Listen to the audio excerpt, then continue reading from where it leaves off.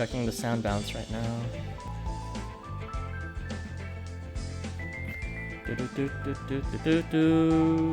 Looks alright. Maybe.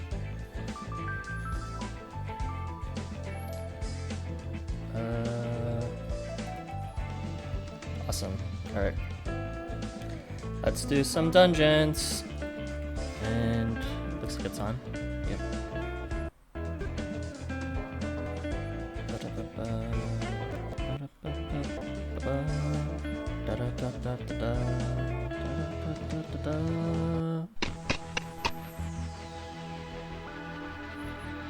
Hey Brian, welcome. Welcome. Your company is appreciated. Hope you had a good day, and I will just be chilling, doing dungeons like I usually do, except 3 times in a row, because I saved my dungeon points up just for today. Because I figure, if there's gonna be some people watching, might as well extend it a bit to be longer than 10 minutes. Let's continue leveling up my protagonist. And this is just the bonus free round. Hello, Urso. This is my first scheduled stream, so it kept me up at night just thinking about how stressful it was to actually have my life together and plan things out of time. But it's okay. It's just Housamo.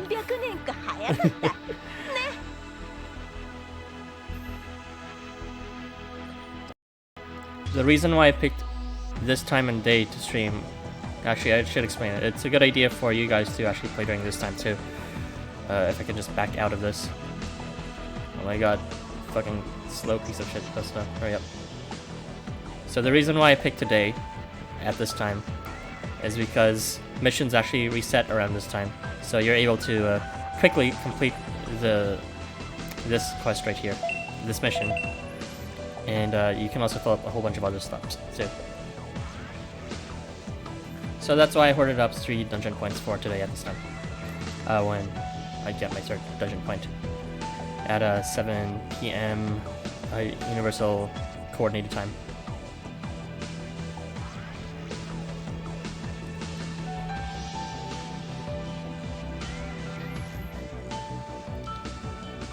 I think the sound balance is fine, hopefully. It's literally the first thing I ask about every single time. Because just too many bad first streams was the sound being really off. Alright, let's get Irby's partially seated dead. He's gonna be internet famous after this. So, I really should have checked this, but whatchamacallit. Hopefully this doesn't crash my stream. I'm just gonna quickly look at my dungeon tabulations. So far, I brought my protagonist, who is fully seated as a 4-star at Limit Break Stage 3, I believe like maybe 2 times to the dungeon already. And if I can open up my Excel sheet without it breaking. It looks like it will take 6 runs. So I need to play with him 4 more times in dungeons to get him to level 75. Yep. Because he's preceded. It would usually only take 2 rounds, but because he's preceded, it would take 6 rounds to reach 75 instead of just 65. So there's a big difference between reaching 55 to 65 and 55 to 75. I will close that Excel sheet just in case it crashes, and we can begin. The tabulation sheet should be in the description, by the way. Yeah, let's go.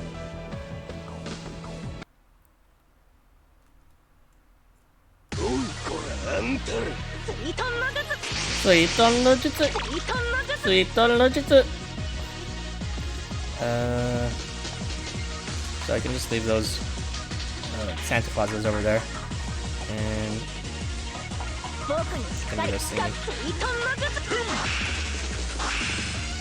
I can still fish them in another turn. Alright.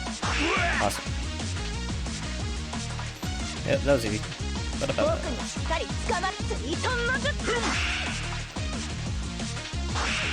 Oh, dang, you actually made it, Berserk. Nice to see you.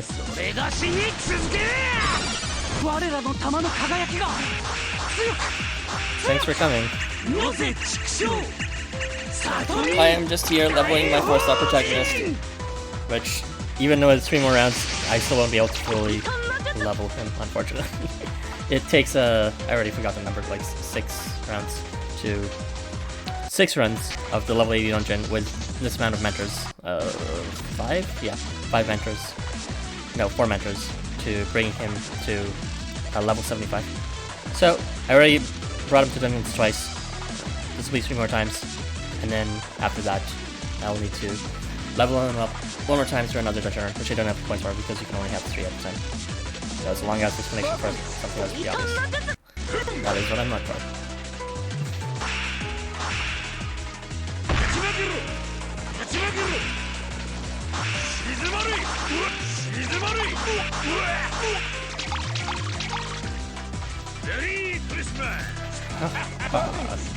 Merry Christmas! Haha!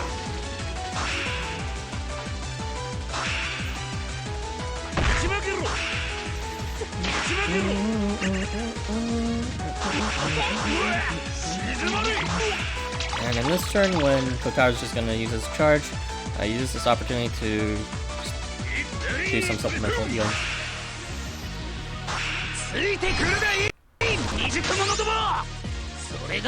Yeah, fully leveling him to 75 because I already preceded his I already fully seeded his 3-star.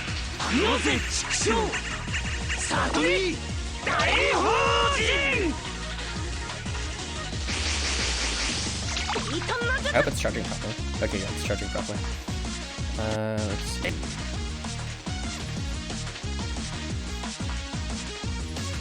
I think I will...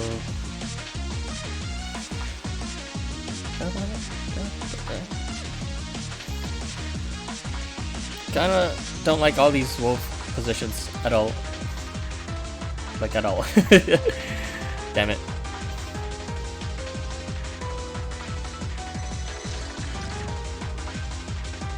Rage. Of course he has rage. Of course he has rage. Well, if this wolf attacks, it shouldn't be too Omega bad. All I'm worried about the regular deck.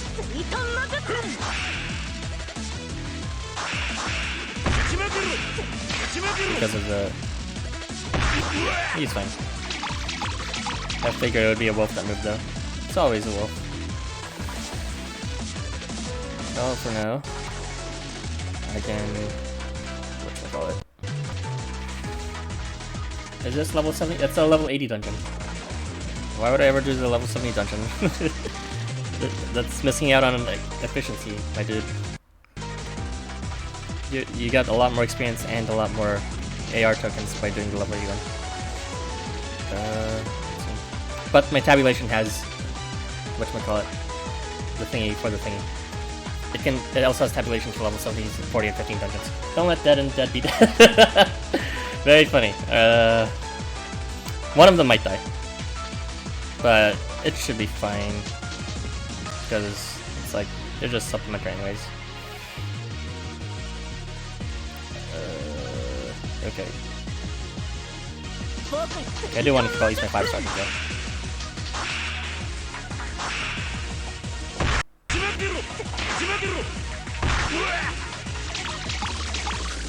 Okay, Kotaro, can you please like get your thingy up faster?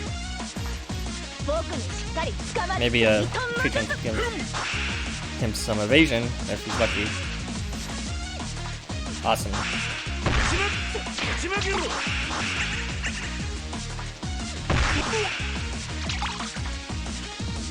Yep, just like that.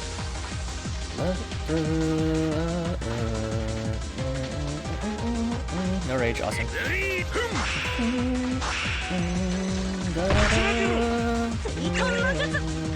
Of course, it's the wolf that moves again. That's okay, I was prepared for that bullshit. I always expect the worst. I'm gonna need you back in the middle for optimum positioning for the next phase. And you're all gone. Except for maybe the slime because of the attribute advantage. Yeah, That's fine. That'll be a good time for me to charge up the power a bit more for the next phase. So what does that mean? It means stalling. Hahaha, pro shots.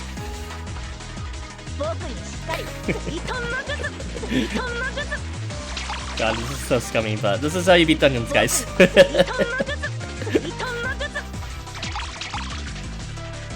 So if both dads die, Christmas is cancelled, and I couldn't be happier. Fuck Christmas. Anyways, that should be enough.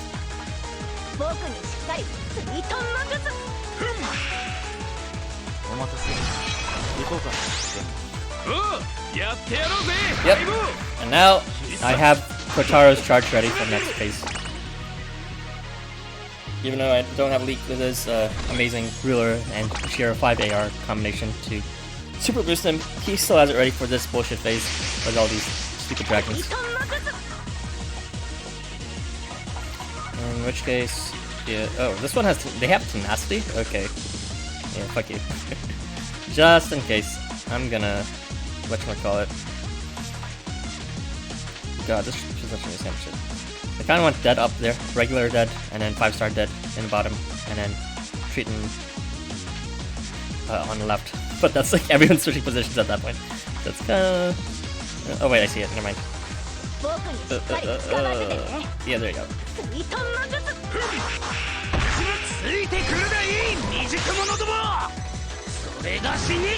Even with the Kotar can survive like that. I was worried about that. It's fine by itself. Hey, Paradise. Good to see you again. I got Kengo's AR from a random ticket. It's like... I don't know, it's okay. It's one of the worst ones to be honest because crit only comes at like I know crit's 2 times damage, but it's still gonna be only level 1 crit at 2 times damage. Hey Looster. I'm just here chilling with my streamer buds, my audience. And fuck this devil spawning right there. I don't think it's enough to kill him with everyone here, unless like we're lucky enough to crit. I do not want to risk that though. Yeah, Edgar, I fully agree with you. The on-move timer is completely pointless. It's just restrictive to, like, you know, let's say the worst case scenario, someone has, like, fine motor movement disability. Like, this LifeWonders is supposed to be inclusive, and yet they add this arbitrary, like, limitation of timers that doesn't actually increase the difficulty at all. It just restricts certain people from playing. How do I deal with this? God, I hate this devil. And God, I hate how all these mentors are so weak. Jeez, it's like, even with 3 of them attacking, I don't think they're gonna be able to kill them for sure, so...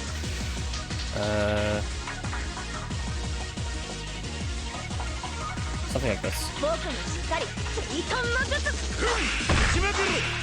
Yeah, weak. Pathetically weak.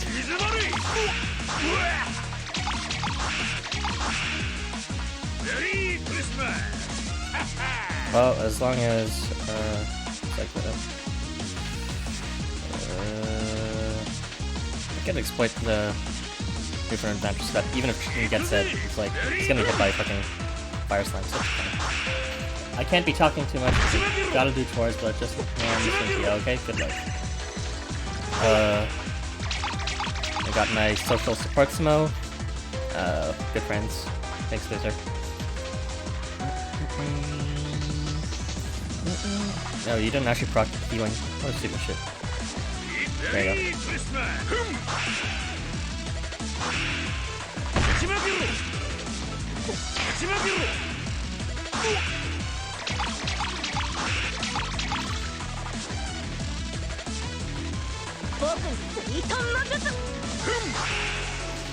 And that's game set. Too bad I can't really solve this one to clear my character this one, but what you can do. Bye, bitches.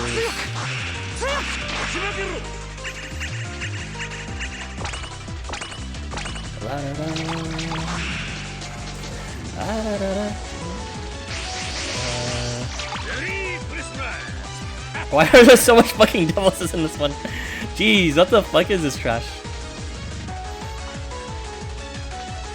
Oh, Edgar, you're planning to keep me like second place to you for even longer, huh?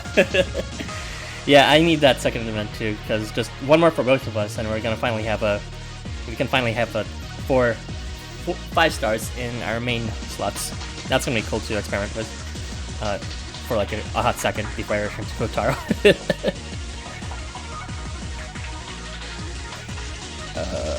God, what the fuck are all these fucking devils? This is so shit.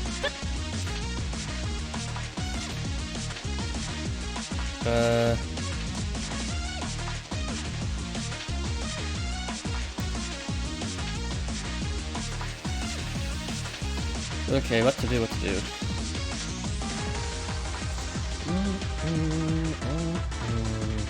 I need to... The general idea I'm thinking of is to hide them on the right while aggroing that yellow devil, which is like the only real risk in this first turn. And at 49k until the next turn. Yeah, I'm pretty close to that too. I don't remember my specific one, I can look at it right after. Hope you're doing well, Edward. You're always fun to talk to. Very wholesome and straightforward guy. Let's see. This should be right. Yeah, that should work.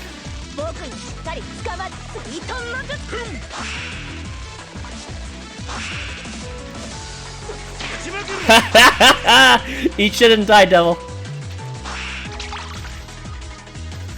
Boy.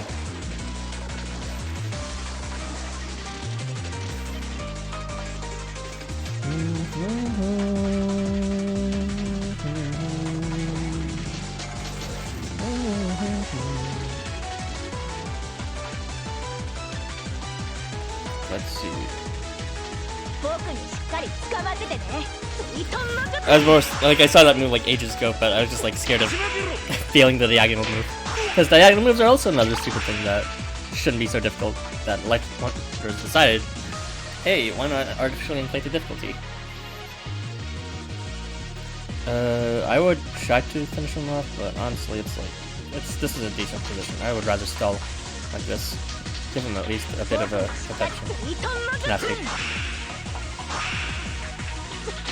He's already feared anyways.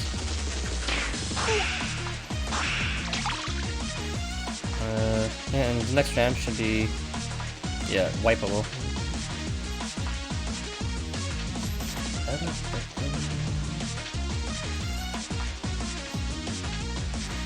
And I should try to clean that shit. Is this enough to kill? It's not gonna work. I'm not gonna risk it, I'm just gonna move that forward too.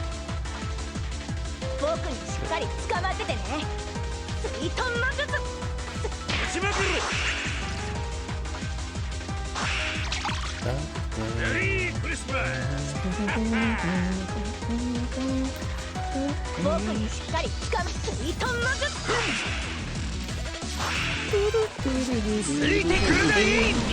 Is there any 3 stars that have over 10k HP? Furu Fumi, I think, when he's fully seated. Maybe even when he's not fully seated. I think also 10 Gristner maybe when he's fully seated. It's all in my stat sheet. I can open my stat sheet. No, I really shouldn't. Like, my dungeon tabulation sheet is it's like a bit slow to open, but it's fine. But like my character stat sheet is just like it takes ages to load, and it might actually crash my screen if I try to open.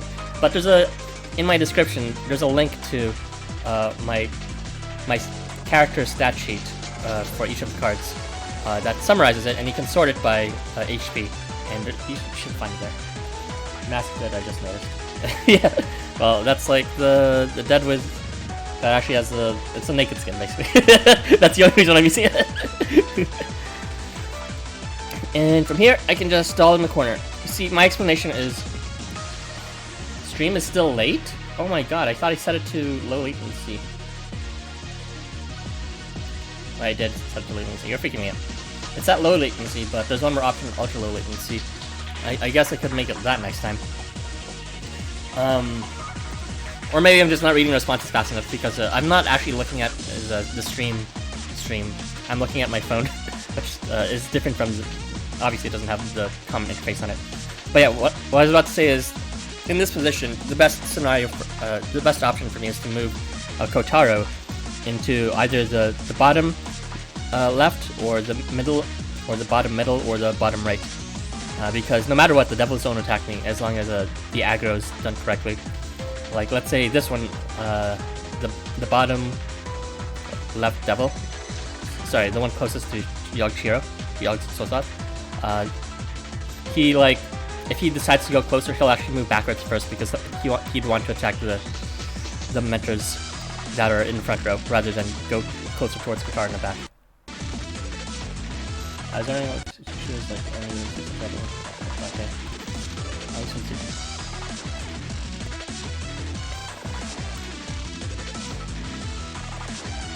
is that Wizseed? Oh yeah. Yeah, Shiro's pretty beefy, but he's not particularly like notable for his like health beefiness. So if you're specifically thinking of a unit that naturally has 10k as a street start, it's probably pretty cool. So you know what, Zach? There's no cookies. Oh yeah, there's sure to be some merchandise online. Just gotta look. Some are official, some are not official. I really should move already.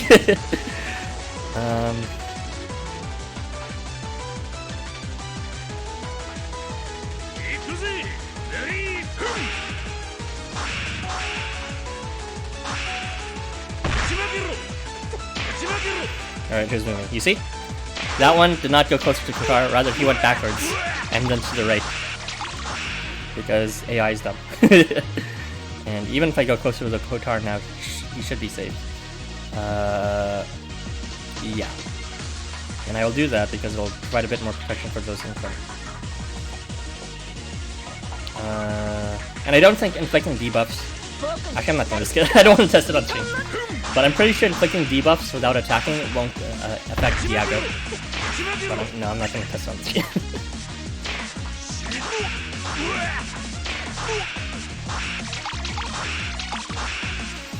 Yeah, it's pretty much just stalling until Qatar has his charge ready.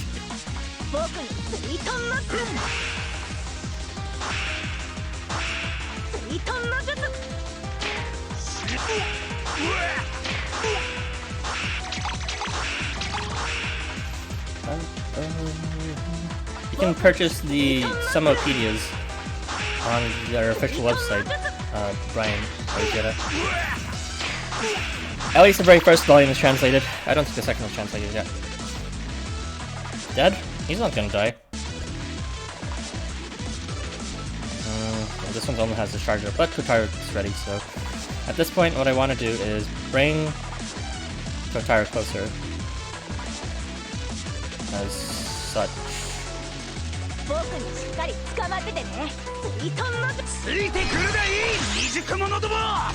And the reason why I want to do this is because he needs to be close so that like, Yod Sotas will still stay far in the front like that.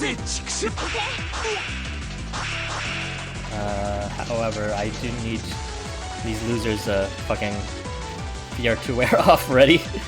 Jesus Christ. A proxy service? I didn't know that. That's so dumb. Okay, could he like not be feared? Thank you, jeez. Anyways, it's game set and match now.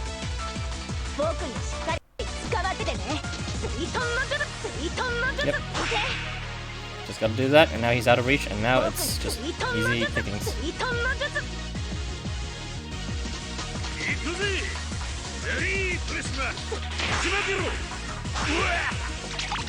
Yep, that's what happens when you have amazing luck trying to pull for Beach and Bari. And you know what? But it worked out for me. Because Qatar is actually pretty fucking kick-ass. Because the shitty like exploitable charge and his exploitable evasion. I did finally get a Bari, obviously, like you saw on the point stream. Which was like through a ticket that came after.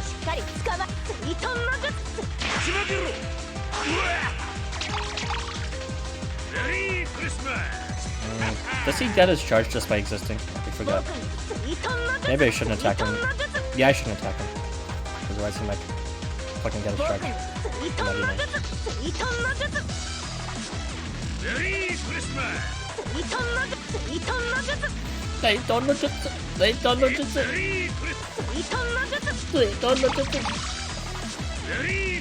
Says that you can get nice ships to Asian countries. Oh, wow. Huh, I see. So you need like a delivery service then that would move it from the acceptable stuff. That seems like a poor thing. And, like, there's a lot of fans here in like the English. The Algernon quest all over again. That's exactly what the strat is. You know, like look how stupid the AI is. As long as you know the AI, you win. That's information warfare for you, just like in chapter 9, right? You just gotta know how these people tick, and then you can do this fucking cheesy ass shit that is not fun at all to watch, but it's fun to get experience for.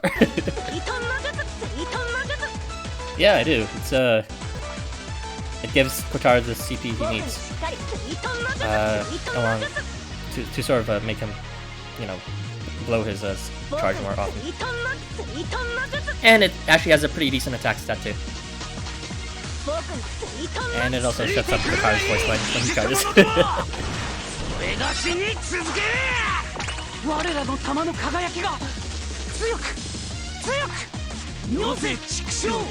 And also Hakenchi. Nice. 69.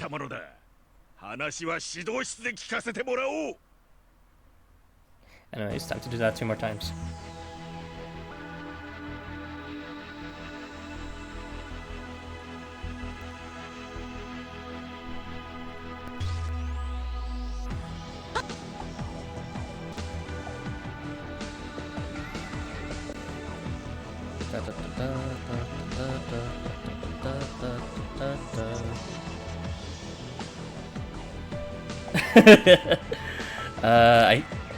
I only have 1 copy of the Hakenchi card. Sorry, dude. Like, as much as I like Sun and Oil, like this card is just a bit more important.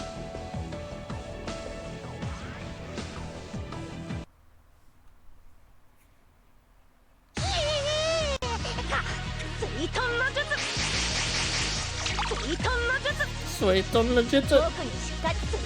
Suiton no Jutsu.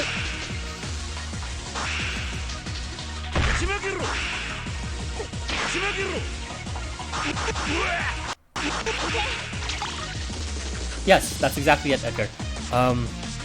It not only pools all your experience into a single card, it actually gives you more overall experience too. Card experience. It gives you at a base rate at when its max level is at level 1. It gives you an additional 5%. So that's like, you know, only half as much as what the mentor skill is. However, if you bring it all the way up to max level 100, it doesn't just double it. It actually goes up to a plus 25%. So it's like a max level Gene Treatment AR card will actually give you the equivalent of 2.5 mentors in your team. So like, you know, 2.5 mentors like Gene Treatment and Huma, who is like half a mentor, half a hidden boss or whatever. I don't know. That was the only summary, but it didn't get it. Anyways, let's just get these guys filled up.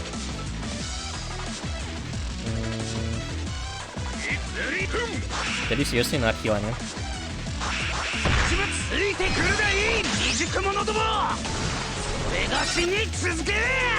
Yeah, it's a good investment if you are a regular for dungeons that actually, you know, use it for experience. And, you know, overall, if you're grinding a lot too, it'll be a good idea if you know, if you're gonna grind for mobs or something in the next event, if there are new mobs, just throw that AR card in, have on you, get all that stuff. That's a bad devil, sorry, that's a bad, whatchamacallit position, dragon position. I'm gonna...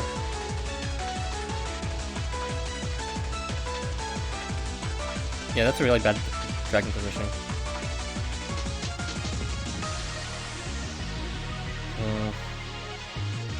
Because you can fly over it no matter if I move it very left or very right or whatever. And you deal like massive damage, and I don't want to deal with that at all.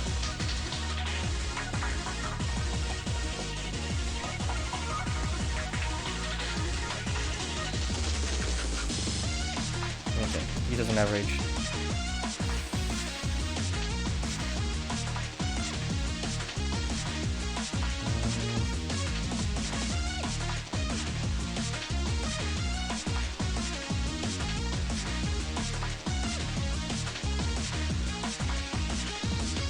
Okay, so I think I will move these duds. No, that's dangerous. That's so dangerous! Ah! I don't know what to do. Get these fucking losers out of here.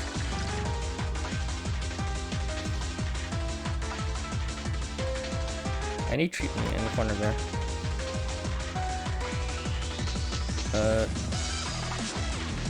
Let's see. Sorry, I'm just like visualizing the best position. I want treatment in the same place he is. However, I do want Golden Dead in where Kotaro is right now, and I want Dark Dead to be in the place where he is, and I want Kotaro to be right behind him.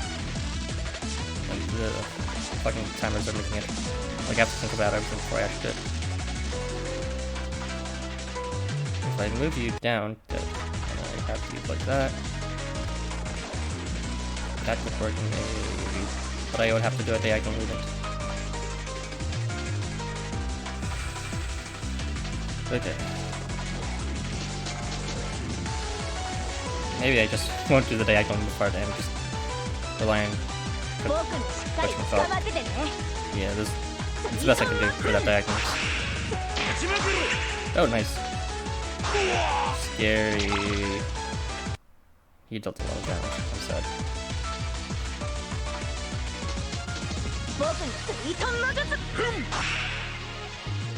Watered it.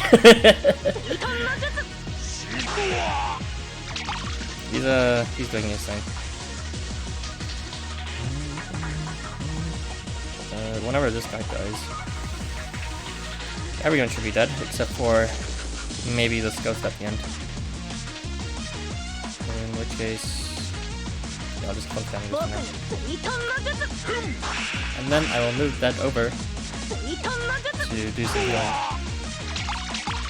as well as repositioning Kotaro, just like that.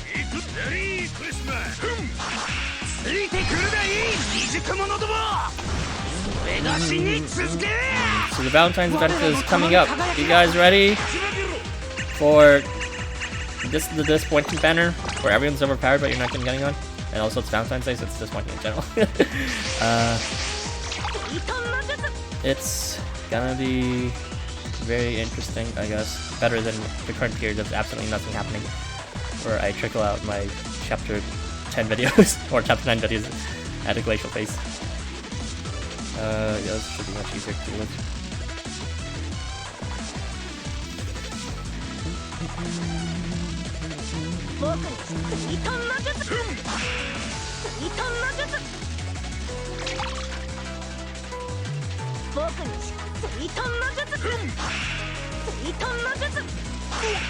These keys, I won't get each other's things yet. I hate how unlucky you can get with nether keys. Oh yeah, I remember the first time when the dungeon came out for Yogg-Shiro, it was just Yogg-So thought everyone was racing to see who could open the dungeons first. That was a stupid race, but that was completely RNG based, but what are you gonna do about it? I mean, some people like did Mega Brain strats and decided never to do the level 15 and level 40 dungeons and went straight to the level 70 ones. And that's how they're able to beat it first. But I think I was like tied for second place with some people.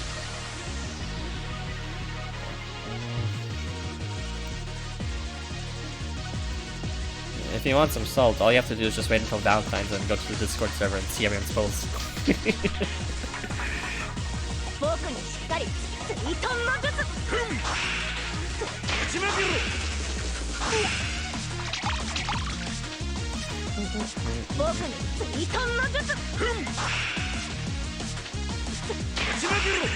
There you go. Yeah, now I'm just thinking about the position for the next match.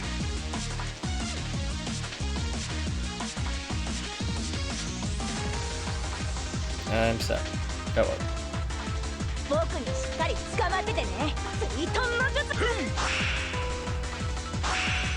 I'm obligated to pull for the Valentine's banner after because I already fully seeded Housamo, and we already confirmed that we already have information that Housamo is going to be one of the variant units. So, you just gotta pull for units you already fully seeded for, even if you don't necessarily stand in as hard as Riptorian does.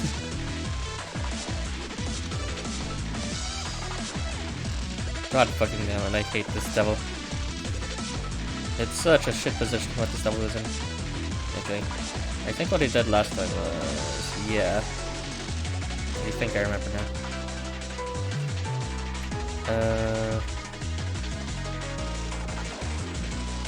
Yeah, what I did last time was something like this to blast it. So you see, I'm gonna aggro all the dragons no matter what. And they can't really get closer to Kotaro. Because Kotaro is just like too far away, and you can see that's the Santa Clauses in the top right are preventing them from getting closer. First strats right there. Yeah, as long as he cuts the vegan. Actually, at this point, I don't even need Triton to be there. I just like, toss him on the side safely. Yeah. Even cheesier.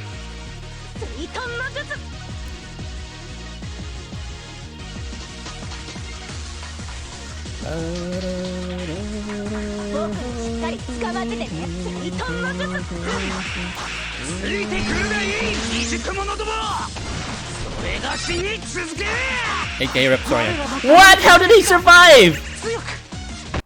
Oh, good. He had evasion for something. But seriously, how did this loser survive? I don't understand. What the fuck? Oh, like, did he have like? He probably had tenacity or some bullshit. I don't understand. Whatever. Yeah, fuck you. Just because of that, I'm gonna stall for the next turn. This is what you get, you bitch.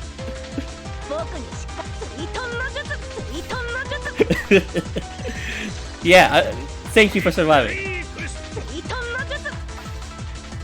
Every banner.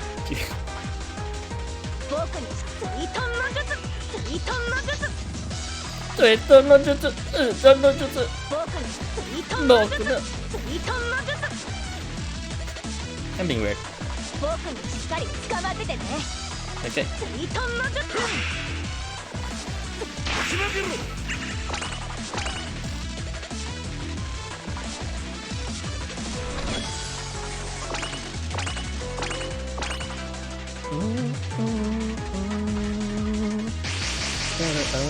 Merry Christmas!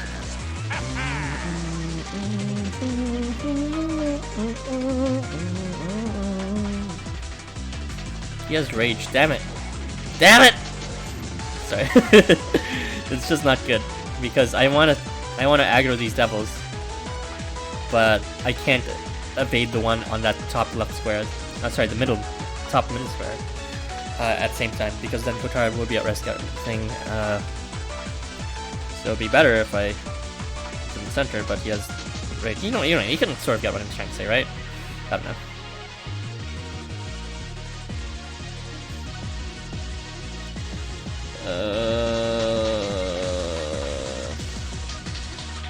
I don't trust his house pool, so I am gonna do this game. Yeah, that has a bit more health. 5 seconds.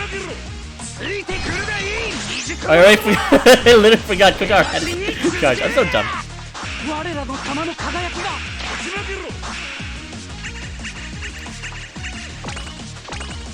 He has some completely pointless repositioning forever again.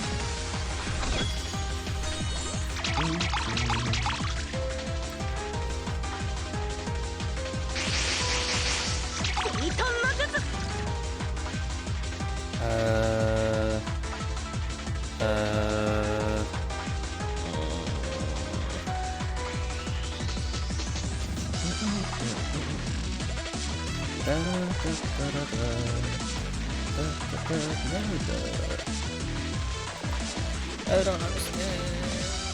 Why are these positioning so shit? Why are there so many doubles? I need treatment in the middle of those two deaths. So I'm just like separate. But that would require a lot of movement though. So I feel like people will get a lot of stones back since after Valentine. Oh, the new semester in April. New semester? Oh yeah, that thing. It's gonna happen again. Oh, so many new ones. Wait, I thought no, that's chapter 10 now. Hello, Jeremiah. I am thinking about how to sandwich Mr. Triton between the two Santa Clauses. Man, I wish I was Mr. Triton between the two Santa Clauses. But I figured out how to do it at least for Mr. Triton. There you go.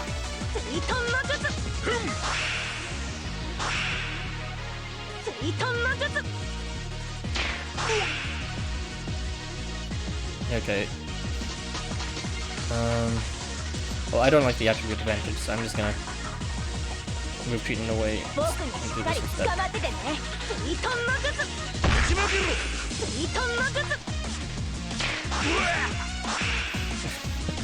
You got inflicted with 3 fucking debuffs, of course. The best I can do is just provide him with a bit of protection. Actually, no, should be like be able to attack him one more time, and then this line will take his place, and then I can safely stall, sort of, as long as I aggro him just a tiny bit. Yeah, how to do that though?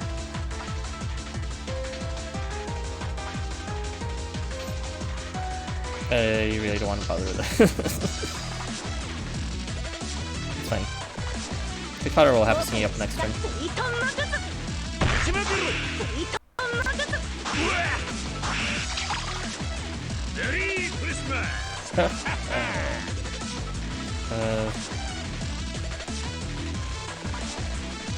Okay, well, next turn we will have whatchamacallit. The thingy metrics, the actual last phase of the yoke. So I will move this guy in position. I would rather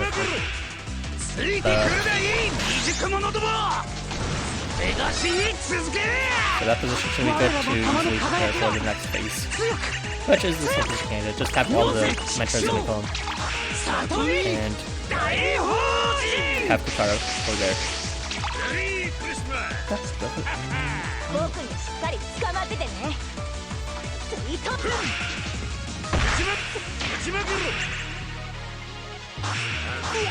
Yeah, of course it's here that moves.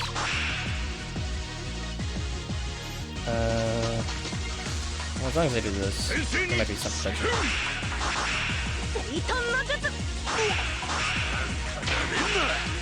Rip Santa Claus. Christmas is cancelled.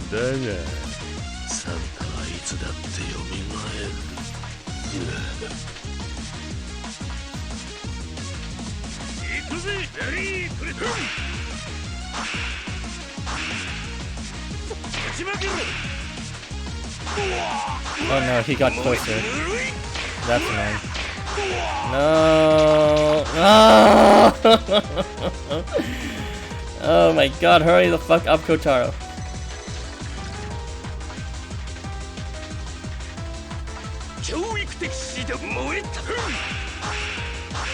There you go.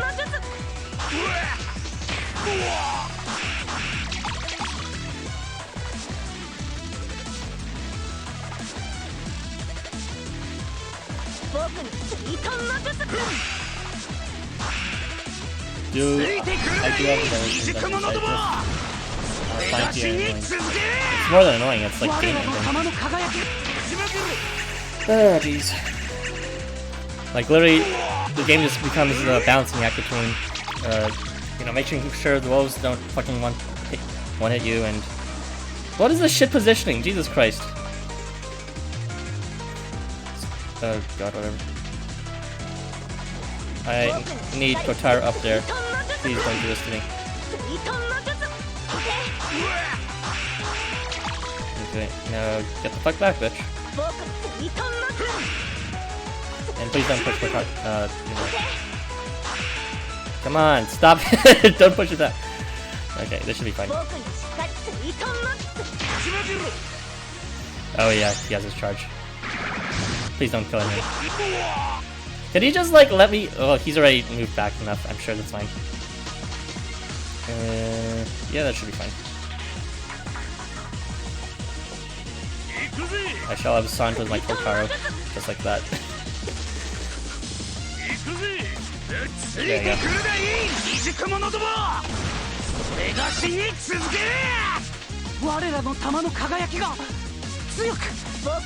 Yeah, you can stay over there.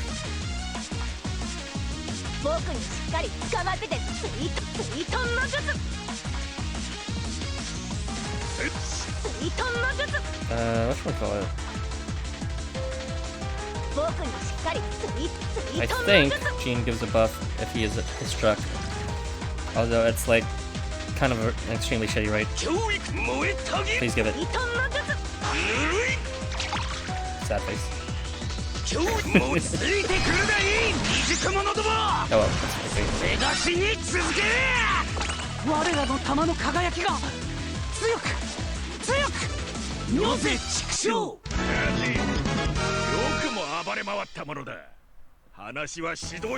And one more time we go. I've already completed 2 missions. Awesome. Oh yeah, let's see my rank points. 60k. Okay. I'm like about 2k behind, 20k behind Edgar right now.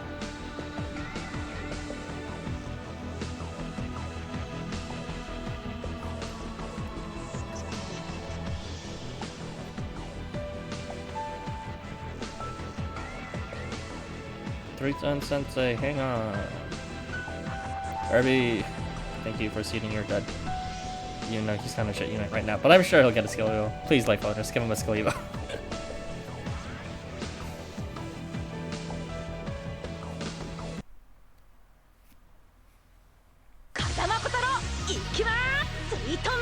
Like single boss stuff that has whatchamacallit, cycles. Yeah, this is cool. I like the Bale boss a lot. Well, not too much, but it was okay. It's just, I don't know. He had a gimmick where, like, if you hit him with literally anything, he lost health. So that's why, even though like the mobs in my video weren't like literally doing no damage, he still managed to kill him.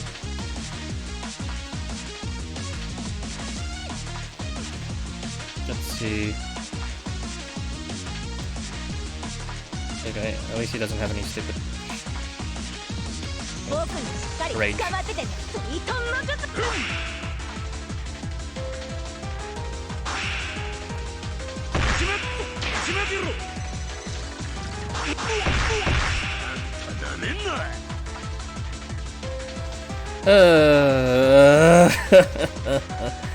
Well, everyone's dead because no one's wood type. So I will just begin to heal you. Just like that. And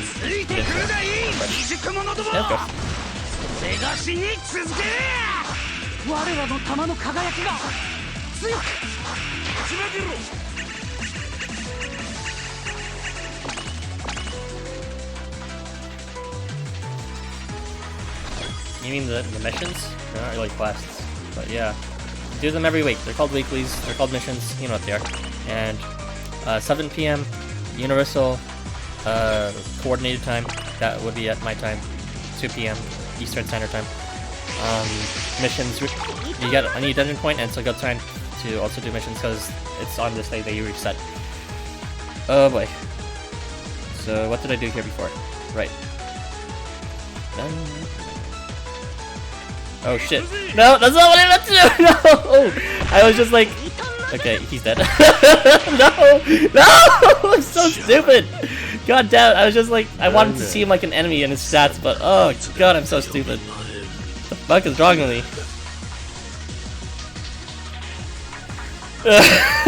That's not a good start. I might have to turn on the stream. At least it wasn't Dutch who died. Oh jeez. Can you please not? Yeah, I was just trying to see his status. It was like, oh wait, that's my ally! I'm so stupid. No. Diagonal, diagonal, there you go. Get out of my life. No! You are supposed to be aggroed by Triton. Okay, I'm sorry, but well, actually, he could probably take care of it. I just need you to come in this turn. If you don't come, I'm sorry, but you might both be dead.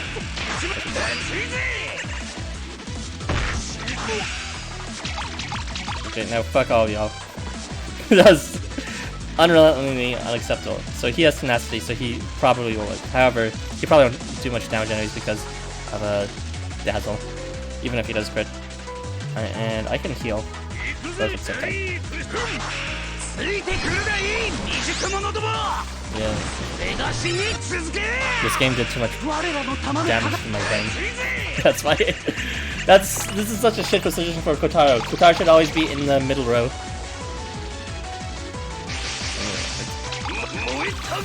Whatever.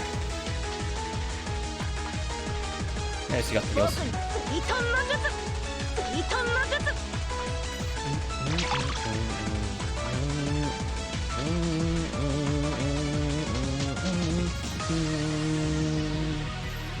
Let's just do this instead.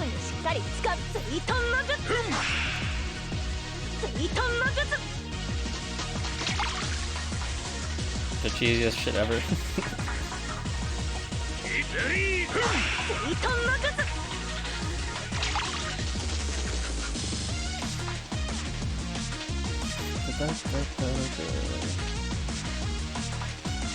And maybe the whatchamacallit? Maybe the What Devil will live. Probably not though, because the devils don't have too much health compared to other mobs.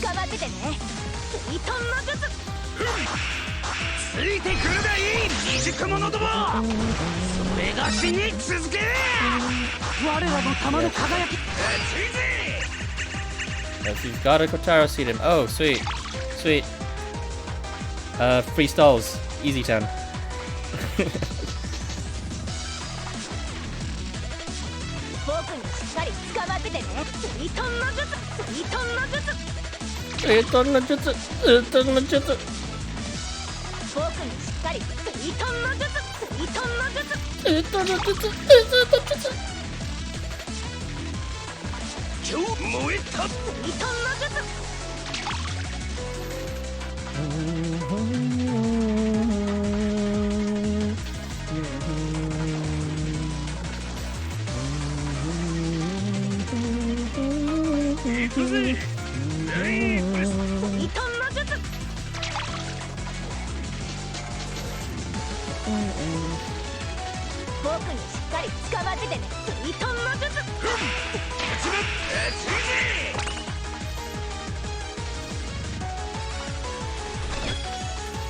I took treatment out for Astaroth in the Gunning team because of how good of the skills Astaroth has.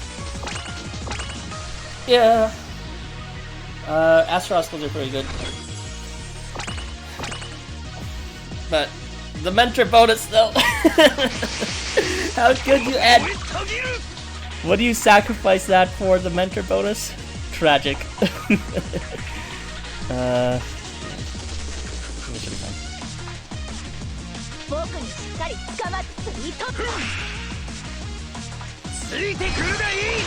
Oh yeah, moving backwards is not necessary at all. And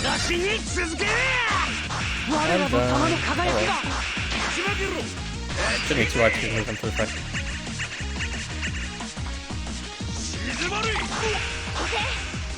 Or maybe it will be hard.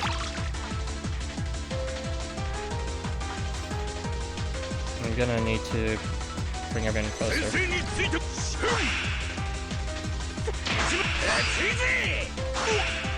Can he not push him not like away from everyone? Oh good, Treaton has his knee.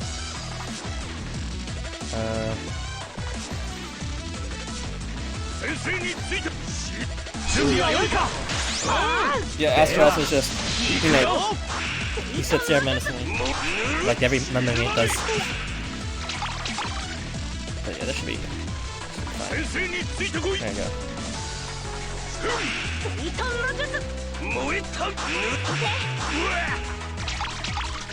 Awesome. Now we can move him back. There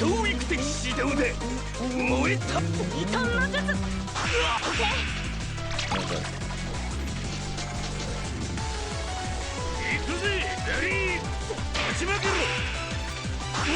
Yep, he's gonna have his charge ready for next turn if I hit him. Well, he's gonna have his charge ready anyways, because I'm gonna have to hit him.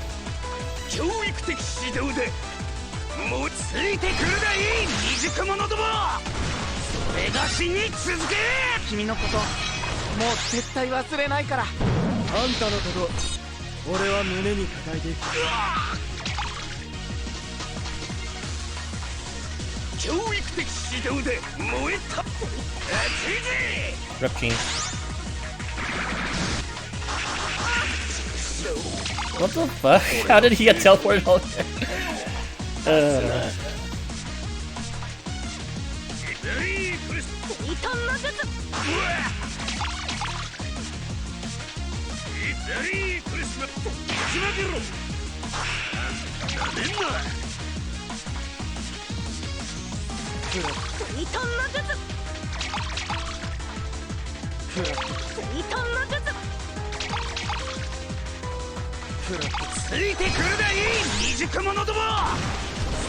Oh, fucking God. There you go. My back hurts. Oh. And now I still need to bring him to Dungeons one more time, which I don't have Dungeon Points for.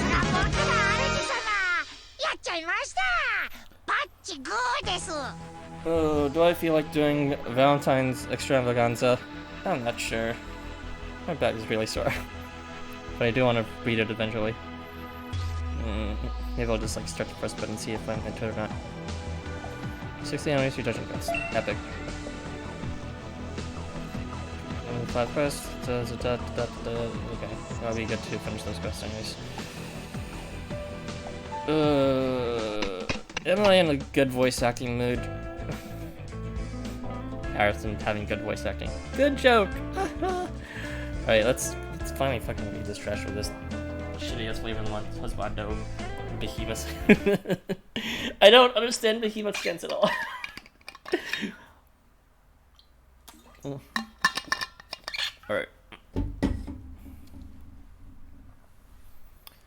Alright. Alright, Edgar. I will take your advice. Because I, more than anyone else, needs some mental health now.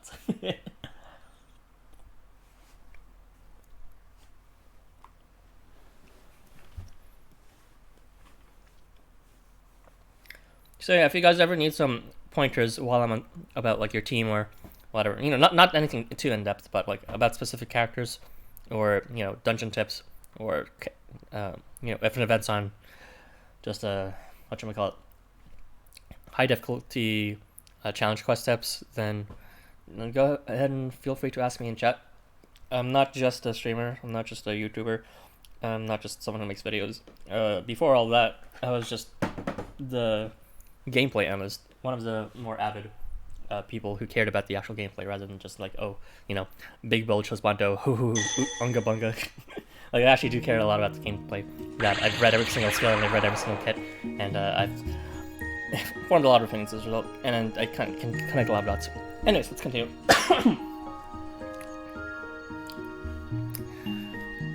My back. God. Shinjuku Central Park, Tokyo. The giant pillar of light begins to glow. In a burst of golden radiance, another transient appears in this Tokyo. Ora!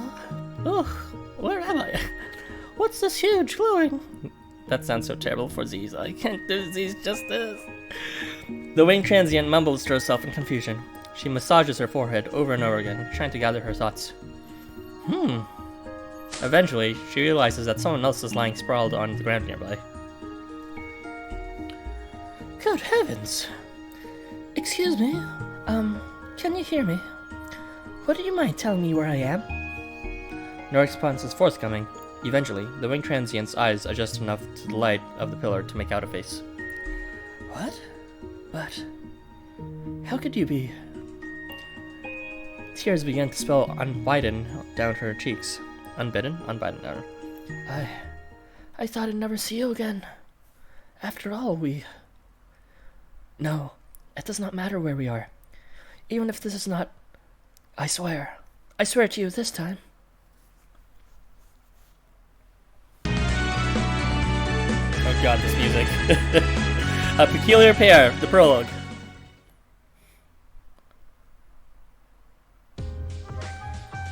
Good morning. Here you go, buddy. Some Valentine's chocolate from yours truly. Oh, thanks. I've got some for you too. Hope you like it. Thanks for helping me out. Here's some chocolate to say thank you, plus a little bonus. Oh, a hairpin. You shouldn't have. Hey, what do you think? Does it suit me? Oh! Alright, I get it already, calm down, it's just a little chocolate. Oh, just look at it. Valentine's from wall to wall. Chocolate given, chocolate received, and smiles all around. Oh, Ryota. Fucking friends are. Chocolates for friends, chocolates for teachers. It's all good in Ryota's hood. Oi, Aiba! This time of year sure rolls around fast. You can swing a Shiro on the road here without hitting a box of something sweet. I have never heard of this custom before.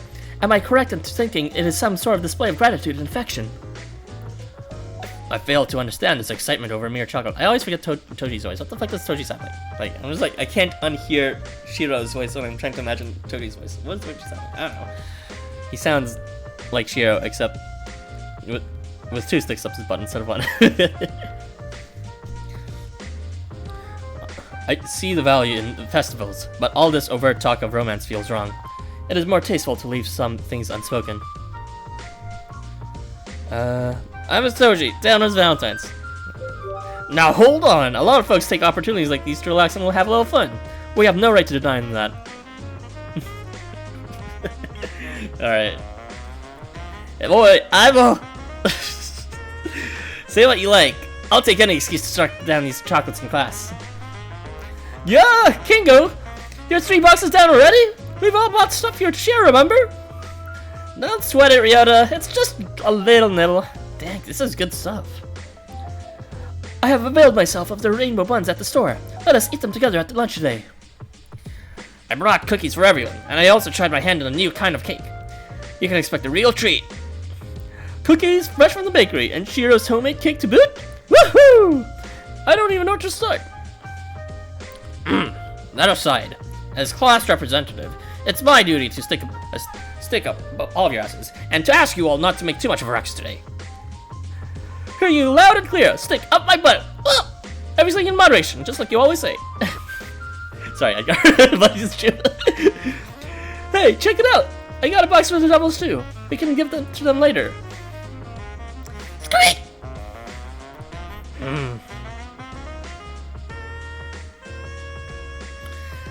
Think I'm gonna head out for a bit. I just feel stuffed with my face full of chocolate, so I need something to balance out the sweetness. Are you going to the cafeteria? I'll come too. I need to stock by more snacks for lunchtime. Bottomless pits, the pair of you. Alright, fine. But you better not be late to class. Roger that. Hey, do you want to come too, Arison? Let's see. Which one's fun? I hate sandwiches. Me? Any particular reason? Of course! We need to stock up on sweets for our after-school party while we can. The more hands, the better. I swear, those 3 will be the death of me. I know they're just getting into the Valentine spirit, but... Scream! Shiro gives the devils a smile, almost as a reassuring himself by proxy. Mood. I want to speak to you, Shiro Motori. Don't worry about me, Toji. I'll make sure Kengo and the others don't get into any danger. That is not what I had in mind. I have a request of you to make. Of me? What could you possibly want? For me? Yeah! Just wait. Hold up 1 minute, Kengo. I can't keep up. Come on, pick up the pace. The cafeteria's gonna close. Don't forget all the snack foods to sell out early. How does he sound in his male voice? Like, I can't get his female voice out of my head. Hey, who look at it is? Ibaraki calls out to your group, muffin and milk in hand. Energetic as ever this morning, I see. Careful not to run into corridors. You wouldn't want to make Mr. Jean angry. Heh! I couldn't even set foot in the cafeteria if a little thing like that scared me. Speaking of, sure you got enough in there? Hey, Keiko's right. You two always come back from the cafeteria with a mountain of stuff, but that doesn't seem like a lot. Hey, Taiko. Gonna tap those Taiko drums of yours. Oh, wait, what do you say? Okay. Yeah, about that. You never believe what's going down. Hold, Ibaraki. It wouldn't be nearly as interesting for us to explain. Why don't you go ahead and see for yourselves? What could it be? I wonder if it's the limit break chocolate cake that Choji was working on. Limit break? Get more friends. Hey, Jackie! Welcome to the stream. I have just finished streaming. I think DVR is on, so you can, like, back watch it. Is it on? Oh, let's see. Yeah, it's on. So you could probably, if you're interested in the gameplay, scroll back. That was my reaction. Limit break chocolate cake. What the hell is that? Whoops.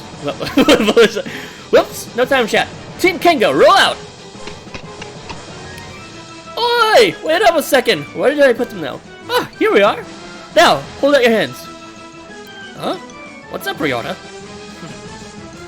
Ryota deposits a little wrapped box of chocolate into each retreat in Ibaraki Sands. Hold up. What is this? Is this what I think it is?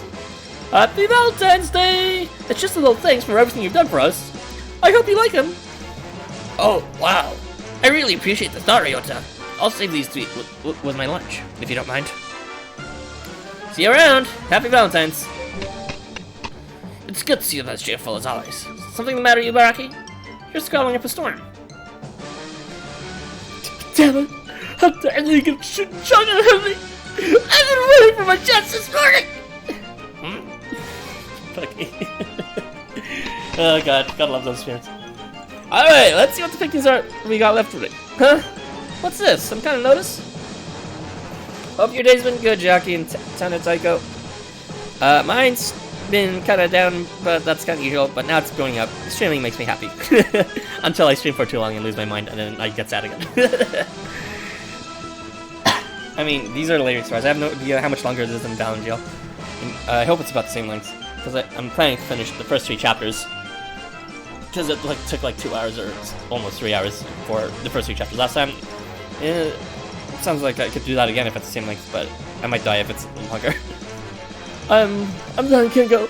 How? How's it looking? Is there any left? What the? Everything's sold out? You can't be serious. Yeah, it's the Valentine's Extravaganza event, Tanasako. The story.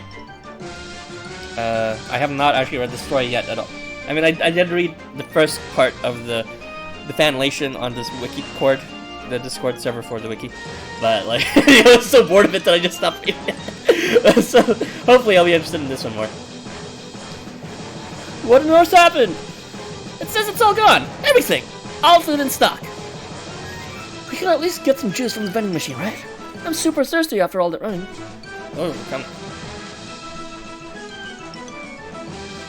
Weren't you all listening? It's all gone. All of it. Down to the very last raisin. They don't even have anything left in the cupboards. The cafeteria's gonna shut down during lunch and dinner. What? Lunch and dinner? All my skin and bones. How do you clean the whole cafeteria? This must be what Shuchen meant. Alright, who did this? Let me at him. Oh, that's right. Shoji's in charge of the cafeteria this semester. We can ask him what happened. Maybe we're not gonna have to. Look over there, near the coffee machine. With a thrust of the chin, Kengo gestures to where a colossal transient sits, enormous enough to make even the spacious cafeteria feel small. Worst character.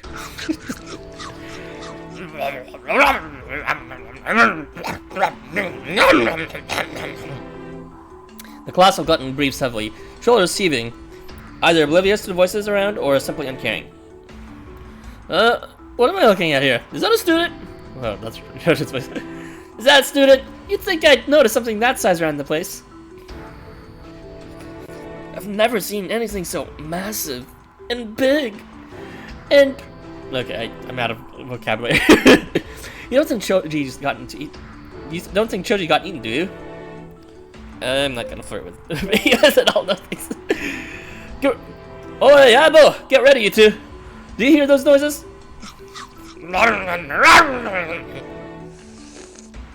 Hey, Dracula. Count Dracula. I don't know. Hope you're having a good day. He's not going to attack us, is he? He's just eating. I remember that only from chapter 1. He wanted to eat my ass so much. Maybe he'll want me to. No one wants to eat your ass, Arata. Fucking friends out there. Look at all those plates. He could feed an army with that. That's not what I mean. Don't move an inch. Got it? Don't worry. Wait, this is probably Z's. That's not Z's. Wait, why would Z's be like, ugh? No, it's probably Choji. Yeah, it's probably Choji. Don't worry, everyone. He's a champion level eater, but he wouldn't hurt a fly. I know that voice. Choji, where are you? You sound totally exhausted. Oh, okay. He's just being reverse birthed by Behemoth, of course. I'm over here. With the weak, ready voice to guide you, you finally spot Choji buried beneath the folds of the massive the Vegeta folds. That's so nasty. It's like that one Futurama episode where Bender becomes human and it's just like he has multiple folds inside him, and that's like I'm just imagining like Choji stuck between that right now. Folds of massive transient flesh. Oh, oi, Choji, what happened? How could you let the cafeteria run out of food on your watch? I wasn't prepared for his appetite. He ate the entire limit break chocolate cake in one go, and then he asked for seconds. Well, what's this chocolate cake thing everyone keeps on talking about? Some big project of Choji's? The limit break chocolate cake. It's the last word in chocolatey goodness. It's so big and rich that one slice will fill anyone. And I was supposed to have the very first bite. Don't think I'll forgive you for this, Choji. Hey, Boris, about it. It's alright. It's good to see newcomers joining halfway through, generating interest in, I don't know. Anyways, I feel comfortable with you guys. Thanks for coming. Hope your day's been great for us. Oh, Aibo! Crap, now we're out of time. Choji, hold on to me. Aibo, grab Ryota quick and get back. Kengo, sensing what's about to take place, dives forward to bodily yank Choji out of the dodge. Huh? What's all this? I'm not sure I follow, but I'm ready, Arthur. I'm confused too, but it's time to go.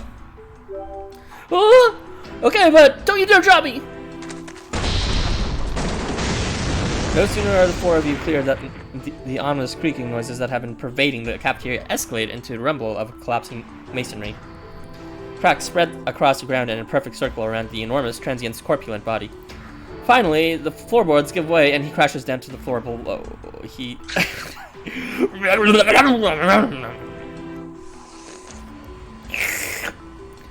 The giant barely seems to notice. He shovels down a final plate of dessert and then washes the meal down with an enormous cup of tea. Dang, that's one serious appetite. Hey Choji, what's the deal? Playing waiter at a time like this. There's always time for tea after dessert. I couldn't call myself a chef if I didn't hand the meal off properly. Hey, I'm sorry to ask, but it's important to me. Did my cooking satisfy you? There's no way to tell whether that low groan constitutes a reply, but Choji can see the answer plain as day in the massive transient size. I see. I wonder just what it is I'm lacking. Crap! Only a few minutes until homeroom. We couldn't even find so much as a single lousy slice of bread. You're telling me? This is going to be my most miserable lunchtime yet. I'm down to crisps and my backup lollipops. What are you gonna do now, Choji? You want me to carry your back to class? I can't leave the cafeteria cleaned out like this. I'll see what I can do about restocking your ingredients first. Got it. I'll explain everything to Mr. Mononobe. Make sure you get yourself some rest, alright? I think I just might do that. Thanks a lot, you three.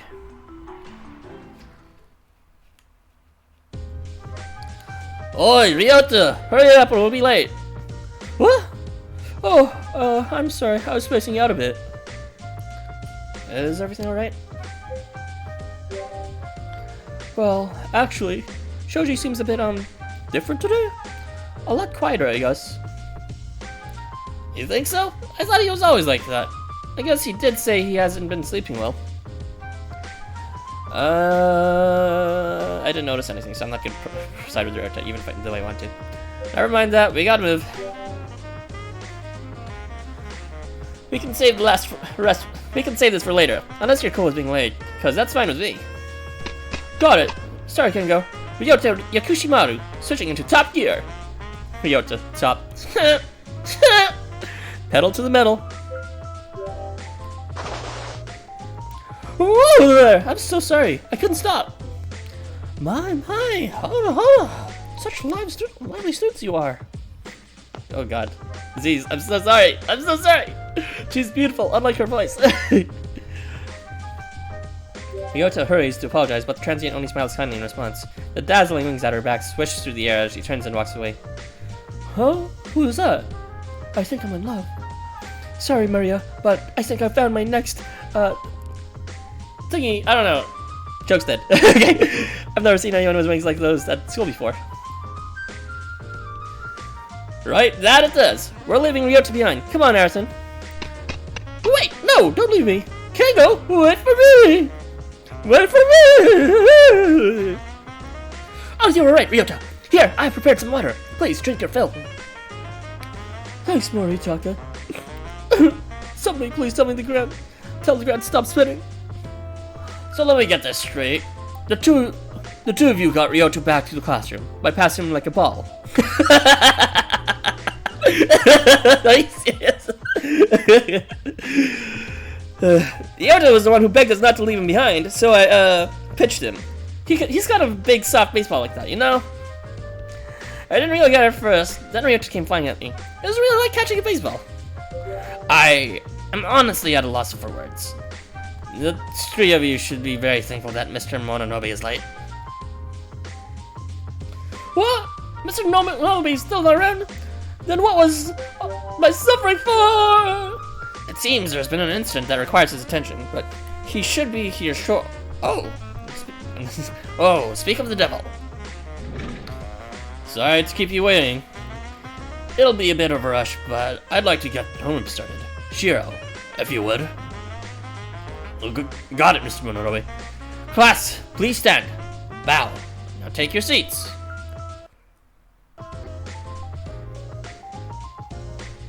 Sorry again for my tardiness, everyone.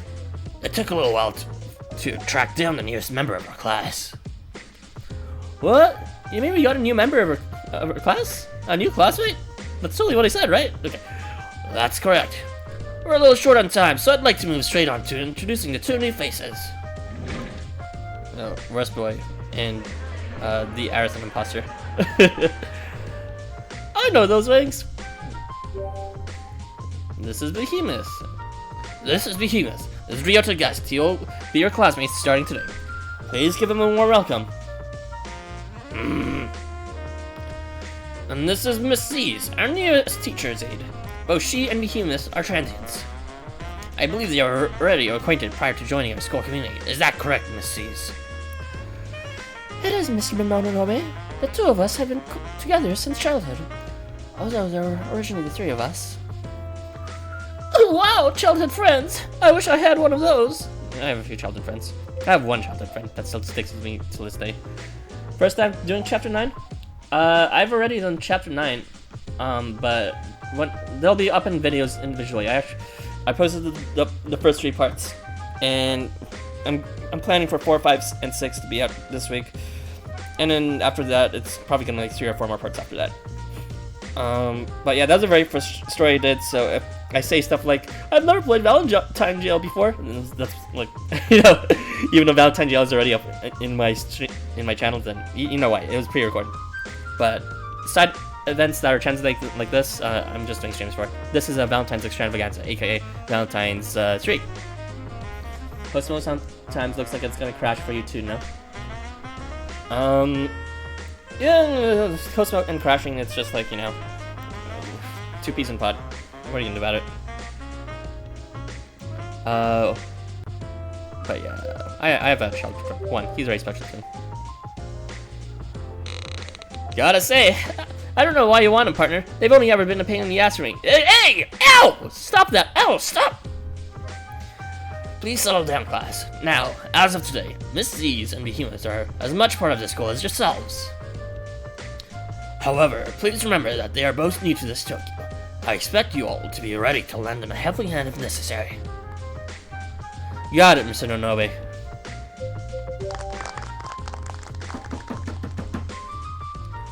Very well. Behemoth, Miss C's, do you have anything you would like to say to the class before we begin?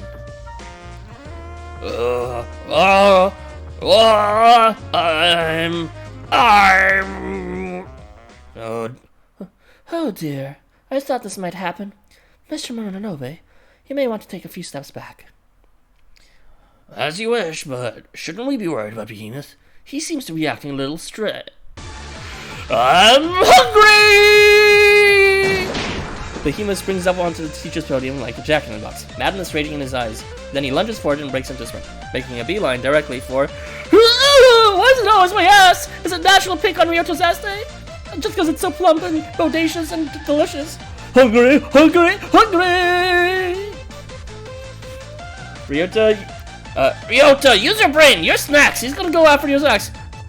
Yeah, he's only after you because you're carrying a whole pile of ass right there. Just let your ass go. No way! I can't remove my ass on will. He already robbed me of my lunch. If he wants my snacks too, he'll have to pry them from my cold dead hands. I confess, I am astonished at how skillfully Ryota Yakushimara can dodge with both hands occupied. Perhaps he possesses some mighty skill that he's been hiding from all of us. Don't know Doji's voice at all. When food gets tight, Ryota gets going.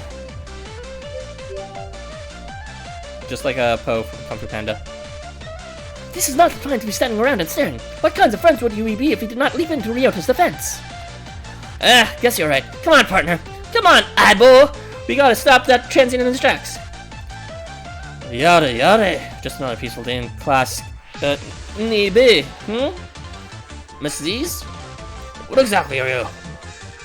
Just a moment, Mr. Mononobe. If I miss just the right timing, the tea will be ruined, and that won't do at all. Ah, perfect. Doesn't it just smell divine? Now I hope you're all very hungry, because I brought enough for everybody. Hara. Seemingly from nowhere, Miss Z's procures an enormous wicker picnic hamper filled to bursting with a dizzying array of sandwiches. Gross. From a teapot which has appeared just as mysteriously, she pours tea into a cup from on high, allowing its floral aroma to suffuse the classroom.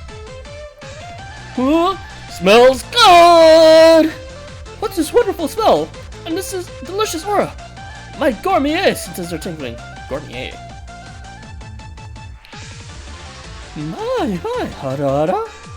What a precious little dumpling. Come on, take as much as you'd like. Do we mean? You too, Behemoth. I have a whole hamper of my special sandwiches, just made for you.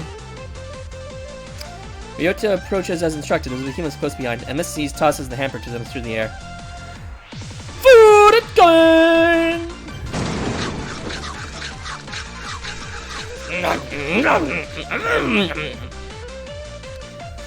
The cheese in these sandwiches tastes amazing. Just like you chopped home. I'm heaven. No. Be careful to eat slowly and chew properly. Please help yourselves to some tea as well. It's my own special blend. I'm sorry for all this fuss, Mr. Mononobe. Behemoth can sometimes get a little cranky when he's hungry. If it happens again, please contact me immediately. I should be able to calm him down. Did you hear that, class? If you have any problems with Behemoth, please do not hesitate to ask Miss Z's for help. Why can't Miss Z's feed me instead with her mommy milkies? Anyway, that concludes today's homeroom. Class will now begin. Miss Z's, please join me at the head of the class. Thank you very much, Mr. Mononobe. Now everyone, please take your seats. It seems as though Behemoth isn't a problem as long as he has a full belly. And that's solved, we can get on with the lesson. That was great! These sandwiches are always the best! Thank you so much, Behemoth. Be sure to pay attention to the lesson now. Remember, we both swore we're going to put our best foot forward here, didn't we? I remember. Damn, all that food and he doesn't even look an ounce heavier. Is he really the same monster from that cafeteria?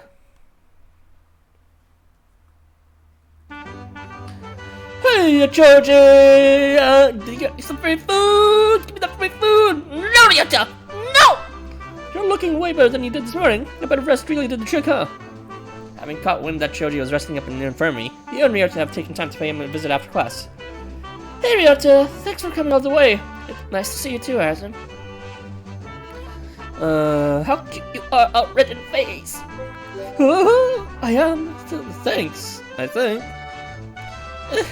Alright, I'm losing my mind. We're worried about you all through class, right, Arisen?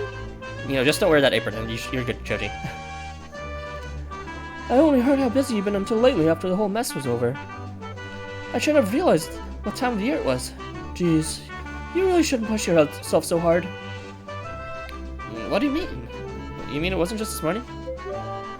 Every time Valentine's Day rolls around, Choji gets married under orders of chocolates and other treats. Yeah, Choji's just like, no, is that a sacred art or something?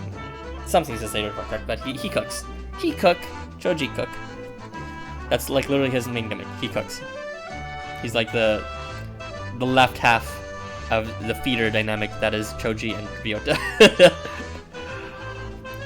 Chernobog has been helping out, so I've had more fans on deck than usual, but this year has been especially busy. I keep telling you though, it's fine. What really got me was that my cooking wasn't enough to satisfy that transient. I guess I was getting a little full of myself. It made me realize I still have a lot to learn. I'm going to have to try double hard at the Extravaganza. Thank you so much, the two of you. Oh, that reminds me. Oh wait, that was Choji still speaking. My confectionery is gonna be featured at the food fair. I was wondering if you'd be interested in tickets. Whoa, really? Woohoo! What's this then? The Valentine's Extravaganza Desert Fair? It's a huge Valentine's themed show. There'll be plenty of food for everyone, so I'd love it if you could come. There'll be stalls selling chocolates and candy from wall to wall. There'll even be a cookery corner where you can make your own.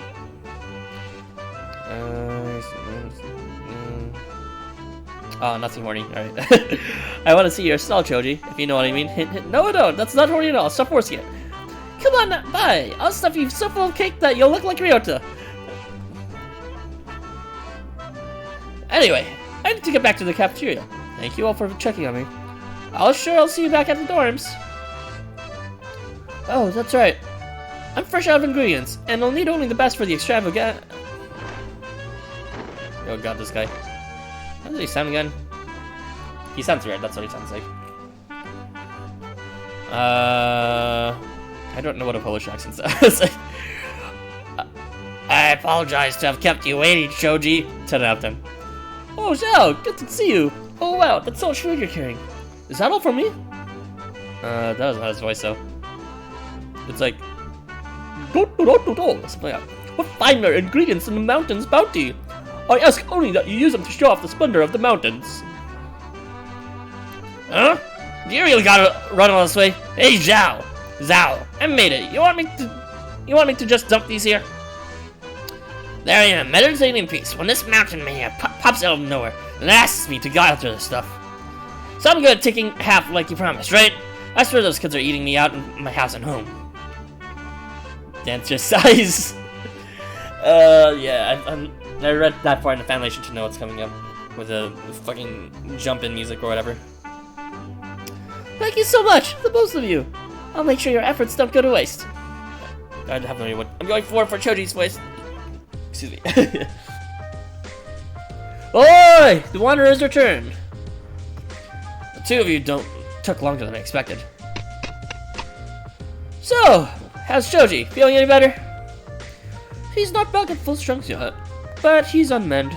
He says he'll be back at the dorm after spending time stopping by the cafeteria. Is Moritaka slow practice? Because, like, he's the only furry here in the summers that I care about, so fuck y'all. Moritaka left already. Said he had something important to see and ran out looking weird. Really? That doesn't sound like Moritaka at all. Alright, I think it's about time we headed back to the dorm. Why don't I take over dinner duties from Choji tonight? Hey, that's a great idea. I'll be happy to get some food in me. I've barely eaten a morsel all day. Oh yeah, that's right. The king-size jerk ate your lunch. Come on, let's go get you all fed. Wait, don't tell me Ryota said the previous he did. I'm stupid. Kengo, maybe you should turn around.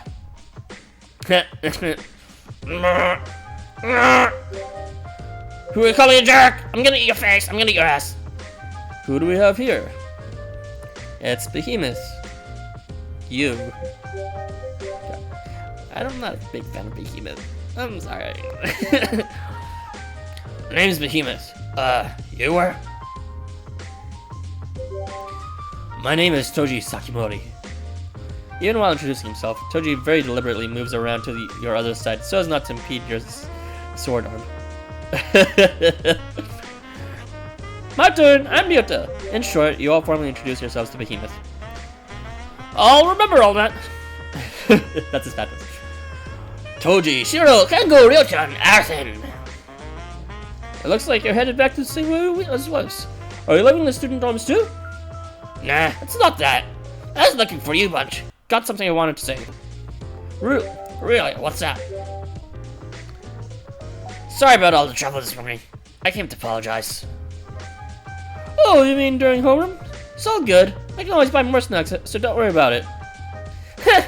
That's not what you're saying at lunch. They could have heard your stomach rumbling from space. I can be kind of single-minded when I get hungry. Had problems back home too because of it. No, I totally get it. Like when you're so hungry, you find yourself just taking a whole ham and things from the fridge. Yeah. This one time I just got so hungry I ate my whole hotel. You ever had that happen? No, I don't think I've ever eaten a whole building before. I thought I had gotten used to quirks of transumer now, but this seems like something else. Ryota, once you're done here, I think we might need to have a word about the case of the vanished him.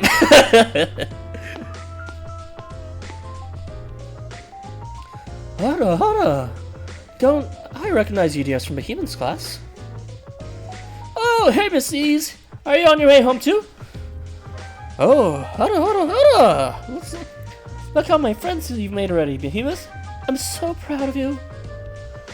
There you are, Aziz. You're late. I'm terribly sorry. It's only my first day, and there's so much to remember. I've only just finished being lectured for brewing a whole vat of tea on school grounds. If I'm honest, I was wondering where all that tea and whatnot came from this morning. Oh dear, I'm terribly sorry if I alarmed you. Well then, I think we should be heading home for the Behemoth. I was hoping to stop by the supermarket on the way. Gotcha. How about some burgers tonight? You two are living together? Are you two fuck buddies or something? You see, Behemoth had a dream, and I think I may be the only one who can understand and support it. Or bound by faith, I suppose you could say. Huh? Fate? My, that sounds awfully vague. I'm terribly sorry. We grew up near to each other, you see, and time to go, Z's. My stomach's troubling. Oh, hi. Goodness, we had better hurry. Please take care of yourself on the way home. See you, Ryota. See you, Arsen. Guess I gotta thank you too. Shiro, Kengo, and Toji, right? Oi, don't just attack us on the end. Whatever, guess I'll see you around. Let's get lunch together sometime. Just come if you have any problems. As a class representative, I should be able to help. Bye, you two. See you tomorrow. This is the long-ass prologue part 1. Who the fuck is calling you this late? Poor guest, what? Good evening, Governor. Barghest here. There's something I need you to do for me, old chum. Would you come and hear me out? I forgot what Barghest sounds like. I forgot what everyone sounds like. If only the wiki had voice lines, so once upon a time the wiki had voice lines, but now it does not. Because LifeWonders...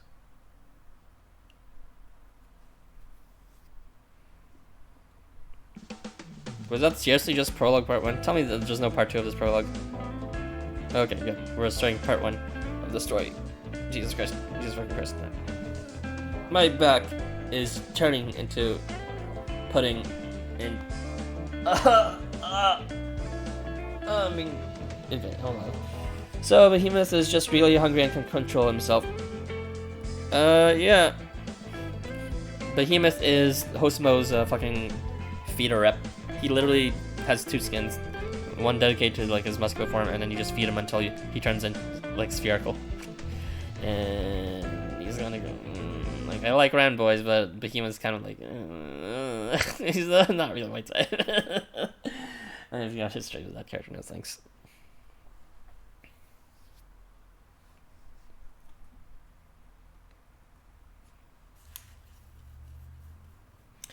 Uptime 1 hour and 30 minutes already. Jesus fucking Christ.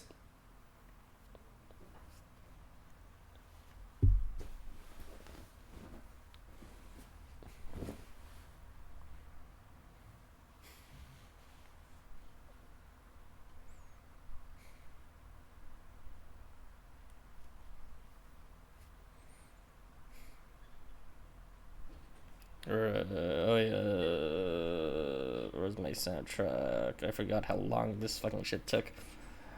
Okay, Ote.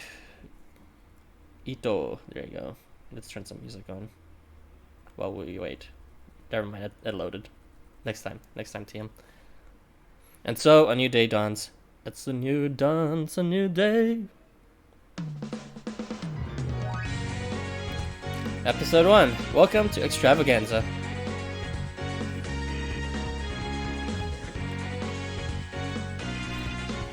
Here we are. Welcome one and welcome all to Valentine's Extravaganza's Desert Fair. Whoa, look at all those stalls. Candy as far as I can see. What's wrong with just plain old chocolate? It seems like there will be a variety of events held throughout the day. We may spend time between them as we please. Here are your entry tickets. You'll only use to get into the event. Be careful with them. If you lose them, you won't be able to get back, enter, or leave. Although, if you get into trouble, there are staff all over the venue, so don't panic. I want to get stuck in. Me too! What do you want to start, Harrison? Oh, I just can't decide. If only I could just eat and eat forever. They all look pretty swag, but I like Ryota's new suit better. Because Shiro looks kind of emo in his Valentine suit. Hey, score 1 for Ryota! I look great in anything. You're looking pretty nice yourself. You've got a great balance of cute and cool. Shut up, friend zoner. We'll have to go looking for clothes together sometime. How do you feel about Shibuya or Harajuku? Oh, I almost forgot. I'd like to introduce you to today's special guest. Ta-da! It's our very own Kenta Inuzukai, aka the Obligate Daichi. Come on, give us a little speech.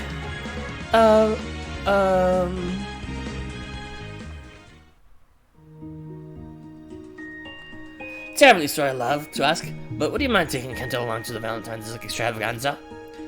By all rights, it should be my job, but there's been a bit of a mix-up with my work. I'm sure you must be busy yourself, but your last port of call. My last port of call. If you could do me a lemon on this, I'll owe you one. British barg. Bargish.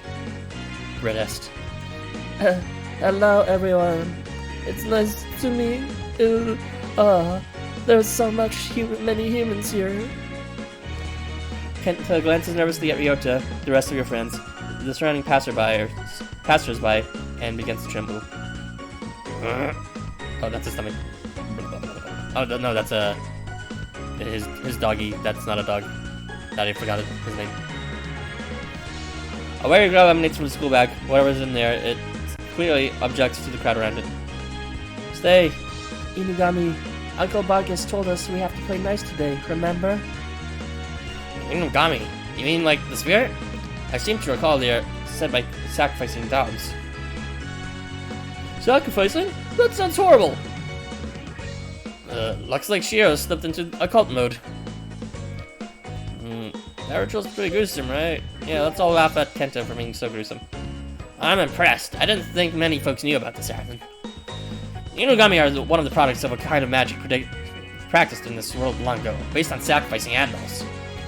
They would place the animals of the same species in an enclosed space, starve them until they killed each other, and then extract the foods of the last one left alive. I'm sorry, Kenta, but the only reason I like your variant is because happy Inugami. Yeah. Daichi, draw more fairies! They're cute and fluffy! None of these, like, current Daichis. Please. Right. That survival will take on all the hatred and misery of their decreased companions, granting them a terrible power. This could even be repeated over and over with the survivors, producing creatures of greater and greater power. In the end, even the focal animal would be sacrificed. If the thing in that bag is the kind of Inugami I know, I doubt it is a living dog. It must be some sort of spirit.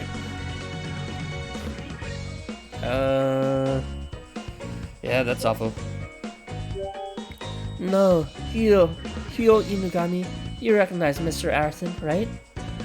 Give me a moment.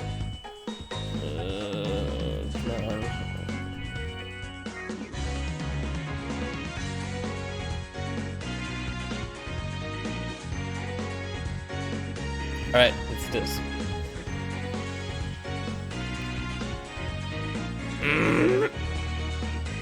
Don't you remember?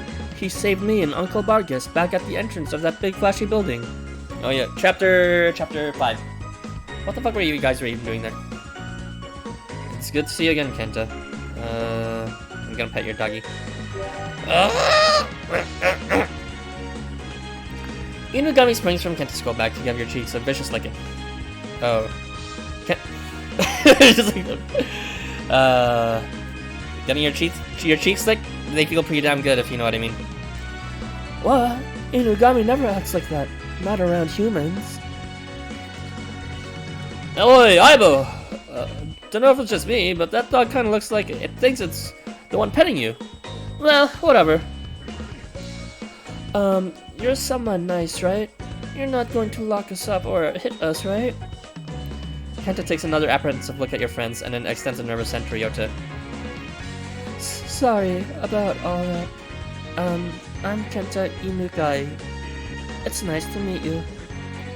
Nice to meet you too, Kenta. Come to me if you got any problems, okay? Come on, Inugami, cut it out. We'll do just like we practiced yesterday, okay? Alright, sit. Kenta calls Inugami away from licking your face off, licking my cheeks off, and the dog spirit sits down beside its master and offers a friendly paw. This is my first friend. My friend, Inugami. Thanks for coming with me today. I was really looking forward to the extravaganza, but, Uncle Vargas got busy with work at the last moment. So, I'm really happy that you agreed to take me. Inugami was looking forward to it just as much as I was.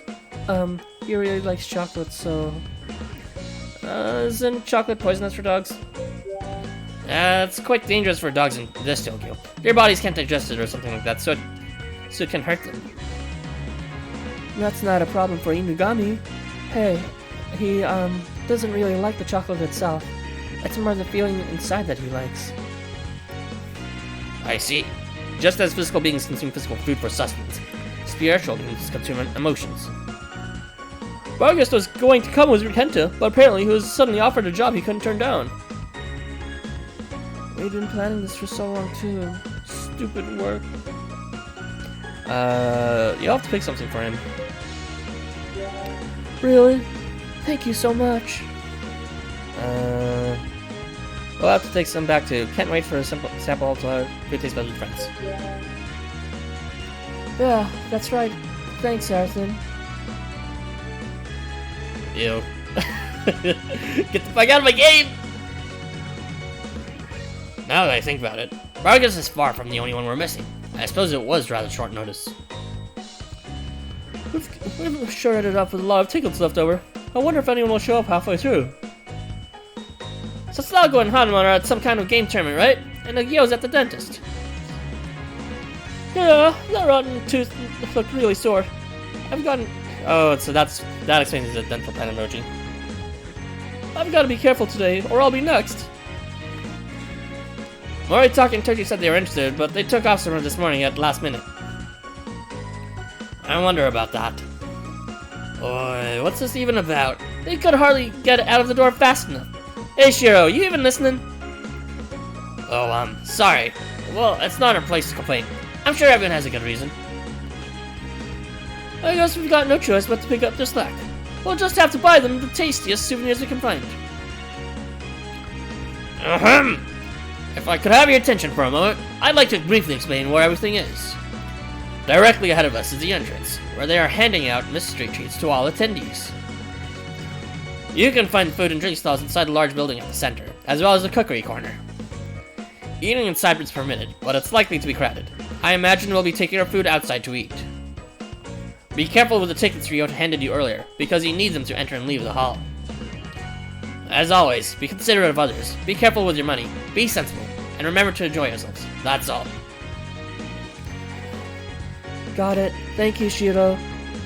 Would you mind if I held your hand? What? Kenta holds out a hand, his face a picture of sincerity. If you like, although I'm not very accustomed to holding hands with others in public. The number of devils burst indignantly from Shiro's book and extend their stubby arms for him to take. Who are you? Are you, Shiro's friends? That's right. I call them devils. They're like precious children to me. Really? You think your children are precious? What? Of course I do. Who doesn't love their children? I see. Switch! Who's voicing this? Okay, it's probably Kenta. You want to shake my hand? Here you go. It's nice to meet you, devils. Kenta eagerly grasps the clawed hand of one of the devils without a trace of his previous nerves. Hey, we're almost there! I can taste those mystery treats already! Oh, I can't wait! It's going to be amazing, wonderful, splendiferous! Right, Inugami? Alright, everyone, make sure you have your event tickets ready. In we go! Squeak! Squeak! Whoa, what's this delicious smell? It smells just magical, marvelous, magnificent. Right, Inugami? It's so weird to voice Daichi like this, Kenta, but he actually sounds like that in game, like an adult man. Nomad's voice. I only remember his damage and he's like really high pitched when he does that. Right, line up, you punks! Oh man, the chapter 8 collision music sound effect.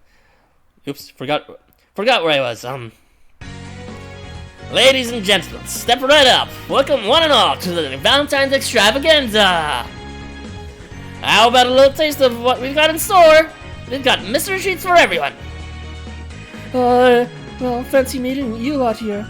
Oh wait, no, it's no bad. Oh, well, hey, fancy meeting you lot here. Who's the kid?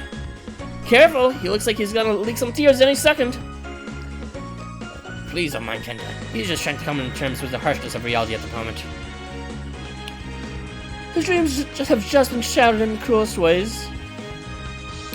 Leave poor kids alone! Cram it, you brats! You don't get to complain that life is harsh until you start paying taxes. Oops, better cut the chatter. I'm in the clock here. Anyway, give the sweets a try. I was pretty surprised myself how well it came out.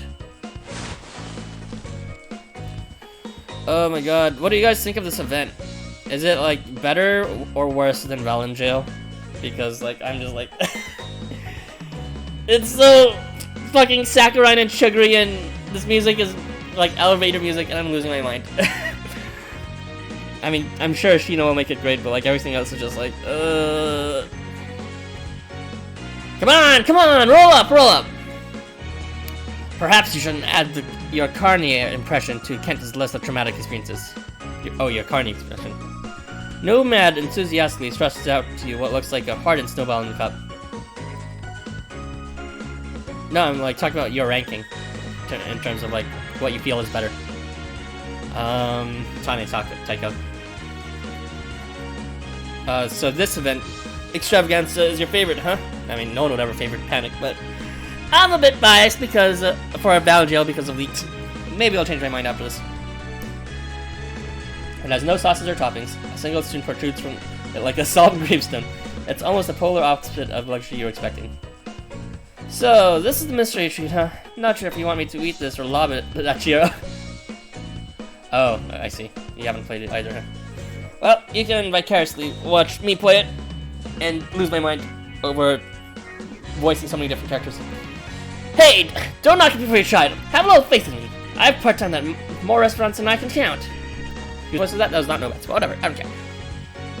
Not sure why you're so proud of that, but whatever. Don't know what I'm expecting from a detective who hardly even attacks. Well, we might as well eat it while we can. If we leave it too long, it will start to melt. It's not gonna melt! It's not a snowball, okay? And you better get it down, or you ain't getting it. Alright, here it goes. I'm sure it'll be better than it looks. On a count of 3, okay? 1, 2... You're trying to get up to the main story on main quest first. I see. Yeah, that makes more sense. Chapter 9, baby. It's gonna be fun for ya. But I'm sure you've heard the rumors. You don't need to, like, I don't need to get your, like, expectations up. You just go in blind. It's a lovely story, in my opinion, but, that's all. Leave it. 3, 1, 2, 3!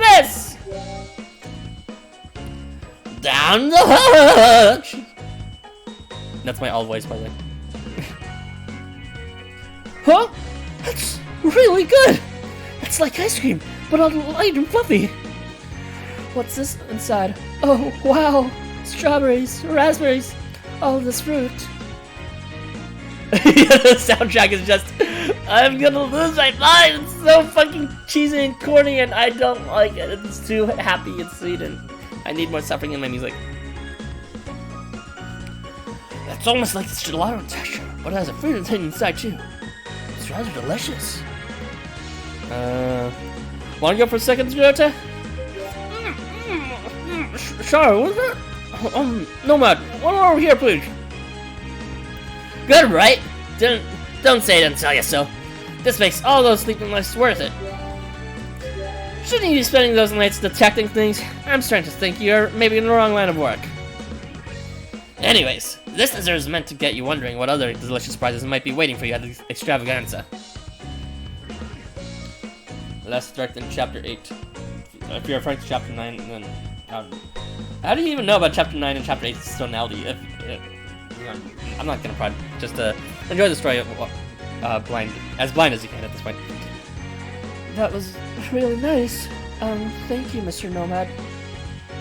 Despite the wariness he displayed towards your friends earlier, Kento shows no hesitation in approaching the clearly inhuman Nomad and offering him a broad smile. No problem. Have yourself a good time, kid. This day's just gonna be beyond your wildest dreams. Alright, looks like you're all finished. I'll show you in, so follow. Here comes the obligatory battle shit happening. Give me a moment. Game, please. Let me move.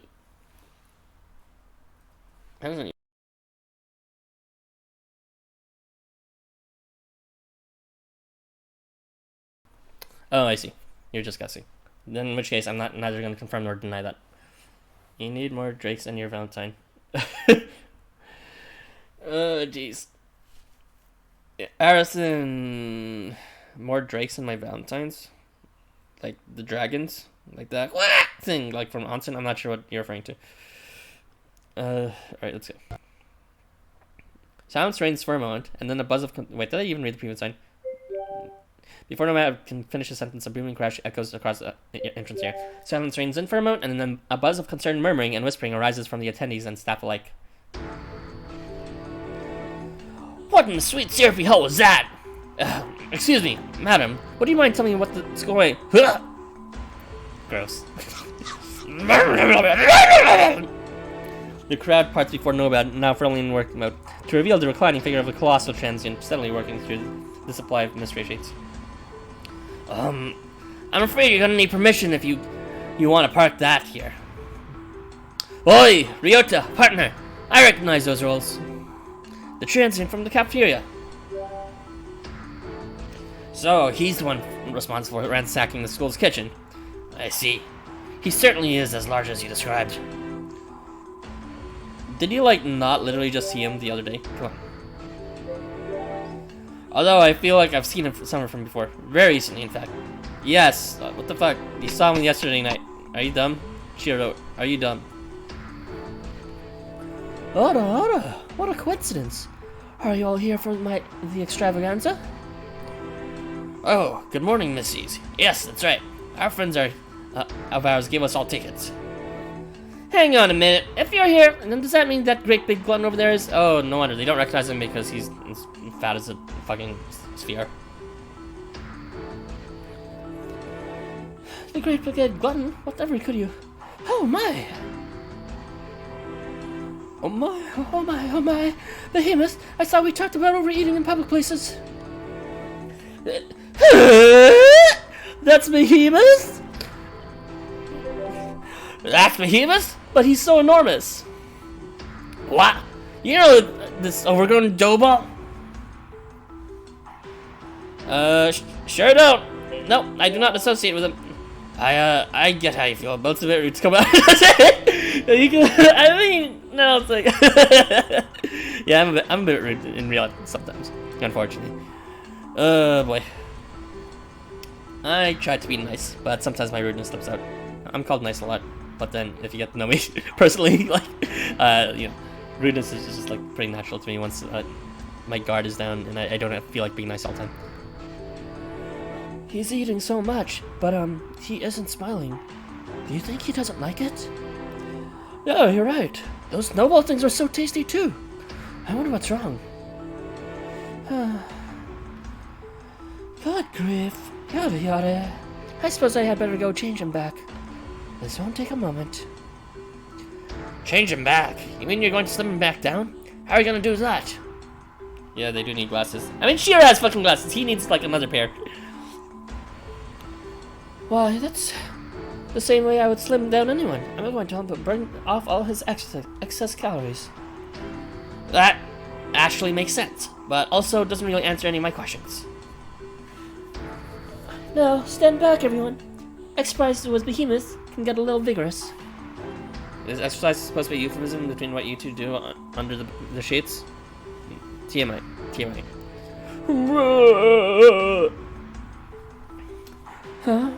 What was that? Really? Are you sure? Excuse me, but Behemoth has asked for your personal assistance, Arthur. Do I have to? Do I have to? Consider it as a request from me as well. Would you mind?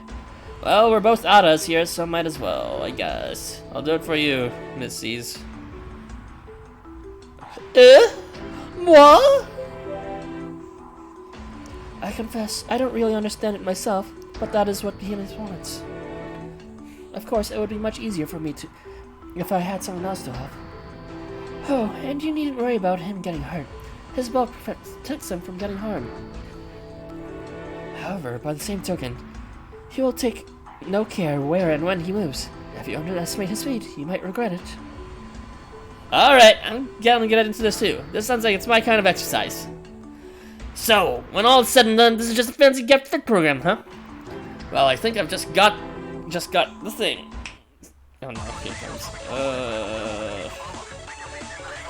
Ba da da da da ba da da da da da.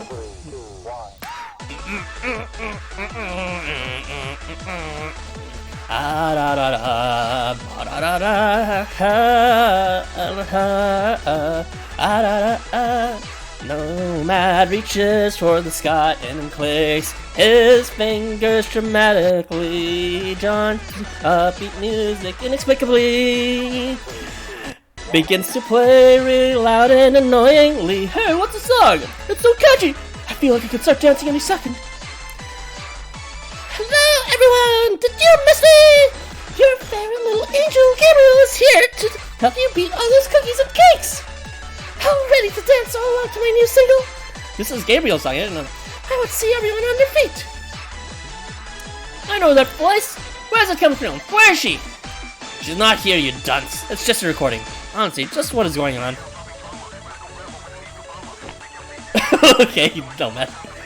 It's time to pump it up. You listening to Desert Fair? We have a special surprise show just for you. No, Ed? How come you look so into it? Alright, we're gonna work out to Gabriel's new single till we drop. Staff and guests, all together now. Everybody ready? It's time to dance exercise!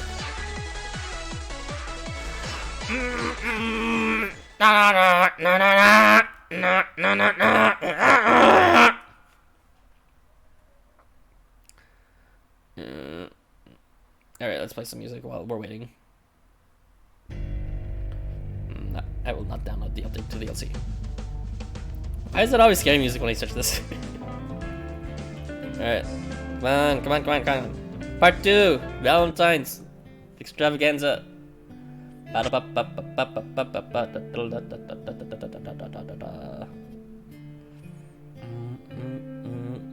need more exciting music than this. Jeez. That dance music is just too hype. Maybe I should put on something from YouTube. Disco time. Ba-da-ba-ba-ba-ba. Alright, well, it's better than nothing, I guess. This music's so sad. It's better for relaxing.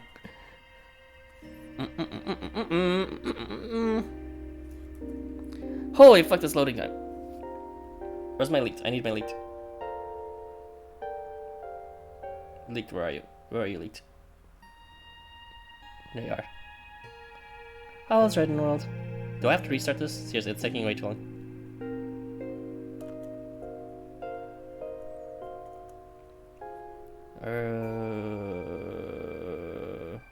Oh, there you are.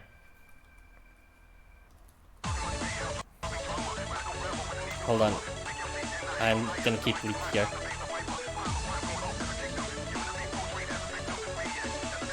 Just always watching. Right here. No, somewhere here. There you go. Let's see. Come on, raise your arms! 1, 2. Wither them. 1, 2, 1, 2. Careful not to push too hard. Ha! Ha! Ha! Whoa, look at that, Nagami. They're all dancing in time with the music.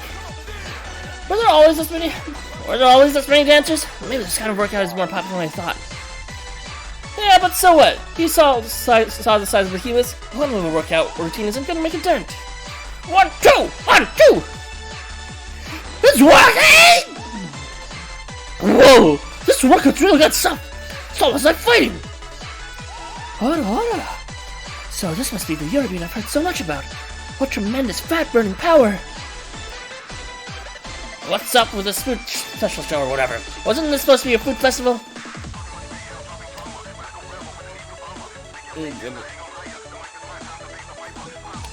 Lots of folks worry about the high calorie count in confectionery, so we put together this show to help reduce their sense of guilt. Yeah, I mean, if you want to lose weight, exercise is not really the way to go. The way to go is dieting. Exercise is just for like muscle gains and all that, and it's complementary to losing weight for sure, but it's not the main way of losing weight. But if you're really arguing that it's just to reduce your guilt, then I guess it makes sense. Hold on, my! You even included aftercare for attendees. Oh man, I need some aftercare. How considerate. Alright, you everyone, one last push. Let's get kicking. High, low, high, go! 1, 2, 1, 2! Ba-da-ba-ba. Let's do this. Itadakimasu! Congrats, everyone. Good heavens! Just look at the sweat I've worked up. Now I feel even more ready for something sweet. Whew! Gotta thank you. It's because of you that I'm back to being able to move again. I see. The human seems to experience extreme calorie intake, but it's bound to the extreme calorie loss. I'm not really sure I just followed what happened, but I'm glad you're back to normal, Behemoth. I tried lots of different things. Never would have thought this would be the one that worked. Good work, Kengo. I never would have thought I'd see you so enthusiastic about dancing. Oh, knock it up. That wasn't dancing. I was just trying to lay into him. He just wasn't budging an inch. You looked really into it too, Arthur. I think he's referring to the battle sequence which happened. I already beat without understanding it because, you know, it was not translated at the time. But yeah, I'm pretty sure there's like a battle while dancing, which is like extremely stupid. Been a while since I worked off the hard. Wait, I thought we were fighting. Hey, nice moves, you lot. How are you feeling? That blows the cobwebs away. Yeah, sure did. Thanks to ya. I'm feeling a lot better. I just want to say, I thought that was really awesome, Nomad. You really think so? Thanks, kid. Glad I finally got some mileage out of that pastime gig with something. Are you sure you're a detective? Part-time gig at the gym. Hey, cut it up with a smart mouth.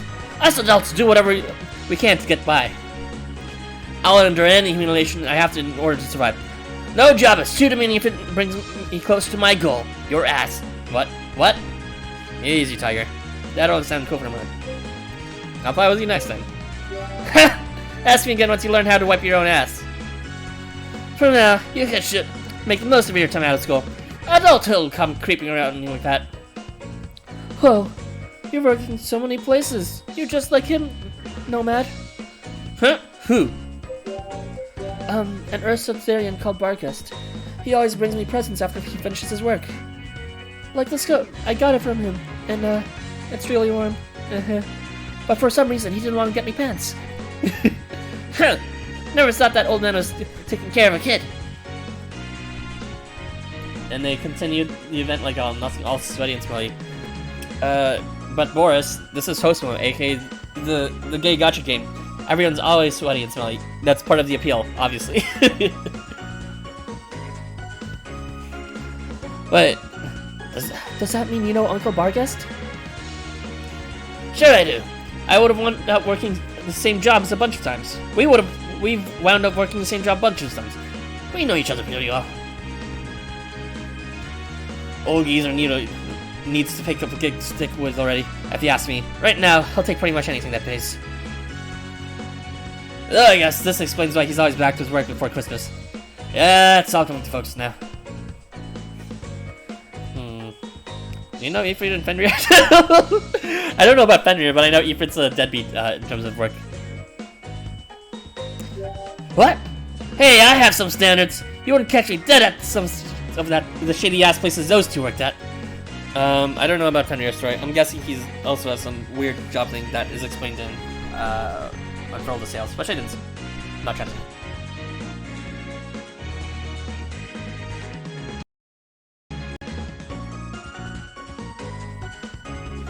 Listen up, because I'm only gonna say this once. I only take jobs that pay good. Got it? If it didn't earn a living, it's a hobby.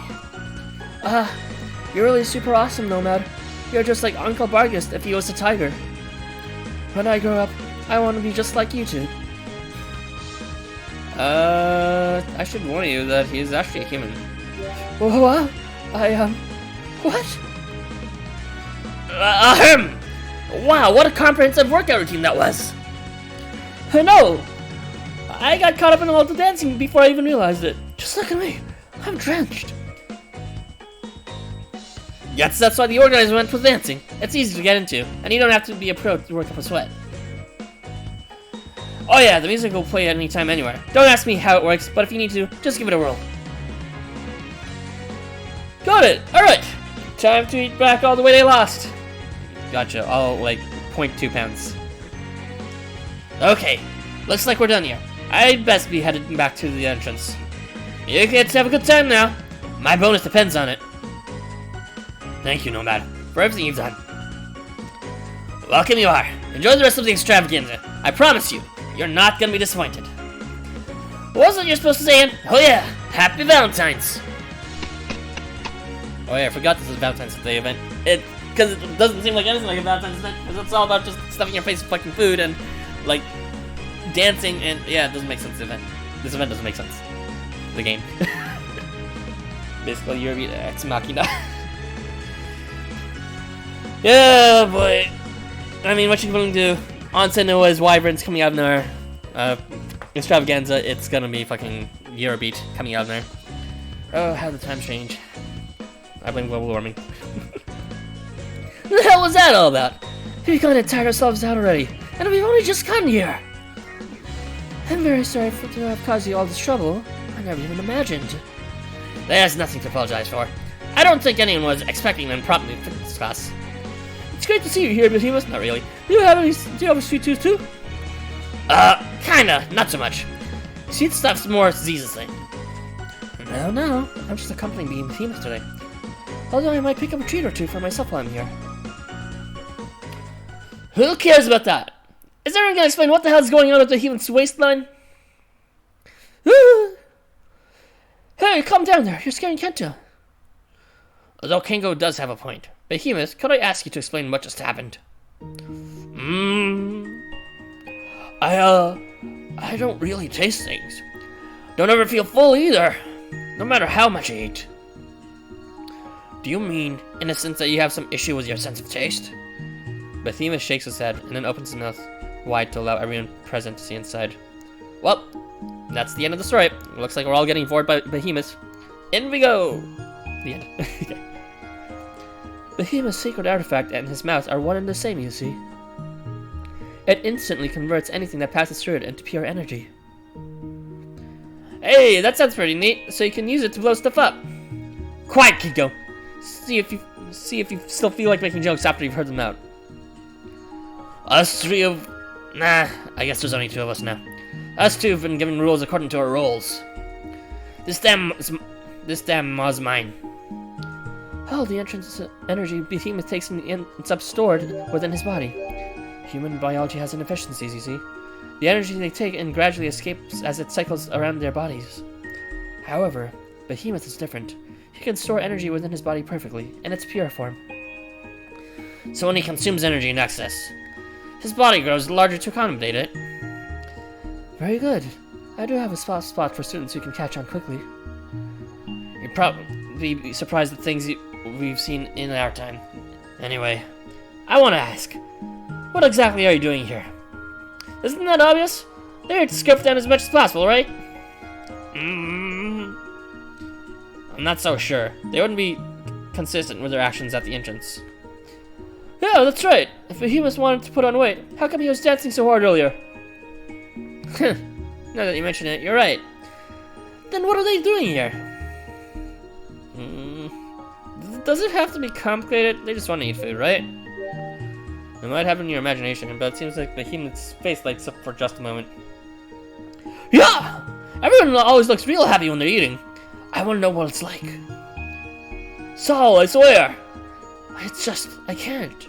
All because of the stupid Ma. I can't taste food. Don't know what taste the bite or swallow it.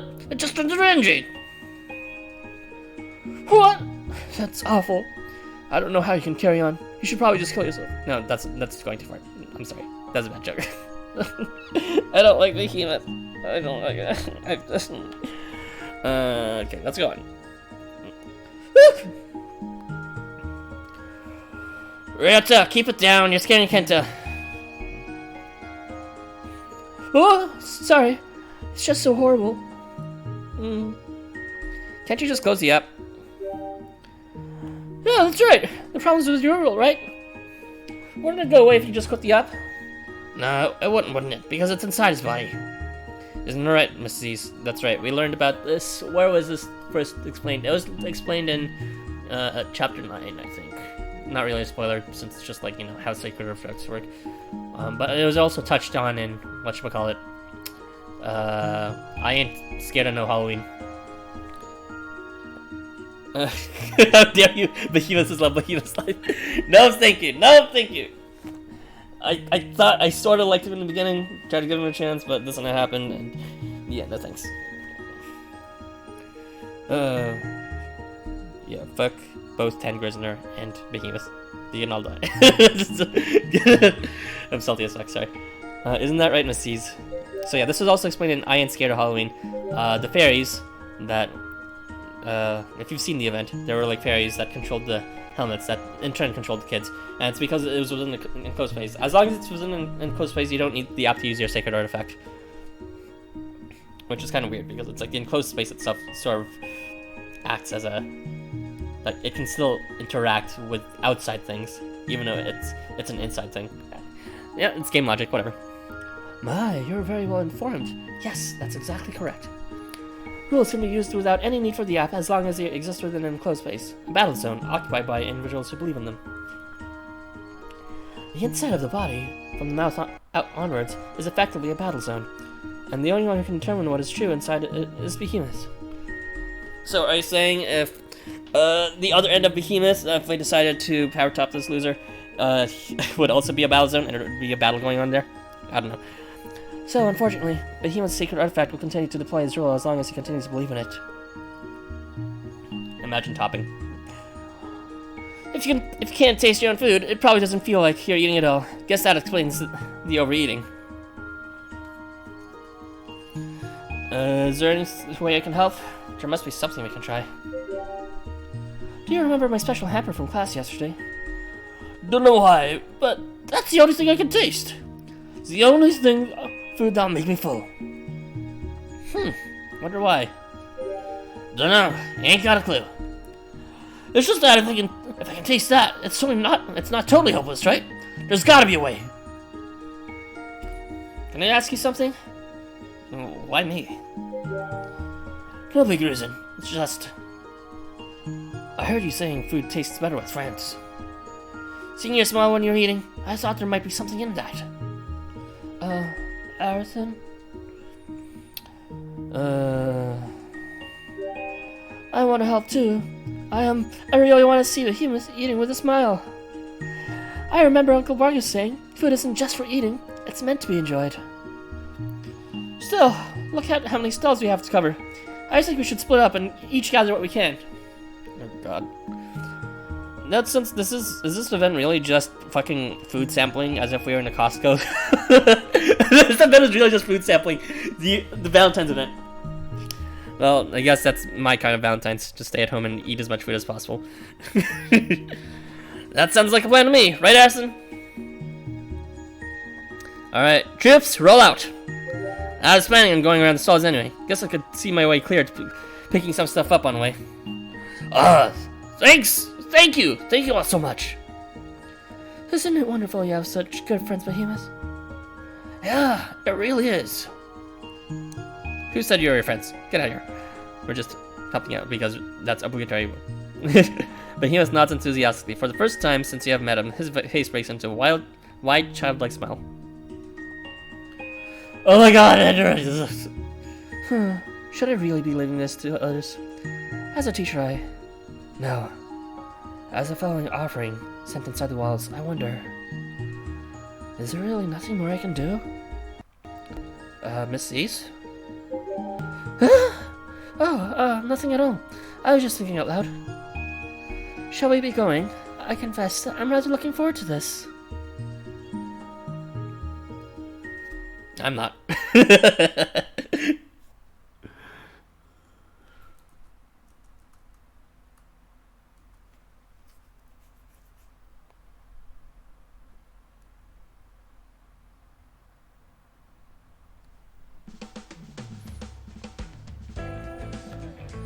Oh my god, fucking finally part 2. Uptime is 2 hours and 17 minutes. Alright, time for leaks. Where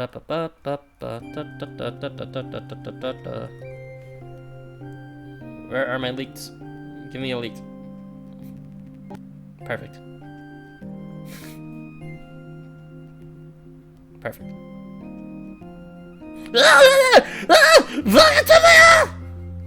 Okay, that joke's done. I'm done with life.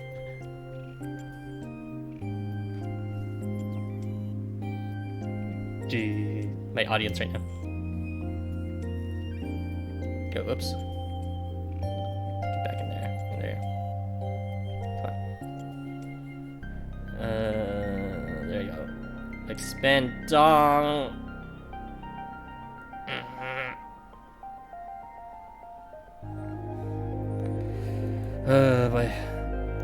My achy breaky back.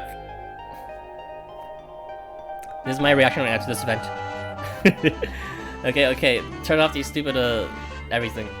And let's begin chapter 2 of this event. Whoa, Ingligami, come look at this!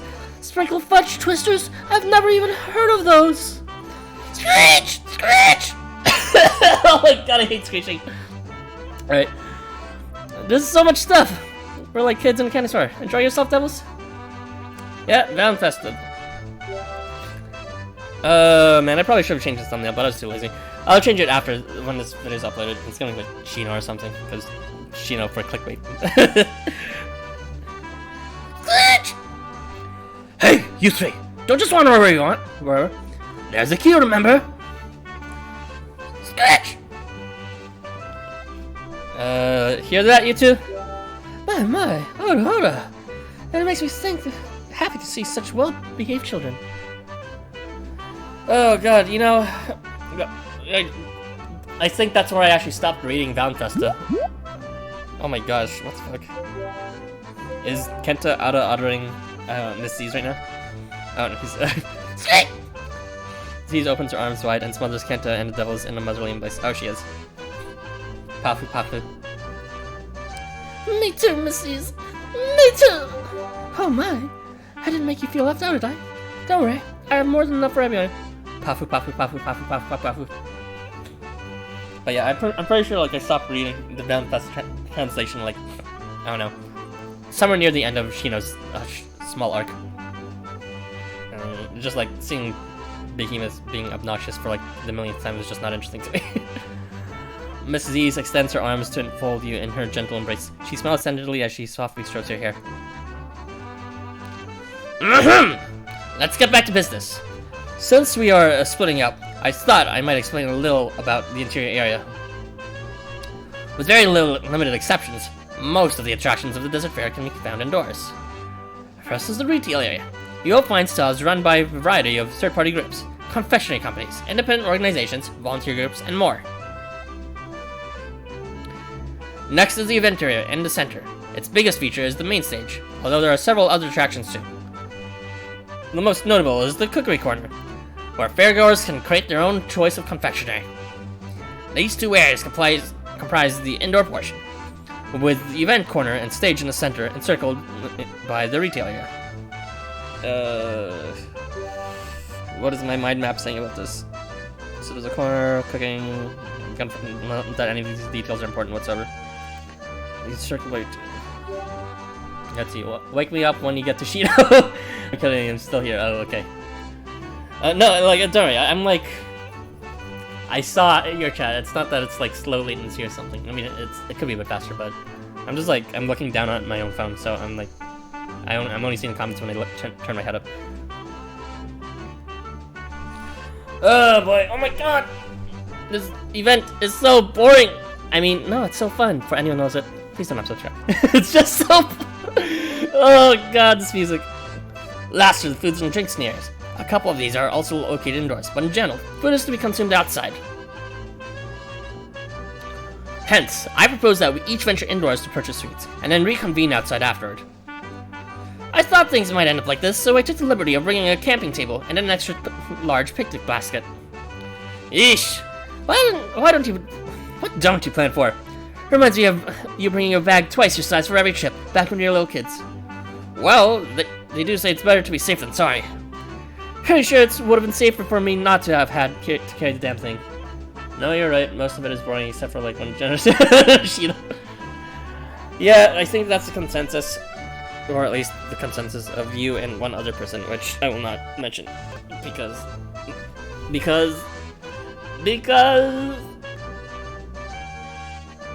Yeah. Okay. Alright, let's continue. When you put it like that, I suppose I might have overprepared just a little. I'm sorry. No flavor from someone who tastes no flavor. Oh, what you would expect? No. I think being well prepared is a wonderful quality for a class representative. Smells like chocolate over here, maple syrup over there, and caramel over. Damn, I just want to get stuck inside.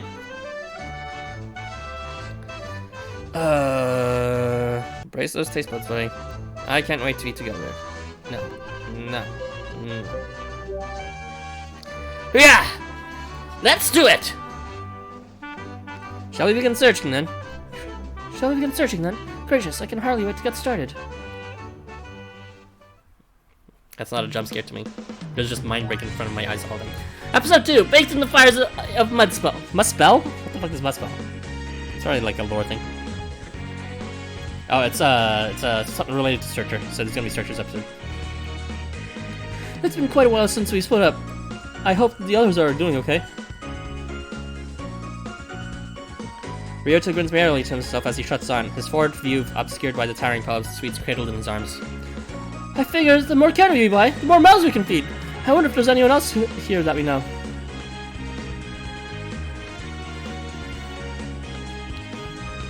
Oh god, how does Babylon sound?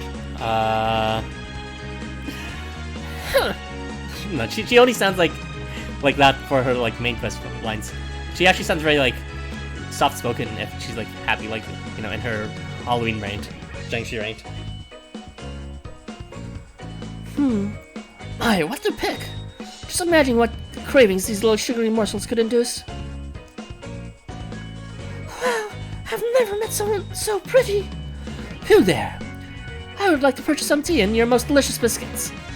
Oh, of course! Thank you very much for coming over to our stall. How about our biscuit selection? Buy one and receive half price off any of our tea blends. Yes, that sounds perfect. My, these displays have such adorable little boxes. Could you possibly pack it in one of those for me? No, that sounds good. It's not my fault that he was a terrible character, was a terrible design, and a terrible personality, with terrible stands and terrible everything. I'm just being objective here. I feel like it's fine. It's actually personal for me. That's why I don't like Behemoth. So he's actually an okay person, but I can't see Behemoth without seeing the personal relations I have with the people associated with him. Let's see. Sorry, but he interrupts a very important scene, and yes, the lesbian is here. The lesbian. Oh, jeez. Of course, just wait a moment. It looks just wonderful. This would make perfect present for Ikabuku's little emperor. Oh, what a dominatrix. I can just picture that silly brown knot in consternation. Oh, how absolutely precious. I suppose there is time and a place for these festivities after all. It reminds me of a little... of paradise, or perhaps Babylon.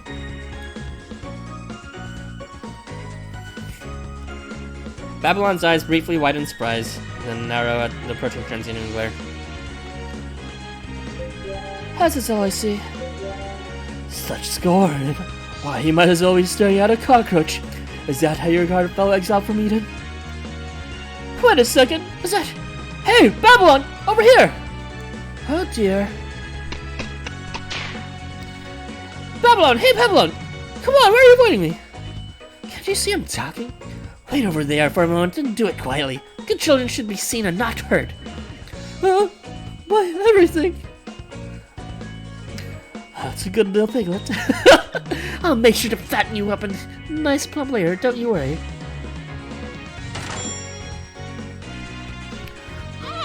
Oh, this is great! Babylon smiles indulgently as she places another biscuit in Neota's mouth. That's a good little piglet. Come, eat all you wish. Submit to your desires. Where's the kind of disturbed reaction?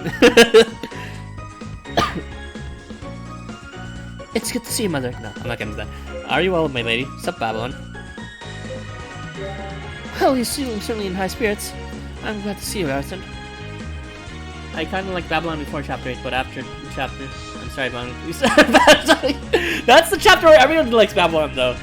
Like, you know, she's not just some, you know, mysterious ice queen or whatever. She actually has motivations that are related to familial love.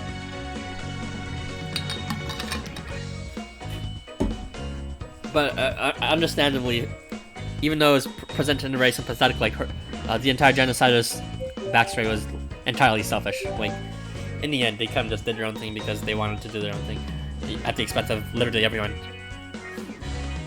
Good. Fucking diary of the fucking friend zoner. Oh, he's still alive, damn it. By the way, girl, I mean, are you here alone? What about the other three? Yeah, searcher here. How's Stark doing? How's the best laugher game Azathoth? I actually like them all, but Azathoth is actually probably my favorite, along with Ark. But Searcher's okay. Like Ark and Azathoth. I don't really care about Azathoth's game, but I do want to talk about Azathoth. No, Ark is cool. Azathoth. Ark. Azathoth. Azathoth. Ark.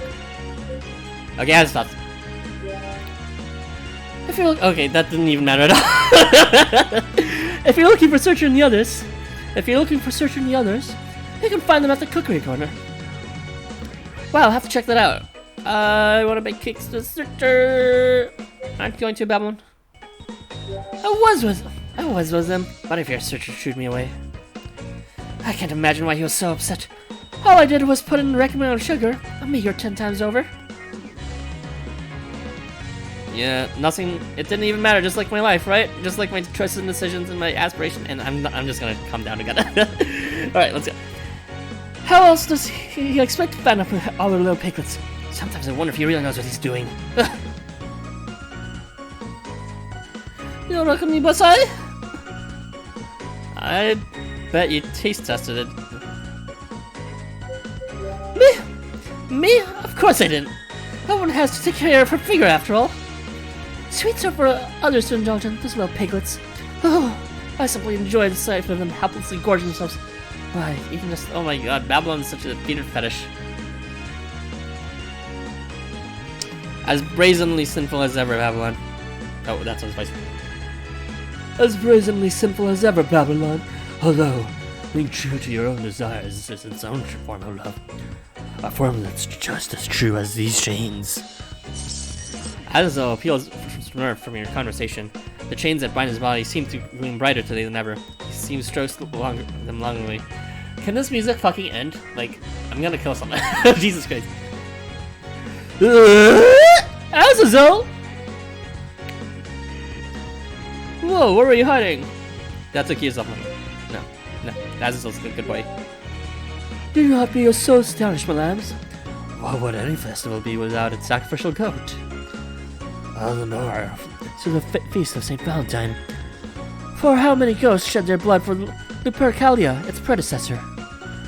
No, my presence should come as a surprise to no one, nor that of my friend here. Maybe Babylon knows about diabetes. Nothing says motherhood than, like, overfeeding your children, and they have to be, take regular insulin shots.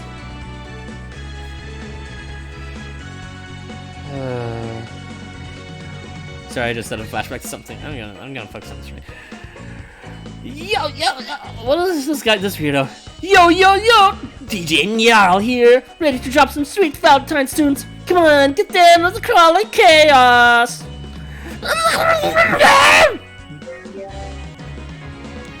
You better believe it, baby. Me and Shub Nigurath here. We're thick as thieves, you get me? So I'm gonna steal the show. Transients in the chance. Crap. Capra's enraptured. You with the cup. Get those hands up. Goodness gracious, outer spacious. Where's my nuclear chaos when you need him? Neural, you sinful little hyena thing. Oh, what's that, my sweet? You want some loving from this DJ? Some hunting in the dark? Get over here and sacrifice it up. Nyarlathotep picks up a chocolate and drops it onto his blood-red tongue to mouth, positively quivering with excitement. Always such an impulsive child.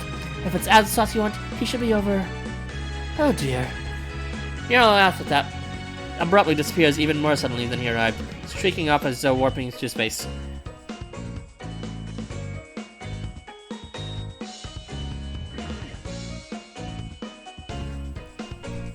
My, the loyal hound really cannot bear being away from its master after all. Yeah! Now, look what you done, Azathoth. Come on, hold out your hand. I'll wipe you off. Azathoth's gleeful laughter at being covered in cream echoes across the cookery corner. That tickles out! Jeez, you're such a handful. Crashing this party like a comet from the deep dark. How is it hanging, my lovely idiot god? Feeling gnarly? Well, look who it is. You look well, Nyarlathotep.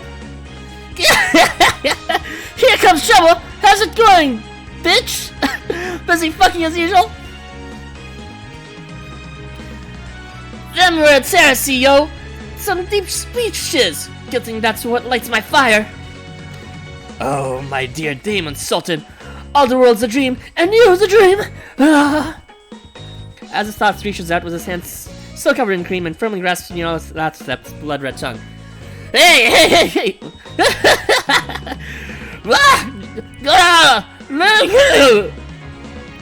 Dear me, children are so boisterous these days. Babylon watches Ark and the rest from the distance, and something. Everyone's really enjoying themselves. It's almost like... Okay, what is it? Silent playing her face. That's right, it's paradise! My, well, you could certainly say that. Is it something I said? Not at all. You must understand, we are both exiles from Eden.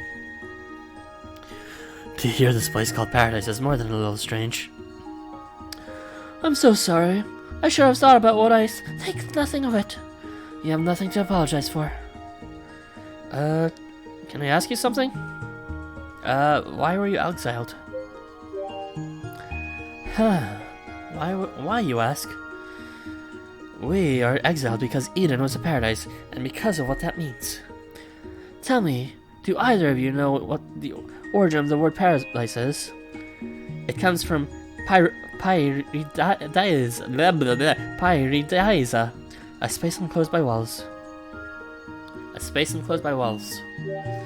Indeed, Pyridiza, a place surrounded by a boundary dividing the here and from the there. Over time, such a place comes to instead be called a paradise. What is a sacrifice if not an offering by Paradisa, which is a space set apart and enclosed? For that which lies within the walls, the interior, to prosper, there must be an exterior from which to set itself apart. That which is sent beyond those walls to bear the interior sins. That is what we mean when we speak of a sacrifice. So you see, sacrificial goats are indispensable to any paradise. They are but built on the backs of those like myself in Babylon. And wouldn't you know, the 23 worlds in this Tokyo itself are spaces enclosed by walls. An amusing coincidence, wouldn't you agree?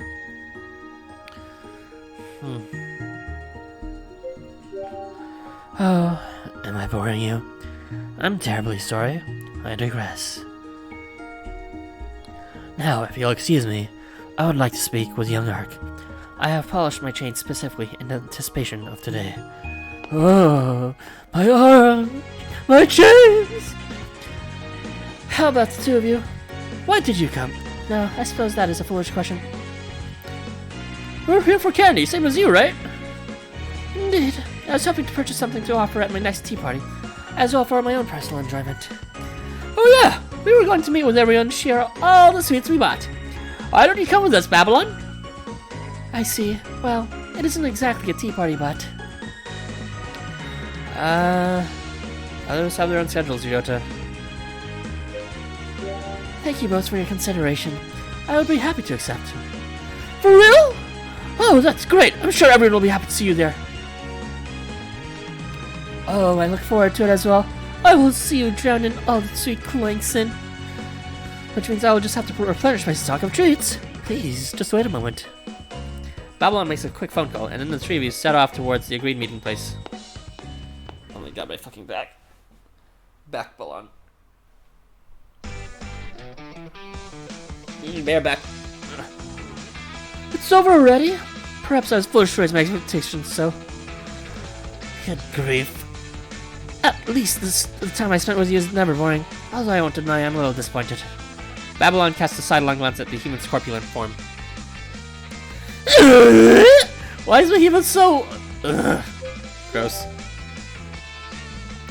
Because he couldn't hold back and just ate everything you brought snack on. What? You mean it's all gone? But we even went and invited Babylon to join us! Shut the fuck up, Behemoth! You don't deserve to be a Housamo. I guess I can't blame you. Put me in front of so many sweets, and I'd probably do the same. Oh God. That's not true, Ryota. Don't be like that. You know, I've seen you in plenty of events save treats for other people. Because you always get treats for other people. That's not. I feel like I'm just gonna eat the trees and the grass and... Oh dear. Please do try to resist Behemoth. We mustn't ruin this park for everyone. I'll go buy some more. Just wait there, Babylon. I'll be right back. Wait a moment, Ryota. Feel now. The teas went to all the trouble of brewing for you all will go to waste. Bad back smell. Hurry up. Annoying music smell. Babylon offers up several of the paper bags she's holding. I think this should be enough for everyone. I can't promise her tastes will agree, but it may take as much as you like. Thank you so much. I'll help you replace them all later, okay? But of course, I have great expectations for your performance as my porter. Well then, that should do it for tea. As for the rest... Greetings, my sweet children.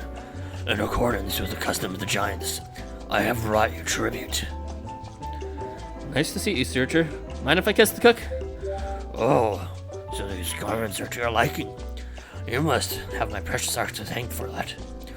What a glorious day that I might hear such praise from the lips of my dear Harrison. Not to interrupt, Searcher, but did you bring what I asked for? Oh, that's right. Please to accept this gift, as requested of Babylon. It's huge! Look at the size of it! From behind his back, Searcher produces a cake so large that you have to crane your neck to see the top. So that's for a wedding, right?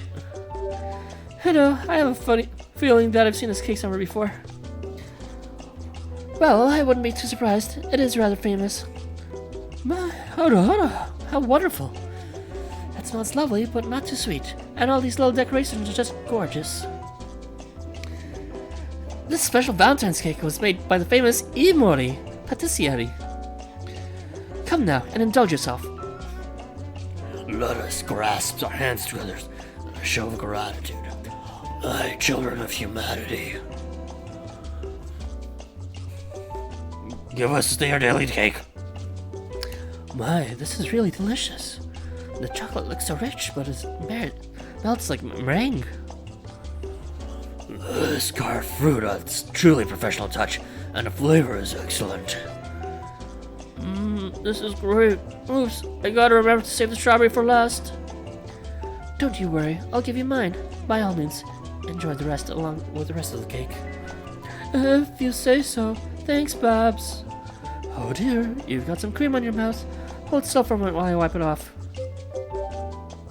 Babylon dabs at Kengo's mouth with a handkerchief. Kengo stuff. Oi, what are you doing? Nothing, just accept it. Well, if you say so.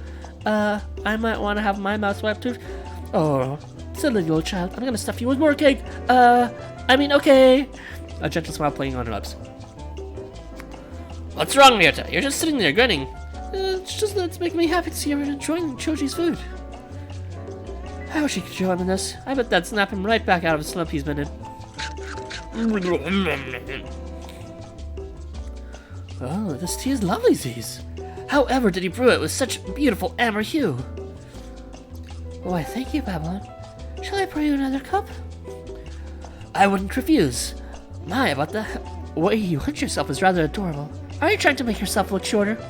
Oh, me? Adorable? Oh dear, you shouldn't tease your elders so. I would have thought you would have been more used to hearing it. Well, does your real height really embarrass you so? My, but I just can't get enough of you, you adorable thing. Thank you ever so much, Babylon. But I wonder if you feel that way towards me just because of how strongly you dislike Behemoth. Excuse me? I saw how you looked at Behemoth real. It was like you hated him so much that you could barely stand to look at him.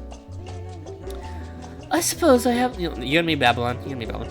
I suppose I have no stomach for those who indulge themselves overmuch, helpless to hold themselves back. You are literally indulging everyone. But, yeah, I just like being too.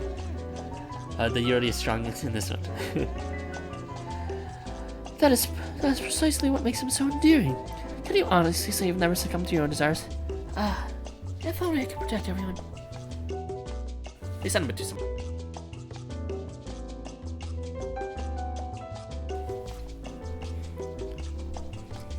Well now, perhaps do yourself a favor from the same affliction as I, after all. Wow, this is really nice. Where did you find food this good, Babylon? Imori Patisserie is my usual protocol. Their cakes always go down well. Although, the Ambisu Tea House is the place to go for Japanese confectionery. I believe they have a stall there at this event. There's great demand for the rainbow buns at my tea parties, although I worry if they might still look silly piled up on my tea stand. I'm sure they'll look fine. Plus, I bet Hackman would love them. Why is everyone making fun of me? Because no one likes you. It's not working. I can't taste anything. Astonishment is plain to see in Babylon's face as Behemoth shakes his head apologetically. That can't be. That can't be. That Emor is Paticia's finest. Babylon takes a puzzled bite of the sliced cake on her plate. This rich flavor, this melt-in-my-mouth cream, this tasteful touch of fruit, the wonderfully fluffy sponge.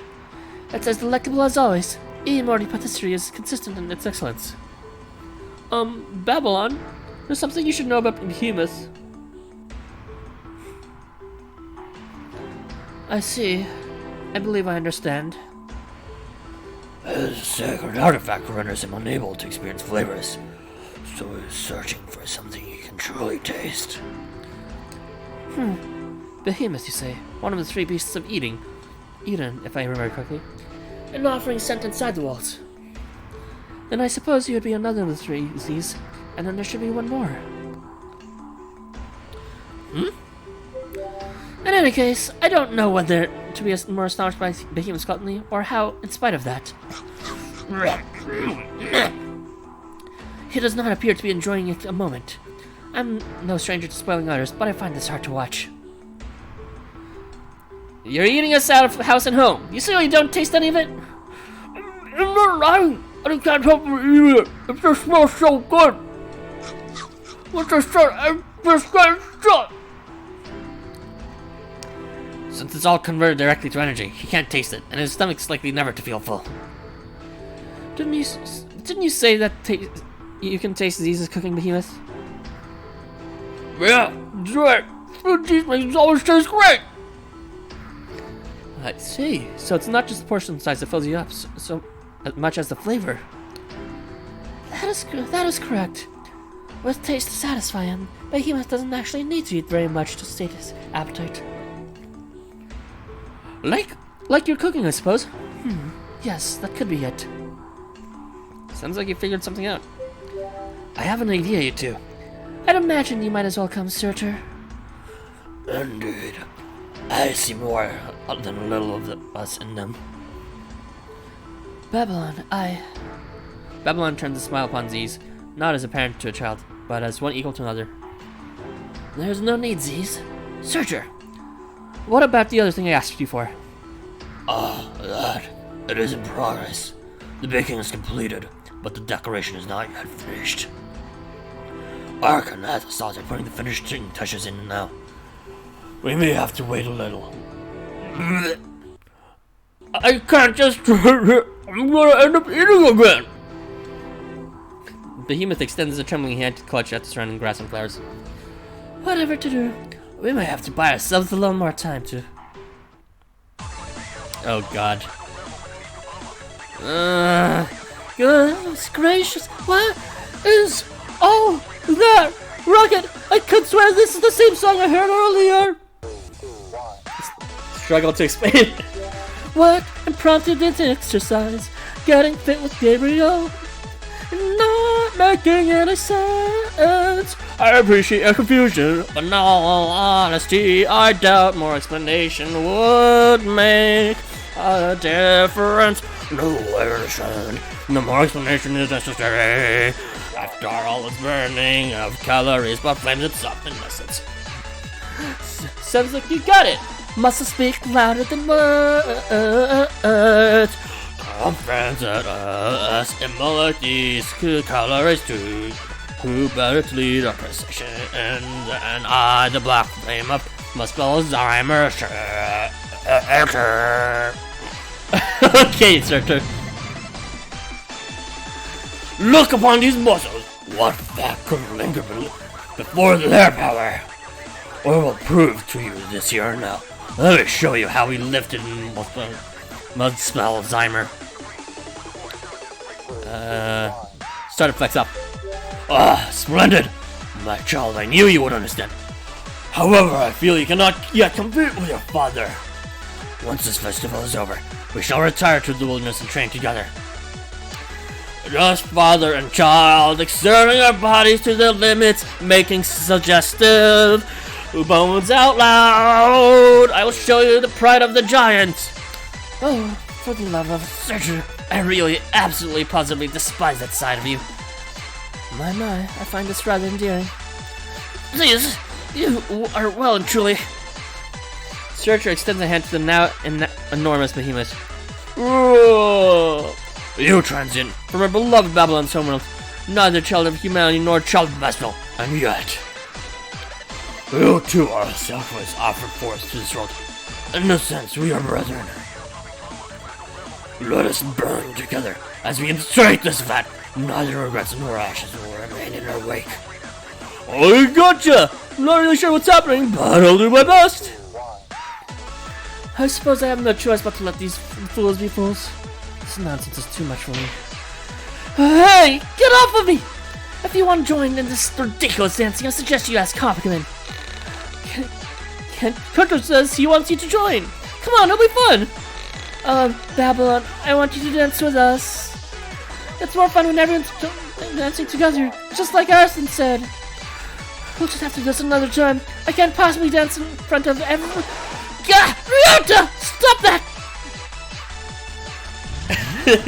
Rip Babylon. Someone needs to make an animation of her dancing. Come, bury your chest proudly like a pillar of flame.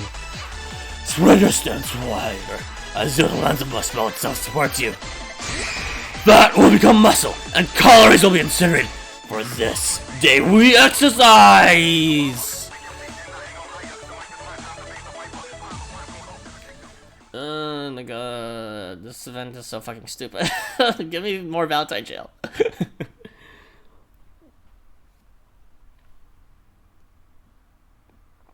Just bring me Shino. I mean, Searcher and Babylon were pretty funny. Especially when Babylon was like making little piglets out of Kenta and Ryota. And as it's always fun to voice Azathoth stuff. Oh my god. Uptime. Almost 3 hours. So I guess it is a bit longer than Valentine jail. Overall, fuck!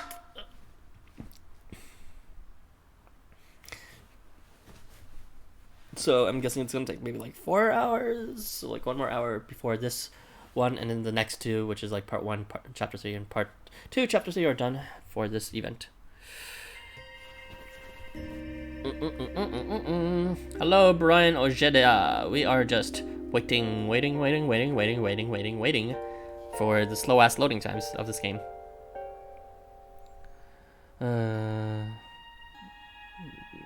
What is my mood right now? There you go. My mood. At the airport.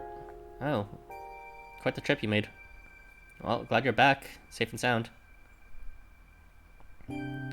Picking someone up, I would presume. Yep. Oh, my Tomoyo. Okay.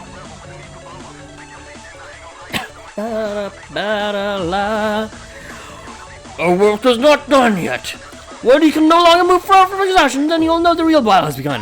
1, 2, 1, 2, 1, 2, 3, go! The proud limbs of Muspell stands at the hands of the crowds, driving the rest on. I can't breathe. This is why. I didn't want to join this ridiculous display. Babylon staggers away from the group and topples over till I sprawled on the grass. Good grief. Why must Ryota and that small, smelly child be so pushy? Finally, she catches her breath and she casts her gaze back at that group of dancers. Kenta waves from the midst as she finds herself waving back.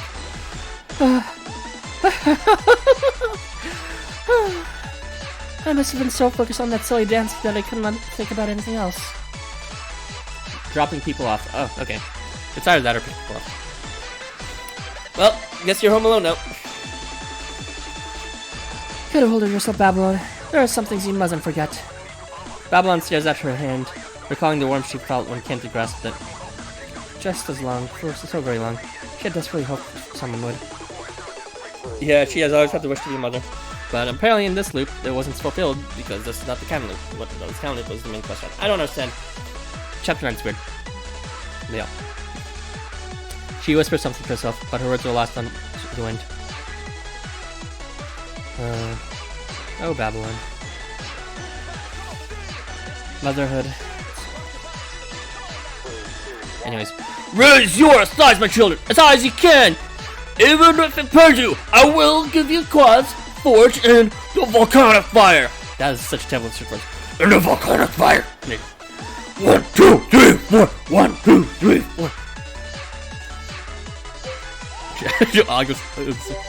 Such concentration and clarity of vision, my child.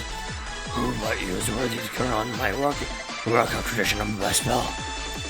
Watch me as I flex and burn every motion of these rebel muscles into your mind.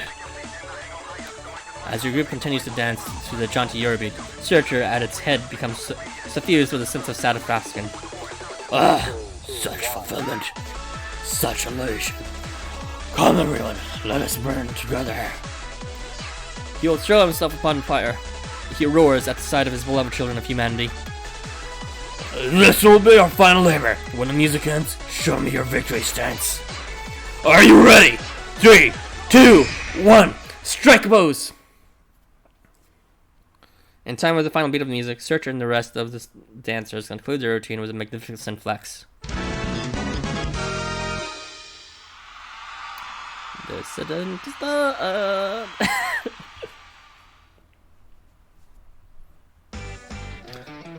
Woo! That was fun! How are you, like, not too tired of this, Ryota? You're just dancing to music? It doesn't even feel like exercise. Okay, I guess Gabriel's magic is working or something. A splendid configuration, one and all. Why, with such heat we might even burn down the world tree itself. Oh? Kenta spots Babylon on the sidelines breaking into a panting run. We did it! What did you think of me and you know got me dancing? I'm pretty good, right? You did very well, the pair of you. How about a drink of tea? You must be parched. We're here. I'm sorry we took so long. Look at this thing! It's huge! Don't drop it out! Arc arrives, leading Azathos and the horde of Nyarlathotep carrying a cake even more enormous than the last. Nyarlathotep's in the house! Yo, we're all naughty and we're all coming, and we're all bringing the sweets that sleeps deep within. This is cute. Finally, Azathos gets his father's son, but in time he's crave. It's so weird seeing Searcher like this after reading all of General Cyrus' arc. Not really, I think. You know why? Because Searcher didn't really have a personality at all in the Cyrus arc. Even though he had his own 5-star, he like did not talk at all. He was basically like a fucking whatchamacallit. He was like Oz in Chapter 9, you know? Gets his own unit release, but like has what, like all of 2 or 3 lines? Jeez. Cake for giants? What is it asking? It looks like the main dish has finally arrived. Behold, the giant cake of the giants, roasted golden brown in the flames of Muspell, and perfected by my very own dear children. A colorful array of smaller cakes is carried in by Searcher. But it doesn't end there. Soon, an assortment of other kinds of dessert joins the rest. Let us feast. Don't waste them on me. I can't taste them anyway. All that's happened is I won't be able to stop. No, so mean it hurts. Behemoths, our brethren. Searcher's voice is kind as he addresses the dejected behemoth. You must not think that way. Nothing in this world is meaningless. But, you know what, if something vanishes without a trace, its flavor will still live in our hearts and minds. Try a bite. Behemoth takes a fork in hand and tentatively brings it to his mouth. He gulps several times, and then his eyes open wide in astonishment. It's good! It's real faint, but I can taste it. The smooth cream, the soft sponge, the sweet chocolate, the delicious scent. Behemoth's eyes positively sparkle like those of a child tasting candy for the first time. They call this caramel. To cook it to perfection was a great level, but your delight makes the effort worthwhile. Oh yeah, it's really tasty. I never knew you were such a great baker, Searcher. I have learned at this festival to trial and error. These cakes stand upon the ashes of their predecessors. My, ara. The cookery corner, I assume. Perhaps I should try my own hand. I don't think you need to these. You make good cakes already, right? There were professionals taking part of there as well. not just amateurs like me. The silver wolf next to me at the table is quite the artisan whose craft would bring a smile to any face of any child. The Silver Wolf? Who could that be? I literally have no idea. It looks like Searcher managed to get through the behemoth after all, Arthur. How did he do it? Even if I had a clear answer for you, it would not be my place to give it. If you want to know, I suggest you spend more time at this fair. See all you can and try all you can. Kamui? Oh yeah, that's right. He has the new skin in this event, so it's probably him. And, Arthur? Yeah, that's what that logic that tracks, loser. What is it, Babylon? Thank you so much for inviting me today.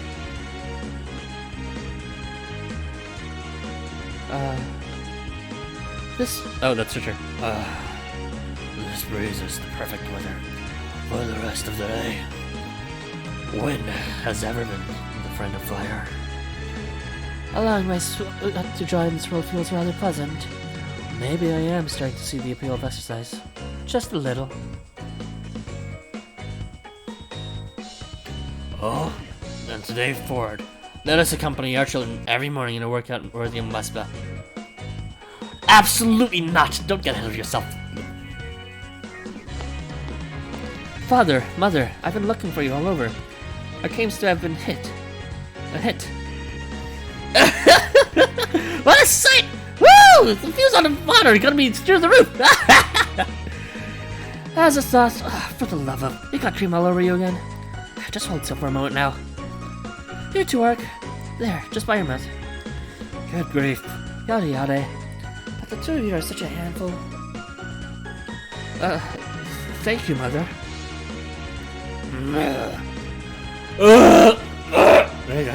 You can't do his low voice anymore.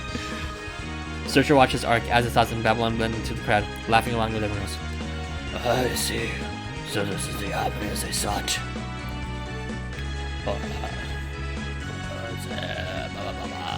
Searcher's flames flare so brightly that for just a second he forgets about the black cacophony of echoes from within his home. But what should I do? Searcher looks down at his hand and the small pocket knife shaped like a butterfly nestled in his palm. Who did that belong to? I see. I suppose at this time you would never have even met. Nor, I suppose, would Babylon have the burdens of remembering and the grief that comes with it. It is mine alone to bear. Oh, my sweet lost child. However, from your sacrifice, this paradise was made, and finally, this possibility has come to be. Sorry for your loss of taste. Oh, loser, don't be like that. Kami is really not that bad of a unit. I mean, a character. Everyone shits on Kami because he's popular, but he's not Moritaka. Moritaka's bland as fuck. He's got good porn, though. But Kami's got, like, well, I'm not a fan of his body type, so I'm not a fan of his porn. But he actually has an interesting interesting backstory. Unlike Moritaka. How the world can change on just a flutter of a butterfly's wing. What do you mean? I'm not sure what you're talking about. A paradise cannot exist without expulsion, and I know as well as anyone how fiercely burn the flames of the indolence. Once we find satisfaction in where we are, we naturally cease in our tracks. However, if we wish for what lies beyond. And there it is. That is why this Tokyo continues to repeat its cycle over and over. So, if you guys don't recall, whatchamacallit? Yeah, you know it, baby. But yeah, if you guys recall, Searcher's helmet is actually a pillar. Actually, I think he has two pillars, or at least two sacred artifacts. But yeah, his helmet is a pillar, and that's why he remembers the past lives. And that's why he's kind of being emo about it. Give me a moment.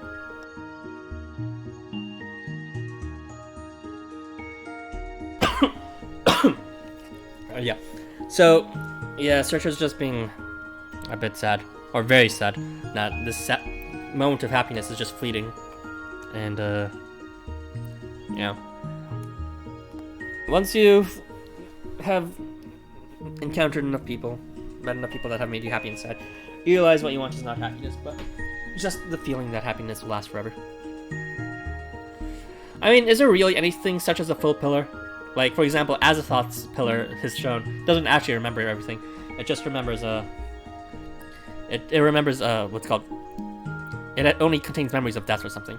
And at the same time, these memories themselves, like, are even more, like, subsetted by the fact that they only contain the memories of what the actual sacred artifact holder, has seen themselves.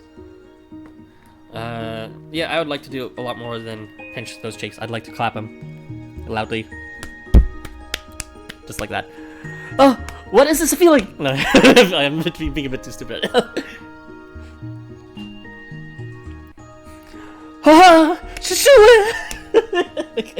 Okay, let's see.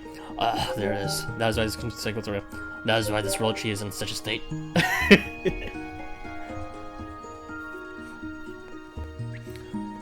That is why the black flame of Muspell could not end his rule through sacrifice.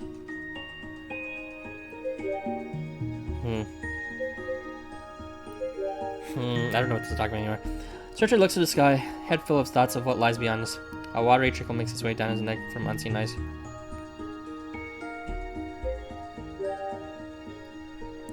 My beloved child, Harrison. There is still so much you do not yet know. Even so, would you indulge in your foolish father? Searcher embraces you tenderly and pats your back as though consoling your child. I cannot do that voice that loudly, so I'm bringing Matt super close as I'm doing Searcher's voice. This helmet is but a cutting of a complete pillar. Oh, I guess you're right, loser. And can only yeah, I see. And can only retain memories of grief and lamentation. Hence, I cannot promise that I will carry the memory of this day with me into eternity. So that's why he didn't remember this memory in Chapter 8.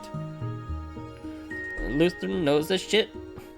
I cannot even give to you the meaning of the epiphany this happiness has brought me. Your foolish father begs your forgiveness. My sweet child, and my irreplaceable seed of the future. If you truly wish to leave nothing and no one by the wayside, then you must tread innumerable paths of tragedy again and again and again. In the end, the day will come when you remember it all, and on that day, you will truly be tested. On that day, you will turn your back on paradise, with the weight of this world borne on your shoulders. I pray that when it comes, your memories of the sweet paradise will steady your hands and guide your feet. Searcher arms tighten just a little as he holds you to his breast. Can you feel it? The rush of the blowing blood around my cock, pressed against your body. The truth that this happiness existed sometime. Feel it harder. That's why you can touch it if you want. Do you know that I love you with all my heart? Not as the Black Flame, but as Searcher, father of Muspell. I pray that you will not forget these things, or rather, I pray that you will remember them in your time of need.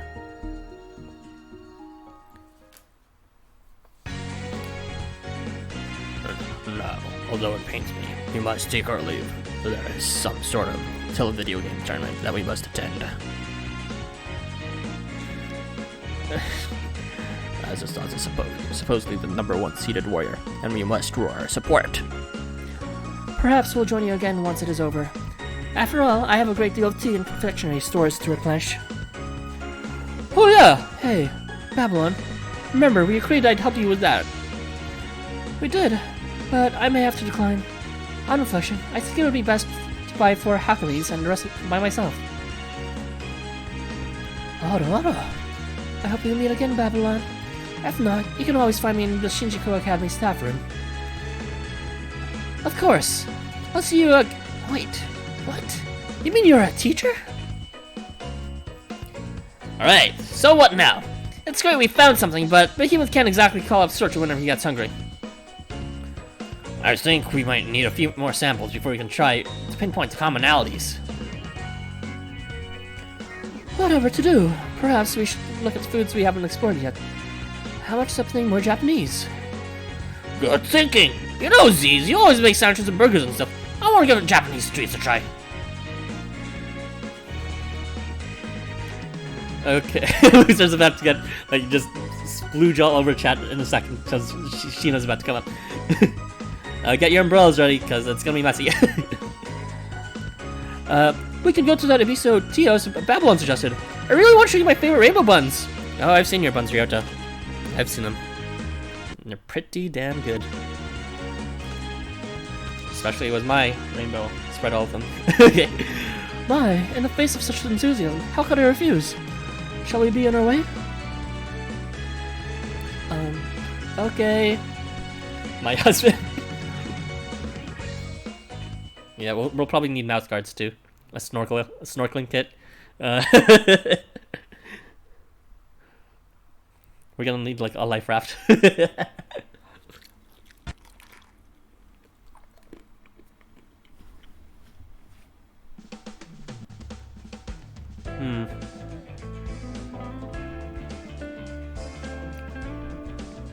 Alright. We are 3 hours, 11 minutes in. And this is definitely longer than Val in jail. Even though less has happened than Val in jail so far, up to this point. Jesus fucking Christ. Alright, chapter 3. This will be the last one. Well, not this one, but like, you know, part 1 and part 2 will be the last ones. And then maybe tomorrow, hopefully, I will be, whatchamacallit, doing chapter 4 to 6 and then the epilogue.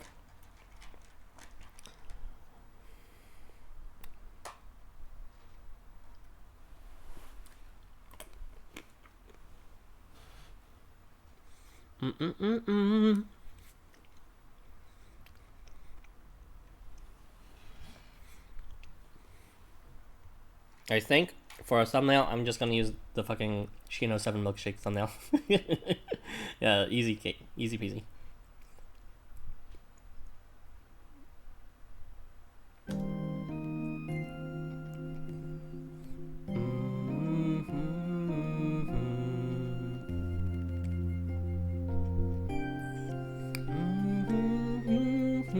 What? Everyone wants his milkshakes.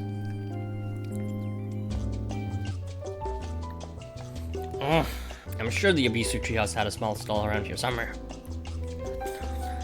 With this many stalls, it's difficult to know where to start looking. This chocolate's heavenly. Yeah. Naruto said it. Where'd all the customers come from anyway? Good gracious, you two. That's an awful lot of sweets you're carrying. I don't mind you eating as you walk, but be careful you don't choke. Why don't you have some tea, just to be safe? Oh, don't worry, I don't choke. I'm used to this. Used to what? If you know what I mean.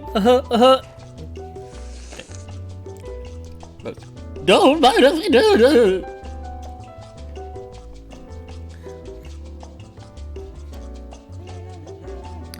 Babbles, please remember to walk straight ahead and, don't wander off. Inugami, watch out for that yellow one.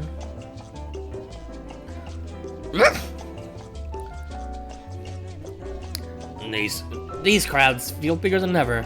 I want my devils to enjoy the fair, but maybe I should return them to my book. Oi, am I the only one who thinks this is real strange? The odds are packed, but none of the stalls have any queues at them. You'd think they'd be snaking around this place by now. The desert fair works on a time ticket system. Once you are issued a ticket, you have a set amount of time to look around. That means most of the folks who are ready to eat will have moved to the food and drink area. It's the restaurant indoors. Not sure I'm following, but if it means we don't have to line up, I'm all for it. Being the line leader. Yeah. Little pudgy little short Housamos. Roll them up. I don't know. Why don't we get our tickets and look at some other stalls? We can finish up quickly, and then head to the food and drinks area. I think the Abisu tea house should be around this corner. Oh, my. Ara. Good God. Sugared Peony Petals, Episode 3.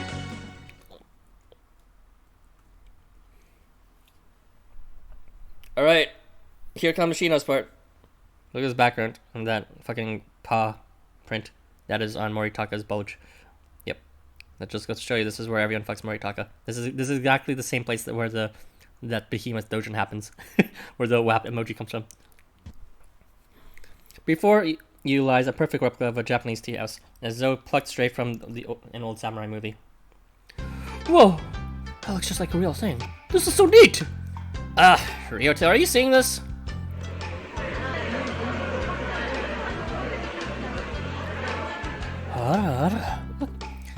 Look at these people all lined up so neatly.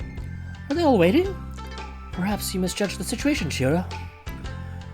Damn it! This is why I never trust you, Eggheads. Well, the line's right there if you want to join, but count me out. Perhaps I might have been a little presumptuous, but I don't think anyone could have predicted a queue this size. Alright, that was a little harsh to miss these. You need to I'm gonna fucking cook this cock. Perhaps it was. I'm sorry, Shira. Taking a hard line with those who show promise is a bad habit of mine. For shame, Shiro. She expected better from you! Sisters, these expected better! Whenever such reliable individuals let those see who trust them down, I get this twinge in my chest, you see. As it happens, I've heard that the stall is the best of the best when it comes to flavor. I have to see it for myself, but... Something smells good.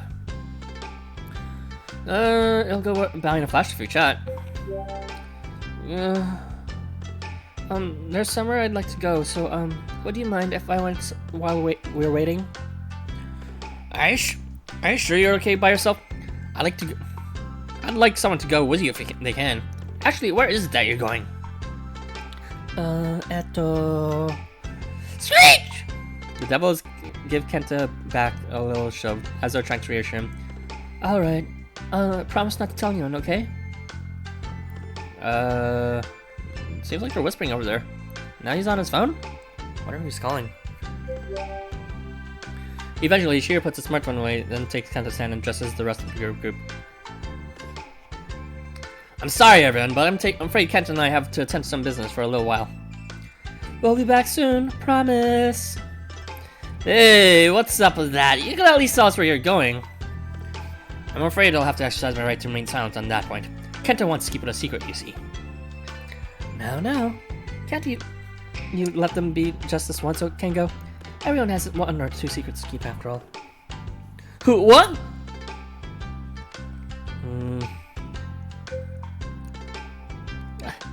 I know all about Kengo's secrets. What is that? You can't mean that one thing, or means that other thing. Which is it? Anyway, it seems as though everyone has their places to be. Why don't you leave us to wait in line until you come back? Oh, wait, was that Behemoth? No, that wasn't. This is all for me anyway. You don't gotta stay glued to me or anything. No, Behemoth. It's all for us, remember? Yeah. Wait, this? Come on, tell me where you're going, little punk. I can't. I'm really sorry. Inugami, activate Spirit Shield! Defense mode! Kenta grabs Inugami and punches his face into the dog spirit soft for it. Looks like Kenta and Shira have formed some kind of alliance. Everything's fine by me. I think we should respect Kenta's wishes.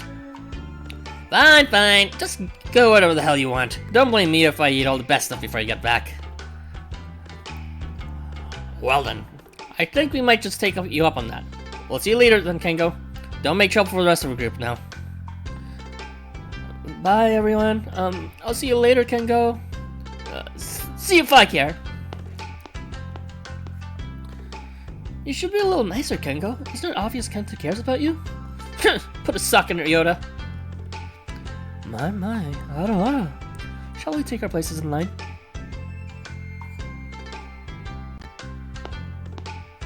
Oh, hey, Yabun! Whoa, look at this crowd. Never thought I'd get this busy, right, Suzuka? Oh, I know those two. Over here. Oh, look who it is. I thought I'd recognize that vacant face of yours. What a coincidence. Good to see you, oh, Yabun! Great to see you. Man, I love both of these characters. Tetsua's cutie, but Suzuka's like has the best emoji in the server. AKA the best 4-star in game.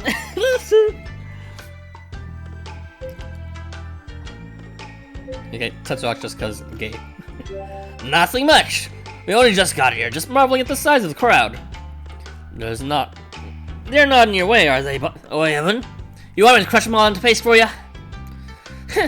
Keep your stupid voice down, Tetsuax. You trying to start a stampede? Jeez, this is exactly what happens when you get too peaceful in Kabukicho. This bullheaded... Oh, no. Other way. Jeez, this is exactly what happens when you get too peaceful in Kabukicho. This bullheaded idiot ends up chomping at the bit. Hey, Oyabun. Let me know if there's any big bust-ups going on, would ya? The best 4-star kappa. Just tell me what to rip and tear. I'll show you a glorious death. Oh, if only we could die together. Woohoo! Oyabun! You just got and made my ear! I knew I was right to trust you. I spent my every last drop of semen in my body for you. I'm with you to my very last breath.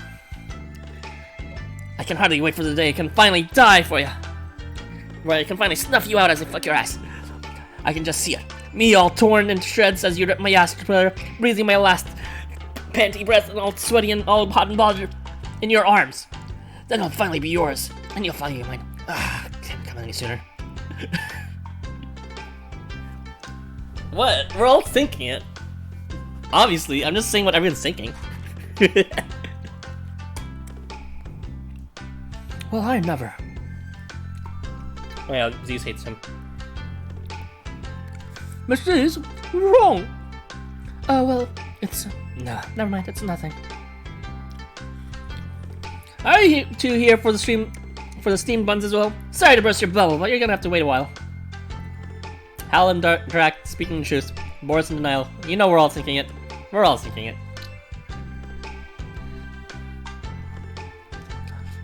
We're not here for the food. We're part of the business. Here, this stall's run by the outlaws, right? Don't know where this huge lines come from, though. The ticket system's supposed to be stop this sort of thing. Hey, Beef Rain! You're tall. See if you can spot out what's going on.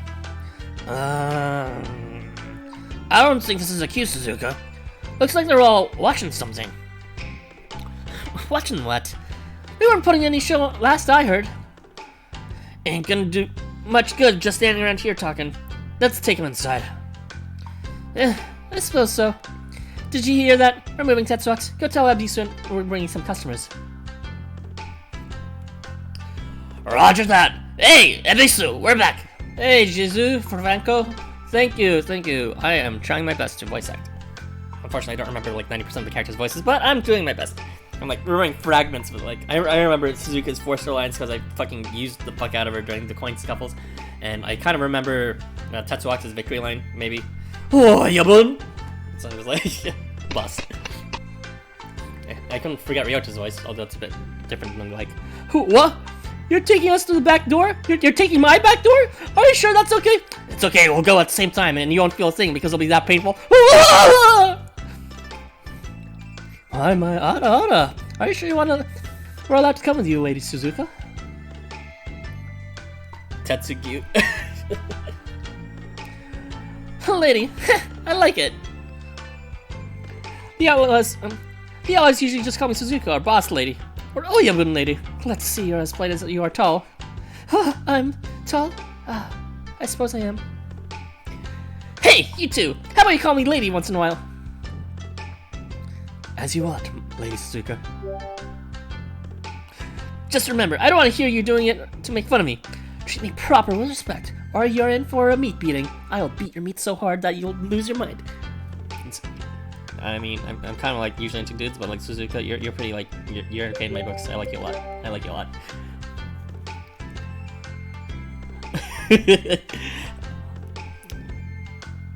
I mean, I'm kind of surprised you would forget that entering Ryota's back door is pretty unforgettable. All at the same time, obviously. Alright, Oyabun. Let's head inside, friends. Don't be shy. I'll show you around. Tetsuox leads your group around to the back of the tea house. You're still outside, and yet... Wow, what an amazing backyard sprite. It looks exactly like the front. 10 out of 10. Huh? Wait a minute, the ground. It looks more like wooden flooring than dirt. Well, of course, it wouldn't be very hygienic to spread dirt all over the indoor area. It seems a little raised, Lil. Perhaps to make it easier to disassemble. A little like a stage floor, perhaps.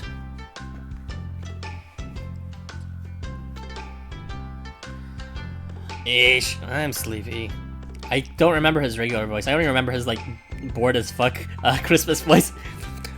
It's too damn quiet around here. If I don't bash some faces in soon, I'm gonna go crazy. Yeah, this is the room where everyone takes turns fucking more. Of course, I'd have that popper in front.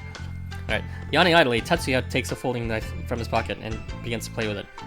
The room everyone takes turns fucking Mori, aka the Housamo introduction room, where everyone, basically how everyone started Housamo.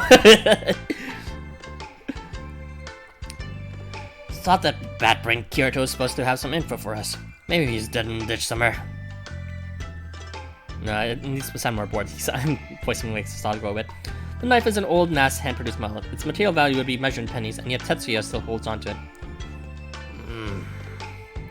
If there is any meaning in it, it would be found in Tetsuya's memories of the wild-haired youth who once lived with it, and his memories with this youth whom he cast aside, or perhaps who cast him aside in turn.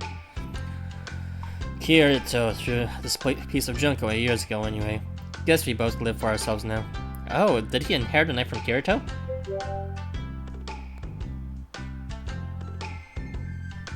I wonder what the relation is, really.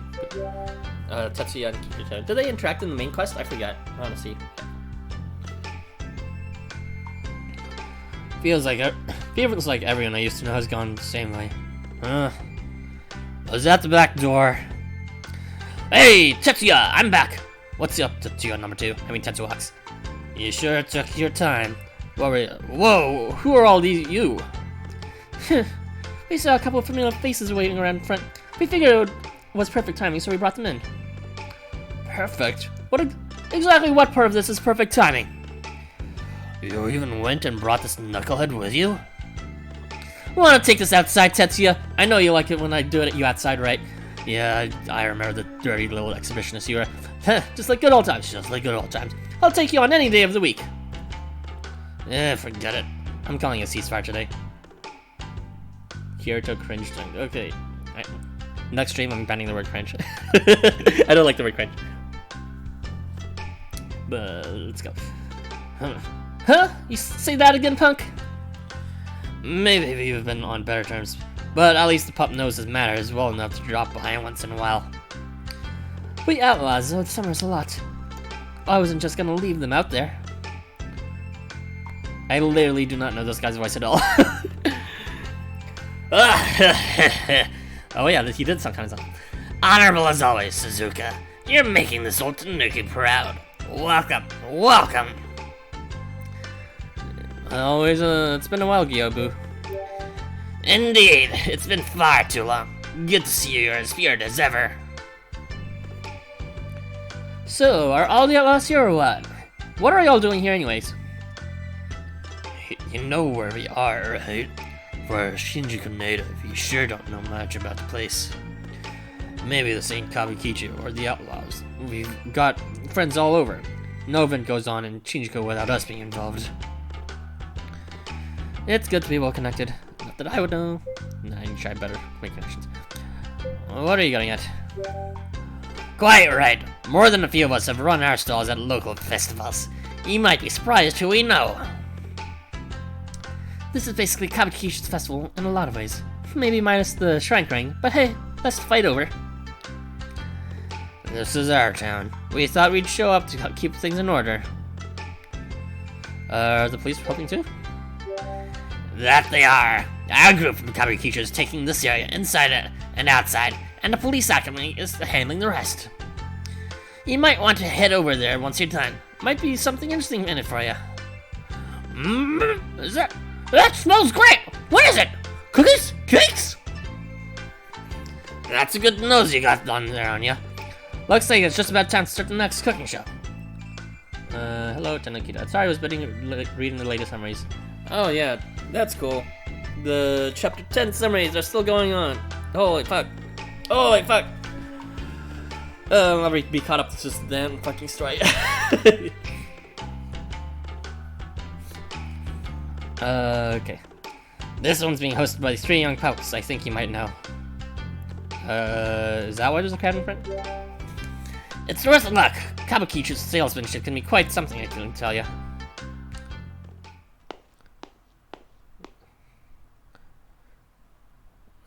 Who's voicing this? Who could be voicing this? I don't know. Tokyoites and transients. Come on! You'll see the wonderful desserts the Abiso Treehouse has to offer. Oh, it's Shito! How do I Shito? His voice is pretty boisterous. But what fun would there be in just handing out the final product? None!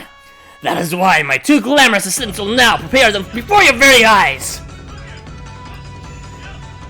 Greetings, one and all! Demonstrating today will be I, Moritaki Inuzuka. And I, Tadatomi Uniyuma. Please watch and wonder as we... Even Yoshino? I thought you were dead! Oh, that's a different loop.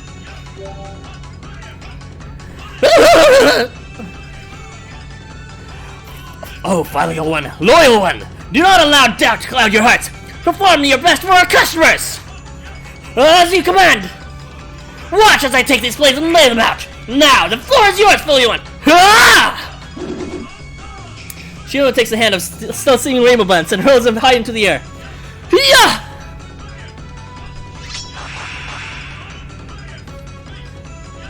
Moritaka's blade flashes, and the still seeming dough seems to simply fall apart into neat decorative shapes in midair. Next is the turn of Ninja! Watch as they take these dumplings, soy sauce, and I missed the line! Wow! Wow! Next is and seaweed in my hand! It's our turn! Loyal one! Hiya! Tadatomi stabs at the thrown dumplings with wooden skewers as though throwing daggers, snatching from there in the air with each. Hiya! And I've never done it. It makes me Kingdom Hearts. I mean, there's a lot of stories where people never die, just like fucking Gotham. Yeah, I watch Gotham. I actually, did not play Kingdom Hearts. I think I played Kingdom Hearts Chain of Memories and that was it. Cooking with the Kenshi, new TV show coming this fall. Come to you in Housamo app near you. Shino's swords carves through the seaweed with ease as the skewered dumplings take the place on top of the grill.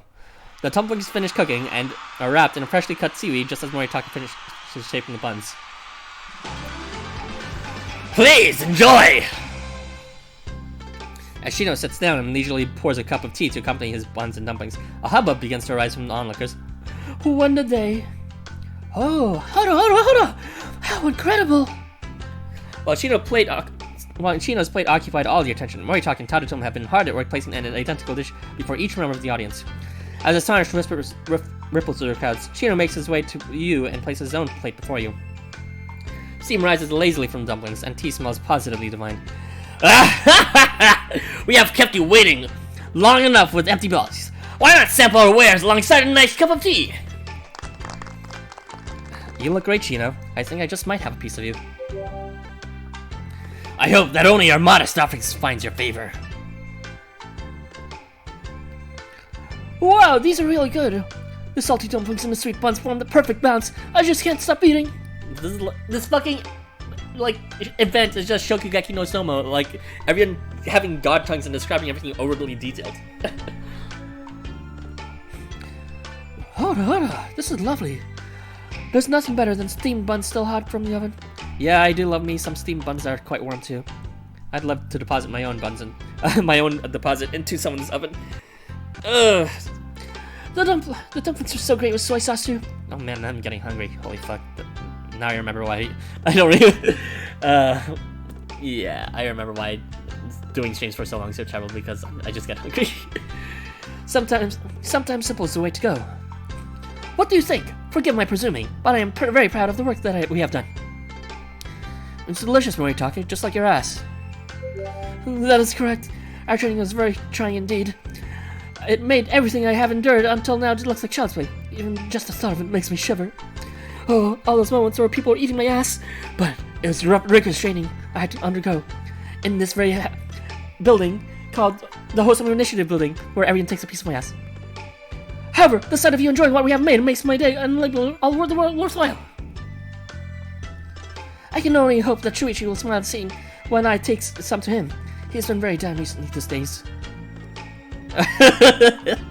Oh, man. I mean, this is not really it can't be related to the actual loop, but yeah. It's just, this is a neat little reference to how Dua betrayed his ass and he was mind broken in Chapter 9 after. Where could they be? I could have sworn they were around here. Yeah, that was just part 1 of the doujin. The others were censored for being too lewd, even for like an R18 novel. But yeah, basically every single Housamo and every single non-Housamo just took turns with Moritaka. Out of the corner of his eyes, you spot Tadatomo wending through the crowd. Oh man, I really need to see that doujin again. No, I'm horny on stream. Oops. 2 stream buns in hand. Nice work there, Tadatomo. Those dumplings are the best. Such kind words. I'm overjoyed that my humble talents could be of service. For his daddy's one, I'm right. Okay, loser. Those rainbow wings, you ask? I was hoping to offer you to one, my lord. The other I would give to you, to Kotaro Kotato. What business would I have with that monstrosity? Perhaps this bear would suit his taste, but I was hoping to give this to my beloved father. I mean, to Marchosias. He considers him a father? I didn't realize that. But if he is nowhere to be found. I actually literally did not realize that at all. Like, 0%. What?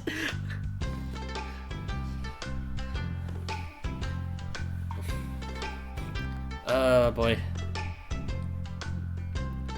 There's someone in the server called Mary, who's like a great person, but it's just she has such a strange aversion to father-son chips. It's like it's the most common basic ass thing you could ship. It's like literally, oh, daddy. It's like that's the first thing you know about when you like look at porn. So I just thought it was weird that she was so turned off by it. I guess he mustn't be here. How about a head pat for me instead? Whoa, you're so lovely.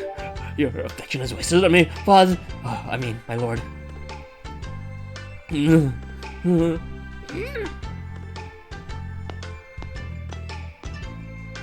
Whoa! I think I'm seeing why they sell so well. I can't keep my hands off them, just like I can't keep my hands off your ass, Arison.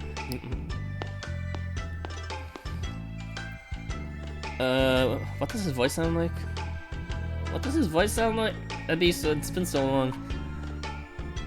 Fishuda. Fishu! There you go. The wider variety of goods, the less likely they are to sell out. That's why we had simple, with just buns and dumplings. Hey there, obese. Welcome, everyone, to my humble stall. How are the steamed buns? Don't they taste so much better freshly from the oven? You've got it even better at this, Ibisu. I can see why these rainbow buns are even featured in King of the Night stall. King of the Night stall. Yeah, that would be the Outlaws, Tsukiyomi. Seriously, I can only imagine Abyss's yelling voice. Fishu! But what does his normal voice sound like? I haven't used him forever. High praise indeed. Although I fear I have a long way to go before I'm as good as my old man. Have you two known each other? Our relationship goes way back. Many stores in Kabukicho actually stock my rainbow buns. Gilbu was one of our best customers back then. He still drops by regularly. Honestly, I wonder if I'm managing to put my heart into everything I make, like my old man always told me to. Obese-sama. Tadatomo seriously has daddy problems. I mean, don't we all? No, I don't. Do I? I might have a bit. Give me a moment.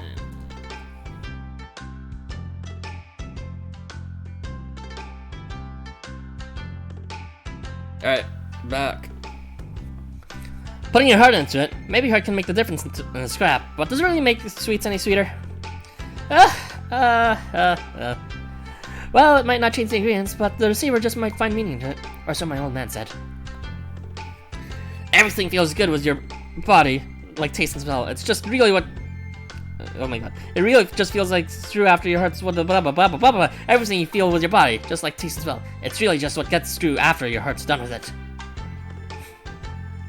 So, who's to say? If there's other parties' loves resonates with you in your heart, maybe it can make the difference in making it taste better.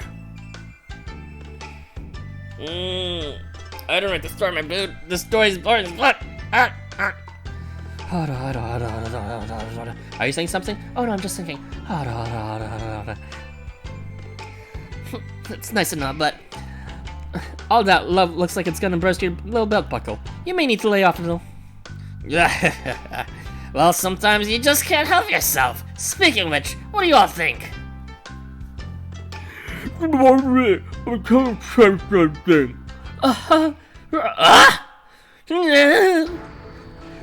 what? In an instant, the peaceful afternoon is turned on its head. When did it? The sharp gazes on all the outlaws as they converge on behemoths. Every expression is one of bewilderment. Where's the transient who was there a moment ago? And who the hell's this? No! Look closer, Suzuka! This is the transient from before, right? Just fatter now! Just like me! Hey, didn't we used to have a pile of rainbow buns here? Wait, surely not. Struggle to explain the situation.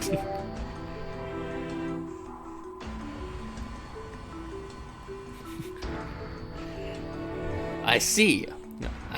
So it sounds to me like you've gone and gotten yourself wound up in some sort of trouble again.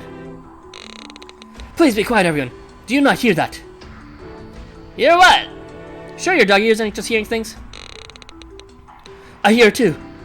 It's the floor creaking. If you do not do something, it's going to collapse. Aren't you on like the ground floor? Why would it collapse? Why, like, it's literally built on the ground from the outside art. I saw it. Don't think I didn't see it. It was a one-floor building. There was no second floor. It shouldn't have collapsed at all. What? Impossible. This place was made especially for a dessert fair by the finest ogre cupper in Kamata, aka Takamaru. It couldn't. We've got to move this beast fast. There's no telling how many could hurt if this floor falls through. It's an elevated floor. Oh, okay. I guess I'm wrong. Oh well.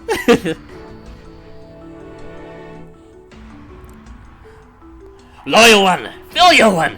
You have taken part in shrine carrying. You can help me in this. Lend me your aid. Shino takes the lead, Moritoki and Tadatomo lend to right, and Tetsu walks to the rear. Together, the four heft behemoths onto their shoulders. It looks almost as if they're picking up a portal shrine during a festival. I mean, it might make sense for Japanese architecture. They do like their fucking under level floors and shit like that. It wouldn't be, wouldn't it? It'd be like tatami or something. I wouldn't know why I would want to. I don't know. It's pointless detail. Anyways. Wait, what's with this music? It's pretty catchy. Looks like it's the dance exercise time. Start time's the charm. No, wait a minute. We can't dance here. We'll bring the whole place down. The back exit is just through that door. I'm counting on you to carry him. Got it! He can't fit it. Oh, come on! As Flab's caught, we're not gonna make it!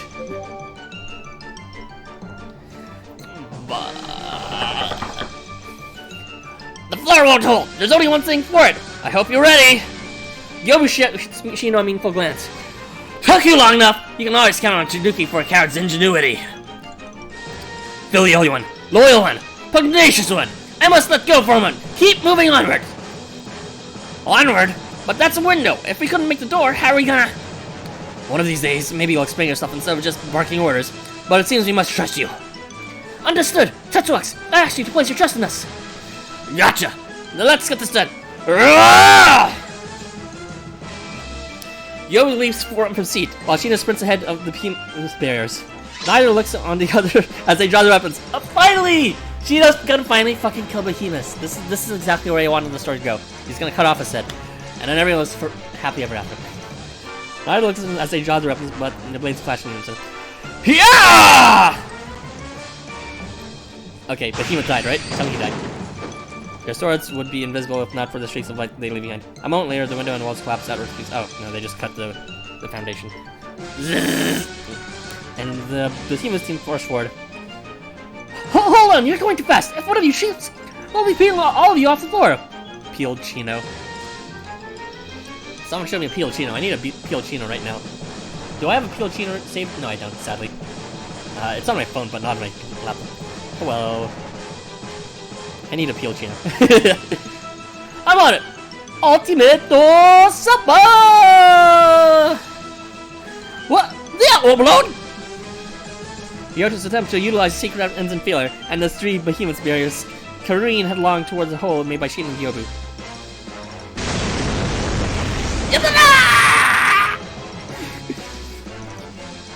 This is not my time to make my cameo appearance! Oh, I'm sorry, Leak, but you don't appear that. No, but I have to make a cameo. Okay, just one appearance. Hello! Welcome to Arisen Channel! Don't forget to like, comment, and subscribe! Yahaha! Whee! Okay, so yeah. Bye, Leak! Bye, Leak! Love you! He ran away. Anyways, back to the story. None the worse for wear, but he sits up from the impact crater and looks over to the transients that have been transferring in the corner of his eyes. All three lie collapsed on the ground, unmoving.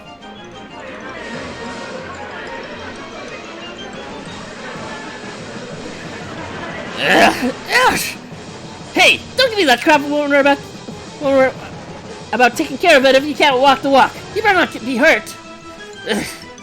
He went and made a real mess of the shop as well. Guess I'll give Takamaru a call. He can come fix it. They're not talking about Chino, but the ones carrying Bimo.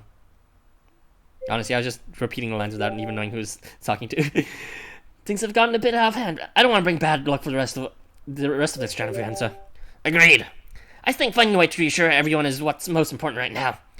You know what I'm saying, alright? It's time to begin! Dancercise!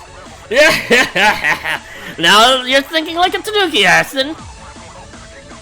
Well then, Paps, surely you're not shaming us to let your master dance alone. Nonsense, you old raccoon. I'll show you how well a dog can dance. Truth be told, I do not wish to participate. I fear I have 2 left feet. You embarrass yourself, Billy Owen. Kotari taught you how to dance for his own amusement. Behold, my breakdancing. I need to see a show breakdancing. A fucking Tadatome breakdancing meme. With Kotari there tapping his foot inside. Let me tell you too, boy, let me show you how down and dirty kid as I put my overwhelming body over you. I mean, I'll show you the midsummer dances that I learned in Ryuzan, Haku. Okay, but if you really want, you can pin that body on me. Just saying.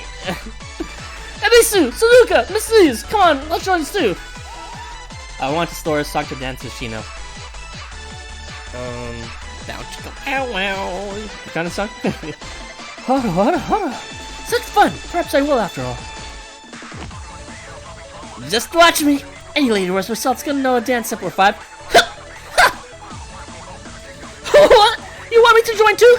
I got this from Benton, but well, I suppose it can't hurt. Well, the world's a stage, as they say, and we are fools upon it. So let us dance for our supper.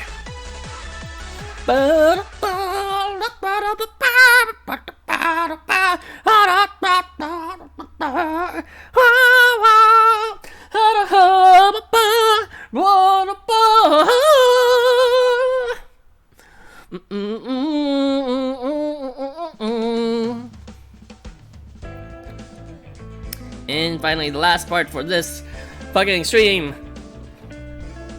Tadatome pole dancing.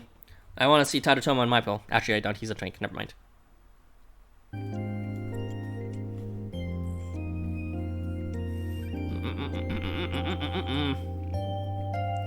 This is me, my reactions for the entire event, and how pointless it is, and how it's really, really just Shokugeki about everyone describing how good the food is, and about dancing. My reaction right now. Hold on, let me just... Hello, Philippe. Wait. Fucking... There you go. My reaction. Okay. Bruh. Tomato.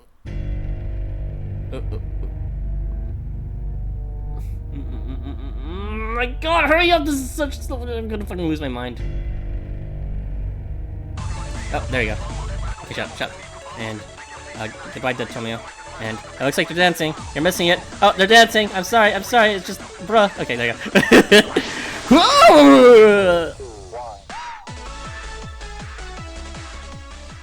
Okay, there's fantastic dancing that you all missed. I guess I'll just have to watch it yourself. No, it wasn't really that fantastic. They were just moving left and right. Nice moves, everyone. Looks like they think it's just show. I think we managed to fool them. You know, I'm pretty impressed. I don't mean about you suddenly getting slim, although. There's that too. I mean, you were dancing up a storm back there, Behemoth. Don't be impressed by Behemoth. Thanks! I like your dancing too, Suzuka. It was very, unique? Rip Suzuka.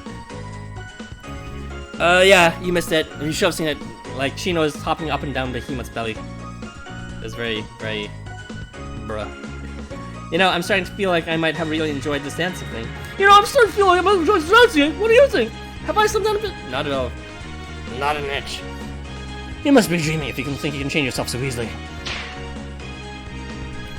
Oh, it's fine, it's fine. I saw it. That's what matters. You guys don't matter. I'm kidding. It's fine.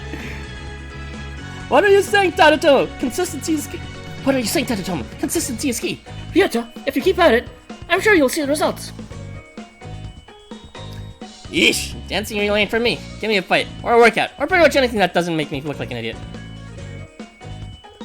Tada, don't be rude. My son has a mouth on him.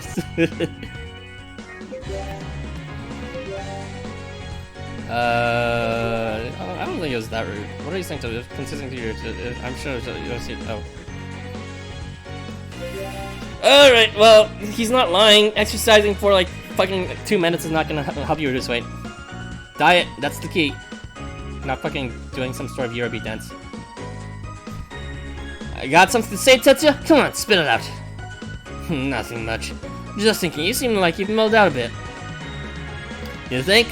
Well, I guess it's been a while since everything. You never change. Well, tell yourself whatever you like. Perhaps the time has come for me to take my leave. Work concluded, Shino turns around and makes to split off from the crowd.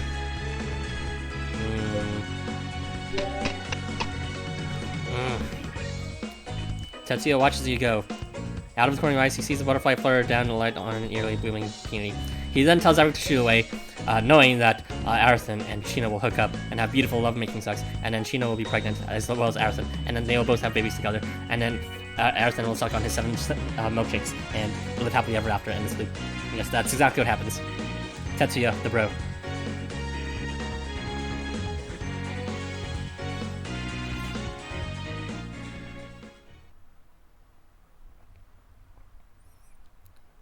So, you wanted to suck on them, right? What? What? The Tias groans audibly, clearly on the verge of collapsing. Shino closes his eyes as though remembering something. There you are. Hey, wait up. My lord, is something the matter? I couldn't see you anywhere. I was wondering where you'd gone.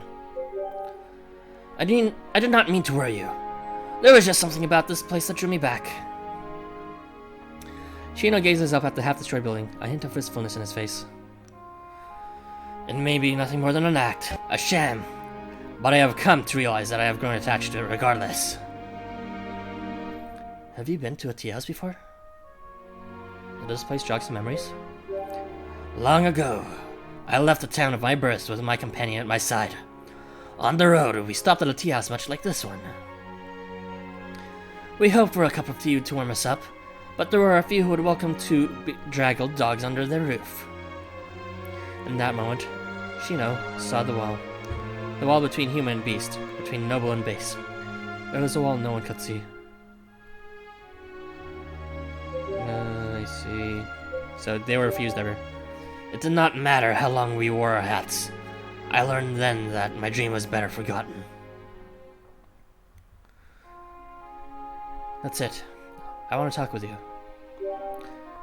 Thank you, Arthur. If you wish it, I can do nothing but accept. The two of you sit down on one of the tea house's red benches. Despite his seniority, Shino looks strangely nervous. The commotion from the others sounds so far, it's so hard for you to believe that you're still under the same roof. It's like the two of you have slipped into your own private pocket of time. My apologies. I cannot sit here while you go thirsty. I'll fetch you some tea too. Don't bother. I took the liberty of making you some. You can thank me later. Oh, Shino looks flabbergasted by his kindness. On Tetsuya's tray rest several sweets and a single cup of piping hot tea. Shino takes a single look at the sweets and blanches. Tetsuya, these were to be thrown away. What are you presume to feed my law? If you were hoping for rainbow buns, you're welcome to ask Behemoth to give them back. This is all we got left. Tetsuya offers you the tray and the little bite-sized red bean treats on it. They are each faintly dyed and reserved pastel colors, and each shaped into a peony flower. Ah, that's cute. A baker.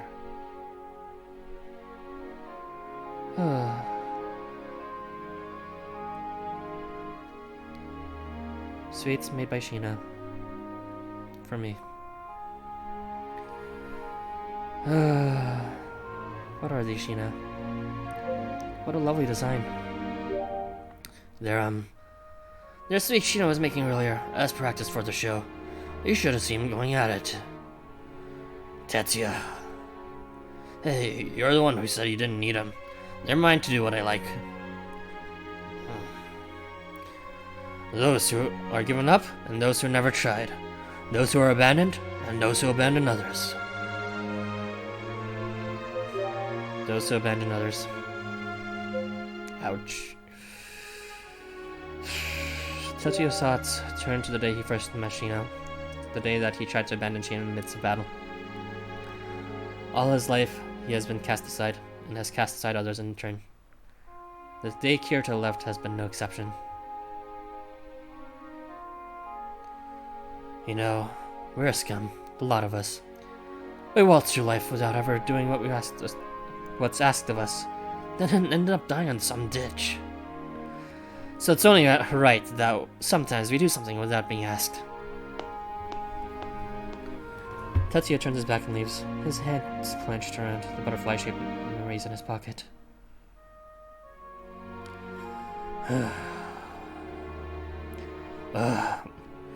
My apologies, my lord. My poor craftsmanship hardly befits your station. Just like your birthmark, right? I knew someone once, someone with kind words to spare even to a dog. They told me that they thought this birthmark was something beautiful. Those words brought me to feel affection for someone else for the first time in my life. There's something I want to ask you. Do you mind if I eat these? What? Shino springs from his seat, drops to one knee before you, and bows his head. I am ashamed to present you with such unsightly work. However, I would be all the more ashamed to accompany you to a tea house and yet have nothing to offer you. Shino stands up and reaches for a cup. If you look carefully, you can see his hand shaking slightly. Please, hear this dog's foolish wish. Your tea and sweets, my lord.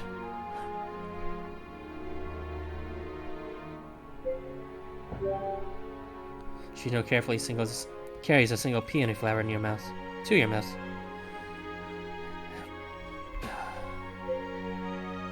Shino. My lord! Please, have a sip of this tea too! Shino's tail wags fiercely as he hurriedly proffers you a cup of tea. Share half the tea, Shino. Ah! You slip half of the red bean treat into Shino's mouth, where it melts me like a dream upon waking. Oh, but how sweet this is. Even if it's just a moment of fantasy. Everything Shino had once dismissed as impossible, everything he had once seen only from the outer sign of dividing wall, is now here before him. Oh, well, I fed him too, just I had some too. I would be rude to refuse his gift. And you know what? He made it special from the bottom of his heart. I would want to have an experience like that. To know him that well. Again. The sweets made by Shino. By him. Everything Shino had once dismissed as impossible, everything he had once only seen from the outside of the dividing wall, is now here before him. Please, allow me to go on just a little longer without waking.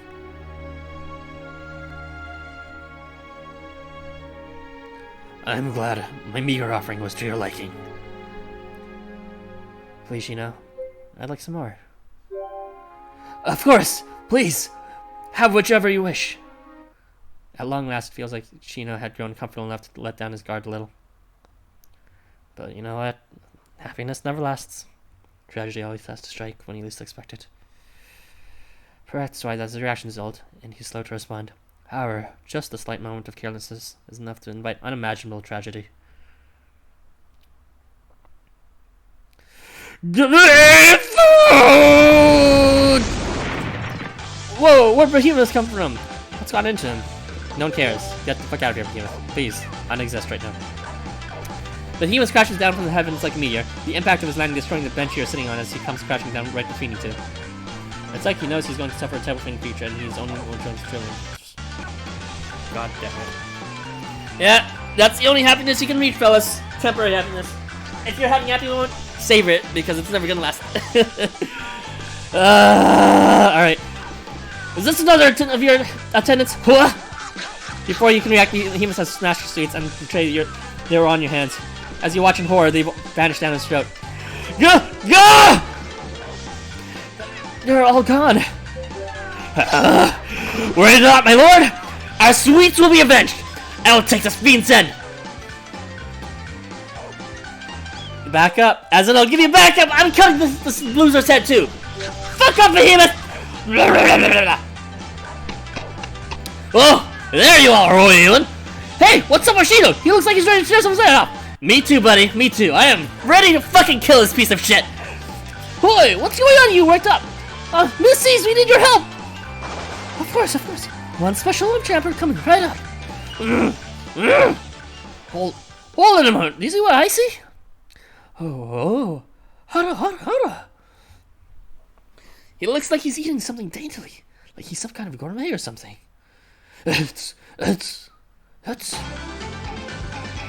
so good.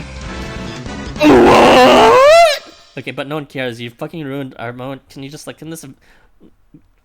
Behemoth, just leave me alone! Oh my god. In 10 years, leave me alone. And like, how? Is that true, Behemoth? You can taste it, and it fills you up. Sure does. Oh, I'm just upset. I can't even do these voices anymore. Is that really true, Behemoth? You can taste it, even it fills you up? Sure does. This is great. Hey, Shino, any more of those red bean treats where they came from? They were only something I made out of boredom. They were few to begin with, and now there are none! Ask me again and I will have your head. Yeah, Shino, you're scaring me! Please forgive me. Sorry, no, I'm not sorry. Fuck off, there's no way to figure this. Fuck off, you piece of shit, I hate you. Oh, God. Hey, don't you think it's kind of weird that Behemoth can taste these, but the rainbow buns don't do anything for him? I guess the red beans treats be as tasty as everything else from the Abyssal shop. Well, it's not like Shino did anything special.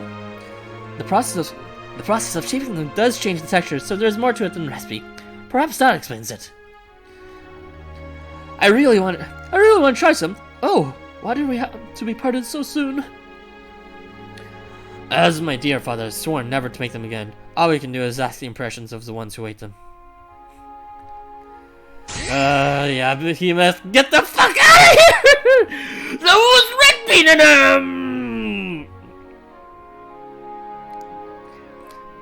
There's red bean, I guess. I'm gonna have to cut all ties with you, Behemoth. Disgusting little punk ass shit. Bye. So, there was nothing unusual about the flavor. Then we have learned nothing about that Behemoth likes red bean. God, Behemoth is such a good flavor. You guys need to try red bean everything. Red bean ice cream, red bean pastries, red bean sweets. It's like the best flavor there is. Not exactly much to go on, is it? Any ideas where to go next? So our quest continues. You're a great cook, Shino. Let's get tea again sometime. It's a promise. I promise you. Of course, my lord. As you command.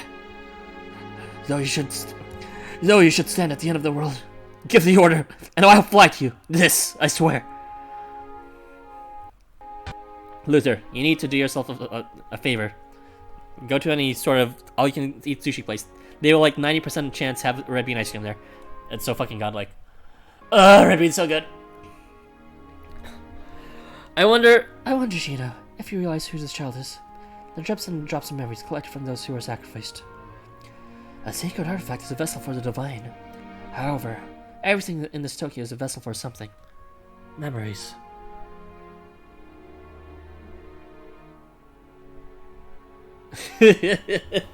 Luther with the salt. He's defending his man, destroying people in chat for defending Behemoth.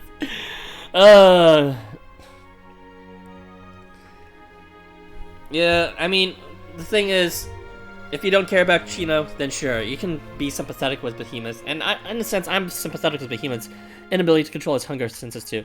But that doesn't change the anger and frustration that you get from being, like, having an intimate moment ruined by someone else's problems, you know?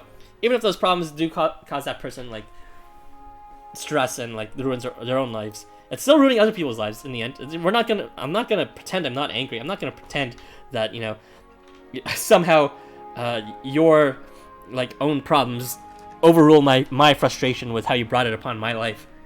Jeez. I mean, he's sorry, but what? Sorry doesn't fix anything. Sorry to tell you.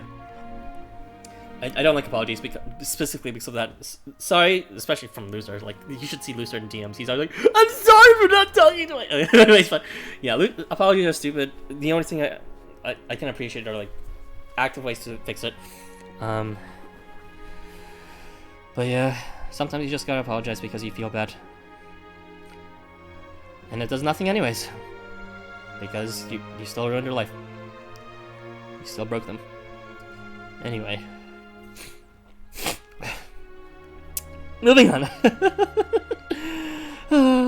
A sacred artifact is a vessel for the divine. I already read this. How sweet, then, must be the memories that contained within the red bean paste. I'm sorry. But sorry does nothing, does it? No, it never does. Alright, we'll be off now. So long, and thanks for all the rainbow buns. Keep up the good work, summoners. Well, you know if anything changes on our end. Alright, see you later, Lady Suzuka. See you later, outlaws. Shino. Oh yeah, that's right. Whatever happened to Marcosias and Ibaraki?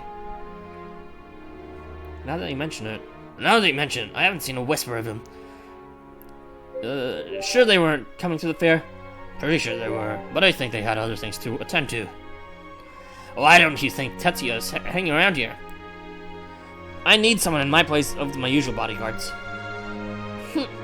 So I guess about Ibaraki, but I wonder what Marcosias is here for.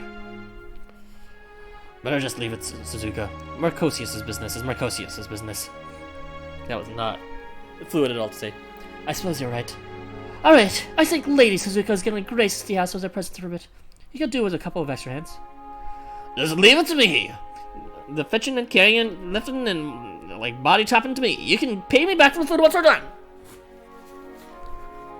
Thank you, everyone. It looks like our emergency repairs are finished, so the Abisu Tea House is officially reopened.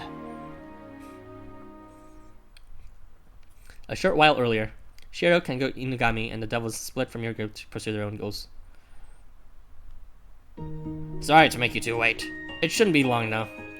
We, don't mind. Who are we waiting for? One of your friends?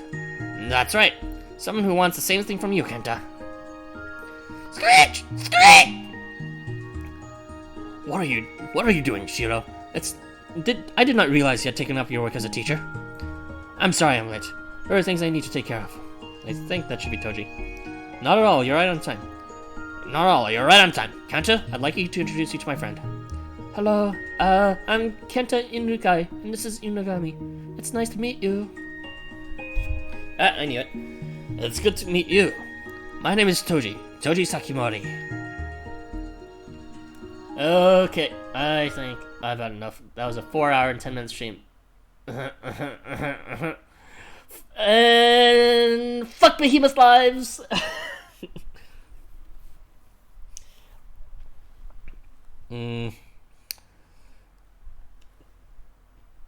But no, yeah, I'm done. Thanks for watching, guys. Hopefully if I have the motivation, and I do plan to stream tomorrow, if I have the motivation to finish the rest of the stupid story.